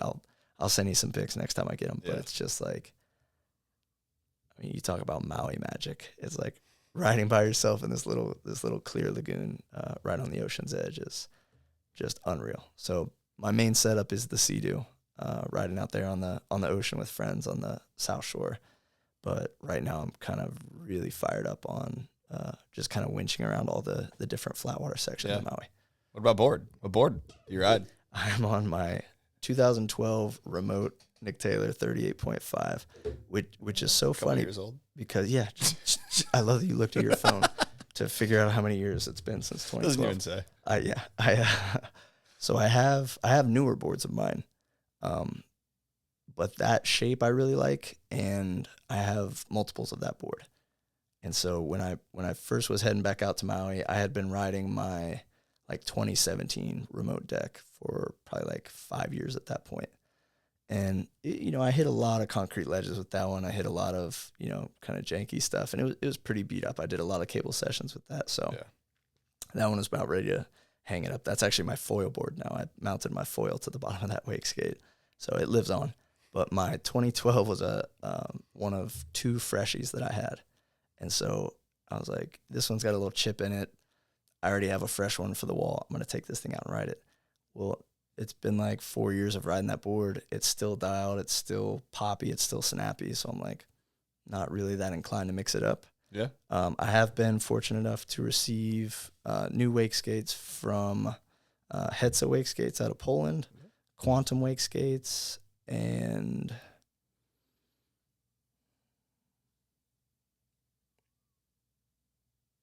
somebody else sent me one. I'm sorry. I'm still jet lagged. I've ridden a few of them a couple different times, but right now they're kind of just in the closet, ready for if and when my remote breaks. Yeah. But shoot's definitely stoked and grateful that people still think enough of me to send boards along. But I'm so attached to my remote shape that until that thing really dies, I don't think I'm gonna do too much experimenting with these other ones. If you had to buy somebody's board from a brand, whose would it be? Probably Hetza. Okay. Yeah, they're I don't want to say over-engineered, but there's a level of care in the design and quality that I haven't really seen since Integrity. Okay. Like, remote boards are amazing, but they're made with a skateboard philosophy. Buy this really well-shaped, well-built board, beat the hell out of it for 3 years or so. When it breaks, you can get another one. That was kind of the thing, was like, we don't, and it wasn't like we built them to break, but it was just that, like, we don't want to charge $700 for a wake skate, even if it lasts forever. People want to change their boards. They want to change their graphics. They want to, try something different. It's also an unsustainable business model if you sell one board. And wake skating is an unsustainable business model. I didn't want to say it. No, it's the only action sport that works on, volunteer activity. But, the care and design that I saw in the Hetza wake skates made it my my number one choice. Yeah, 100%. That's cool. Yeah, and but yeah, for now, sticking with the remote piece. Yeah. Will you ever stop wake skating? I've had a couple of close encounters with tiger sharks, mostly while diving or spearing. Nothing scary. Just they come and check you out, especially if you have a couple fish on the belt. If I were to lose both my legs, there is a chance I would have to stop wake skating. I did try handstands for a while there, like holding the wake skate handle in one hand, pushing it to the grip tape, and trying to do like a Rodney Mullen handstand on the wake skate. It never quite panned out. But if you had to, you could make it work. I could. I'd probably end up just like resting my nub. Yeah. If it's at the thighs, my 2 nubs, I would probably put Nike SB shoes on my nubs, and just I wouldn't be too tactile. I wouldn't be too dexterous. I wouldn't be able to do. I bet you could get a 3 shove. I can't 3 shove now. That's what I'm saying. You could buy it back. You'd feel bad. Give it to you. Yeah. I doubt if I stop wake skating, it's because my pulse is. I was wondering where you're going with that answer. Yeah. So. Yeah, you're like, wait, why are we talking about tiger sharks? Where'd the sharks come into play? Yeah, I don't understand. My answers are never going to be straightforward. Yeah, no, I like that though. Yep. That's shoes, I guess. Setups, shoes are part of it. So you still rock the Nike? Yeah, I've got probably enough Nikes to last me well into my 60s. I think when Manzari came on, he was kind of echoing the same thing. Yeah, there was in my house when I was like probably 18. My friends would come over, and I would offer them shoes from what we called the Shuvalanche, which was a pile of Nike, not a pile, but a wall of Nike boxes that were arranged kind of like library books. With the sizes and colorways and designs facing outward, and it got that name because if Jenga style, if you pulled the wrong one that was like a load bearing, SB Bruins, the whole wall would collapse on you like an avalanche. So if somebody was like, hey, one of my buddies was looking for a pair of 10.5 high tops, do we have anything? It'd be like, oh, just check the Shuvalanche. I'm sure there's some. And it's on a load bearing. They would send. Nike really goes above and beyond with taking care of their athletes, especially when wake skating was a new part of their program. They had guys in place that were like, let's make this the coolest thing ever for these kids. And they did. And I mean, I would get every season, every 3 months when the new line would come out, there was a while there where they would send 30 pairs of shoes. At once For a 3-month season. And then 3 months later, there's 15 shoes coming. And then 3 months later, I mean, in high school, there were times where like some of these like, you know, streetwear oriented dudes or like, you know, sneakerheads and stuff are coming up to me. They're like, you little surfer rat, why do you have a brand new pair of different Nikes on every day? Like, you've worn that shirt 4 times this week. Why are your shoes different? And of course, it was like a cassette shirt or something wake skate oriented back then. I was just frothing on maybe an integrity shirt. But they're like, why do you have the freshest Nikes we've ever seen every single day? And I had to explain to them. I was like, oh, yeah, I do like wake skating stuff. And Nike sponsors me. And they're like, bro, you got to hook us up with that. I'm like, well, I don't know, you guys. I'm going to lunch. See ya.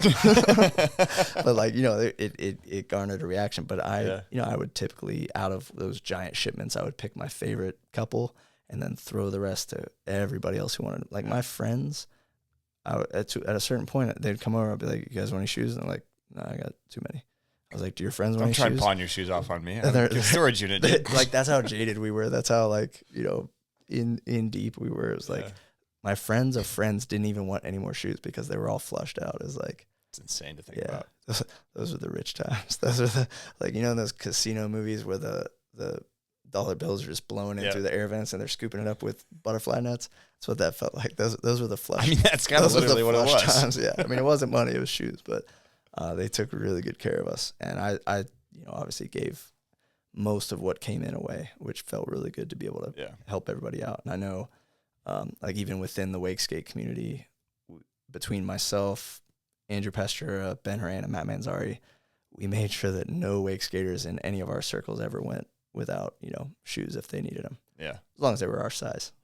Fair enough. But yeah, it was that was a cool time. So are you still running off that pile? Like you still I still have a bunch of those. Right now I've got a pair of like Target slip-ons. They're basically like Vans knockoff slip-ons. Yeah. Because the pair that I was wake skating in the most, I think I either left them drying out on the ski when I was trailering it and they fell off, or whatever it was, they came dislodged. So I'm basically waiting until the next time I go back to my mom's house where most of the stockpile is. And gotta pick through it. Yeah, just grab my pitchfork and fill up a wheelbarrow or something. I don't know. But yeah, no, flush time. So yeah, right now on some knockoff Van slip-ons. Okay. Follow sent me a nice rope and handle a couple years back, still rocking that one. O'Neill actually kind of tapped back in on me. I rode for them from 2007 till like 2015 when I eventually did go head to toe with Nike. Yeah. But still major love for those guys, and it's mostly the same dudes running the show over there. So like a couple years ago when everything was pretty well said and done, I was still posting videos, still doing a lot of stuff with Sea-Doo. And my old O'Neill guy reached out to me and was like, yo, dude, like, I love that you're still doing it, still out on Maui, still, you know, making it look good. Can we send you a box? Will you, like, you still want to ride the stuff? And I was like, bro, O'Neill was my brand when I was a Grom. Like, if one of my relatives gave me an O'Neill shirt for my birthday or something, I was wearing that thing until the threads came out. Carried some weight. Yeah, all my first, you know, wetsuits and stuff, I was always the smallest out of my friend group, so it was a lot of hand-me-downs. So, like, I would always get so psyched if one of my friends outgrew a O'Neill, like, spring suit. I don't care if there was holes in it. I didn't care if the zipper didn't work. Like, I was O'Neilled out early days.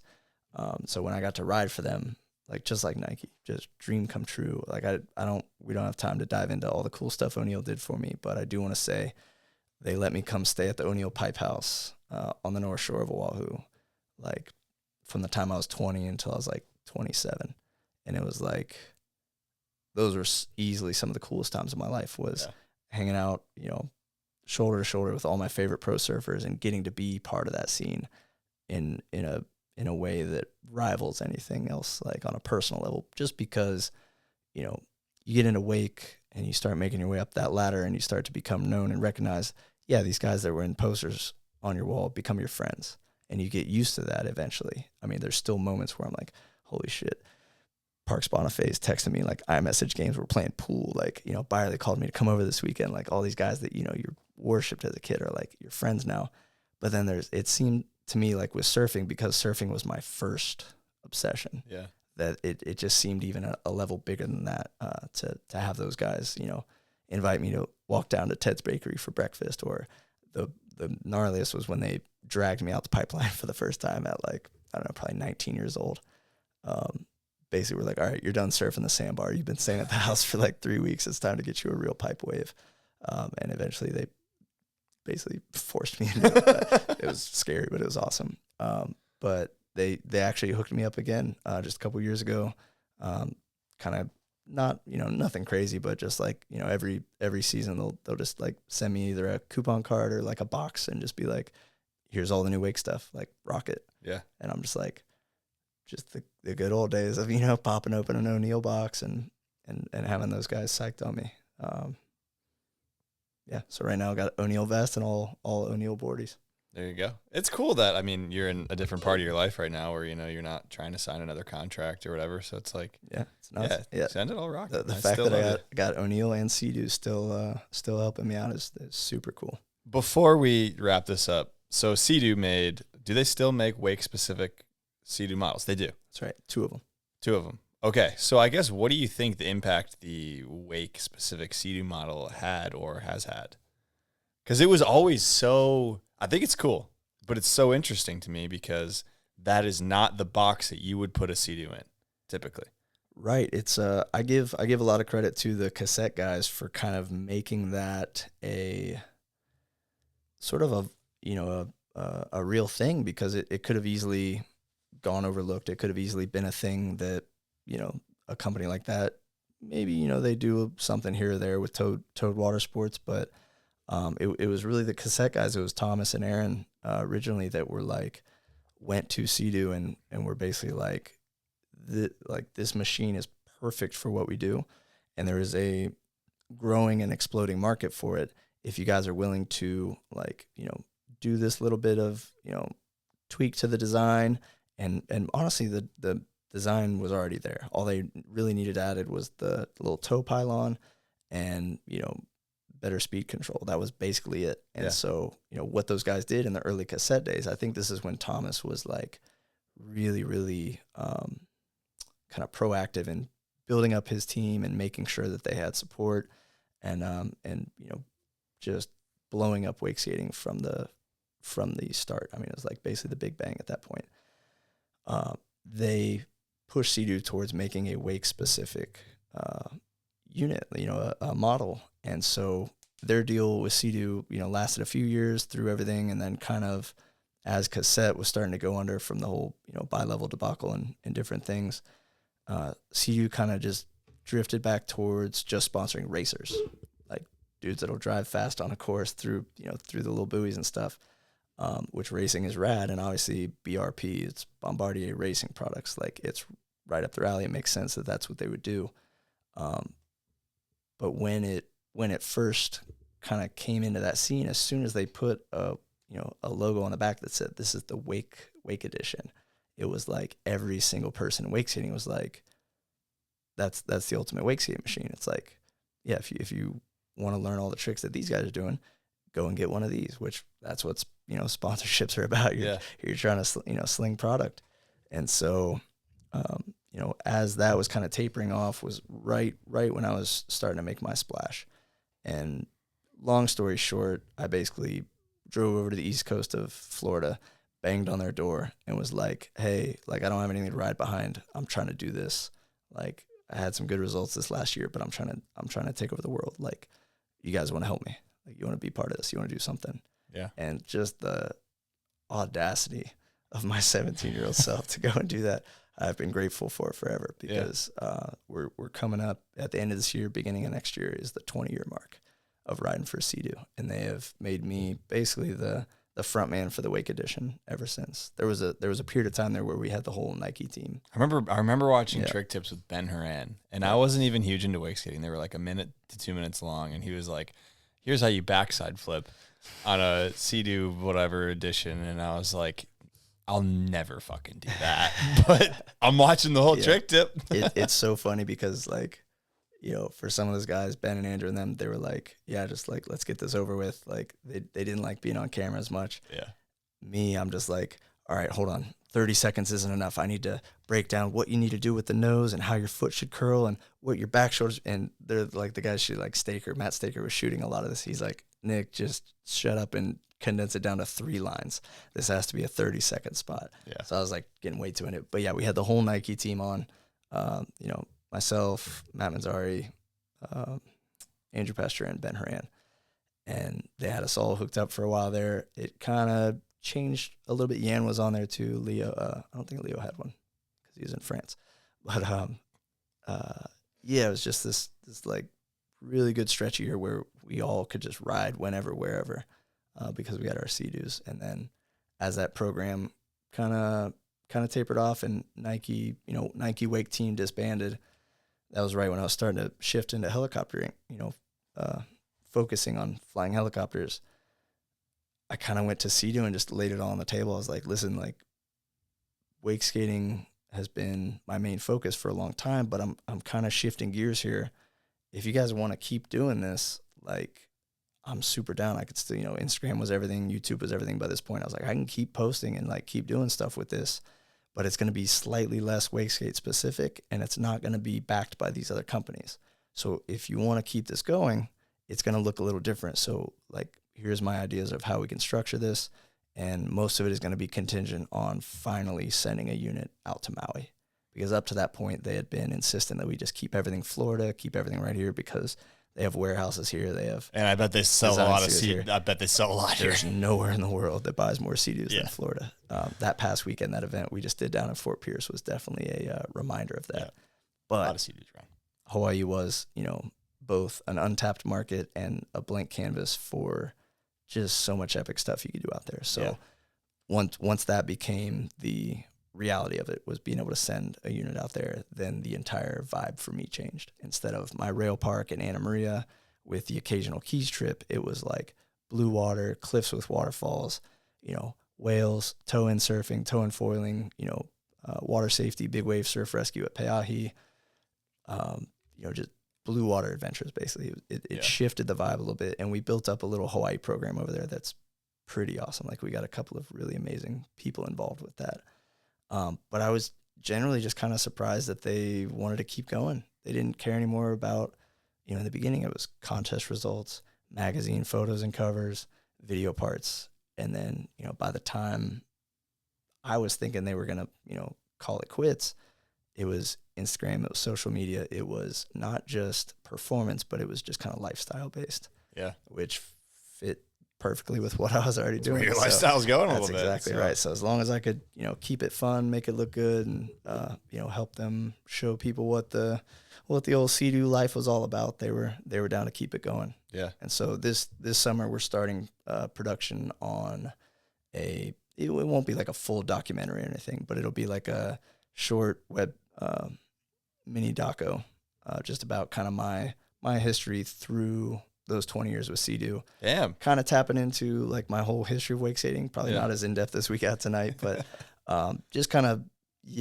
showing a general storyline of everything that I was lucky enough to do in wake skating. That's cool. Kind of with Sea-Doo's involvement as a framework. So really, really pumped. That's going to be like my main project for the year, is working on that. So kind of fired up on just the idea that they've kept me around for 20 years. Yeah, absolutely. I always thought Sea-Doo, I mean, I'm not a Sea-Doo guy, jet ski or whatever you call it, was the best pole for the most part for wake skating if you're a lake living or around a lake kind of guy. Yep. So it's sick that they still make the wake edition. It really is, and especially because that demographic, that market has changed. The numbers don't look like they used to, and wake surfing has taken a lot of that whole market share of like what people think of as wake, and like just the fact that they're still that committed to being like, nope, we have the best wake skate machine in the world.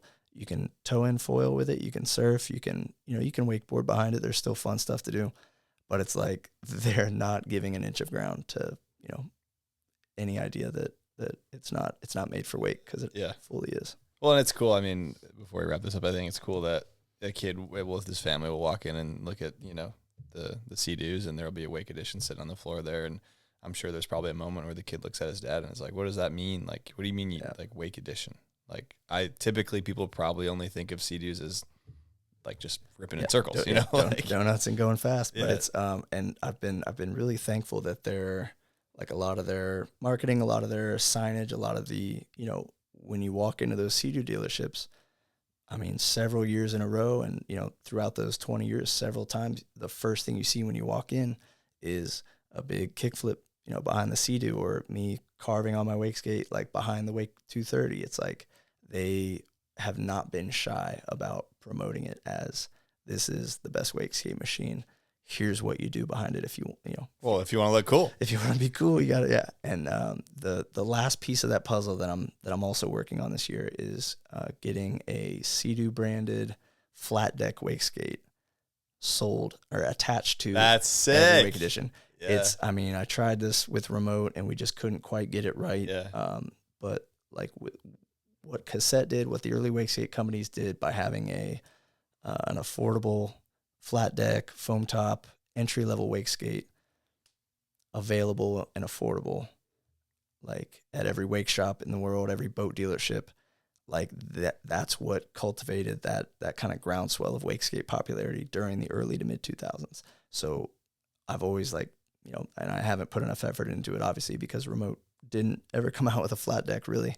But I'm hoping, going into next year, we have a flat deck Sea-Doo wake skate that goes with every Wake Edition that gets sold. I mean, everybody always asks, like, what are the needle movers when it comes to getting participation up? I can't think of a higher needle mover than just literally putting a wake skate on and giving it to you with the along with a little tiny, pamphlet, little, sticker tag that just has 3 or 4 wake skate little photos. QR code to good ratio Nick Taylor's part or something. There, Put it for a studio mode. That's my favorite part of mine I've ever had. Now, I was going to ask that, but there it is. All right. I think we did it. Yeah. This is easily a new record. Quinn Silvernail was the one that held the last record for the longest podcast, and we shattered that record, unsurprisingly. I think I hold the top 2 longest spots for Wake Skate Wednesday podcast. Not to shout out a competitor or anything. Oh, they're not competitor at all. There's no such thing as competition in this space. But once you get me talking story, it is very difficult to put a cork in it. So really, really want to thank you for having me on and finally being able to come chat with you and tell some fun stories and, relay some wake skate history. But anybody else you want to thank? Thousands. Everybody who ever played a part in putting me in this chair and all the, the other shoes and hats I've worn. Everybody, every name I said tonight, everybody I haven't said tonight. Thank you guys so much for helping me live the life that I've lived and become the person that I always wanted to be. Vet move, not naming names, because once you start, you're missing somebody. Yeah, like you're a bad guy. You want to add another hour to that timestamp? Ask me to name names. Thank you guys so much. Yeah, thank you for coming on. It means a lot to be sitting here right now and be able to talk about all the cool stuff I've been able to do and just all the experiences. Yeah. I'm like getting all emotional about it as you're wrapping up. Just a fraction of all the cool stuff you did, and we didn't even talk video parts. So next time. Or van life. So we'll save that for there part was some 2. stuff. Yeah, we'll save that for part 2. So thanks everybody for tuning in. Thanks a ton for coming on. This was a blast. I had a ton of fun researching and doing this pod. Really so appreciate it. If you guys are interested in supporting the podcast, joining the Patreon is the best way to do that. Other than that, like, comment, subscribe, all that basic YouTube stuff, and we'll see you guys next time. I love wake skating. Thank you guys.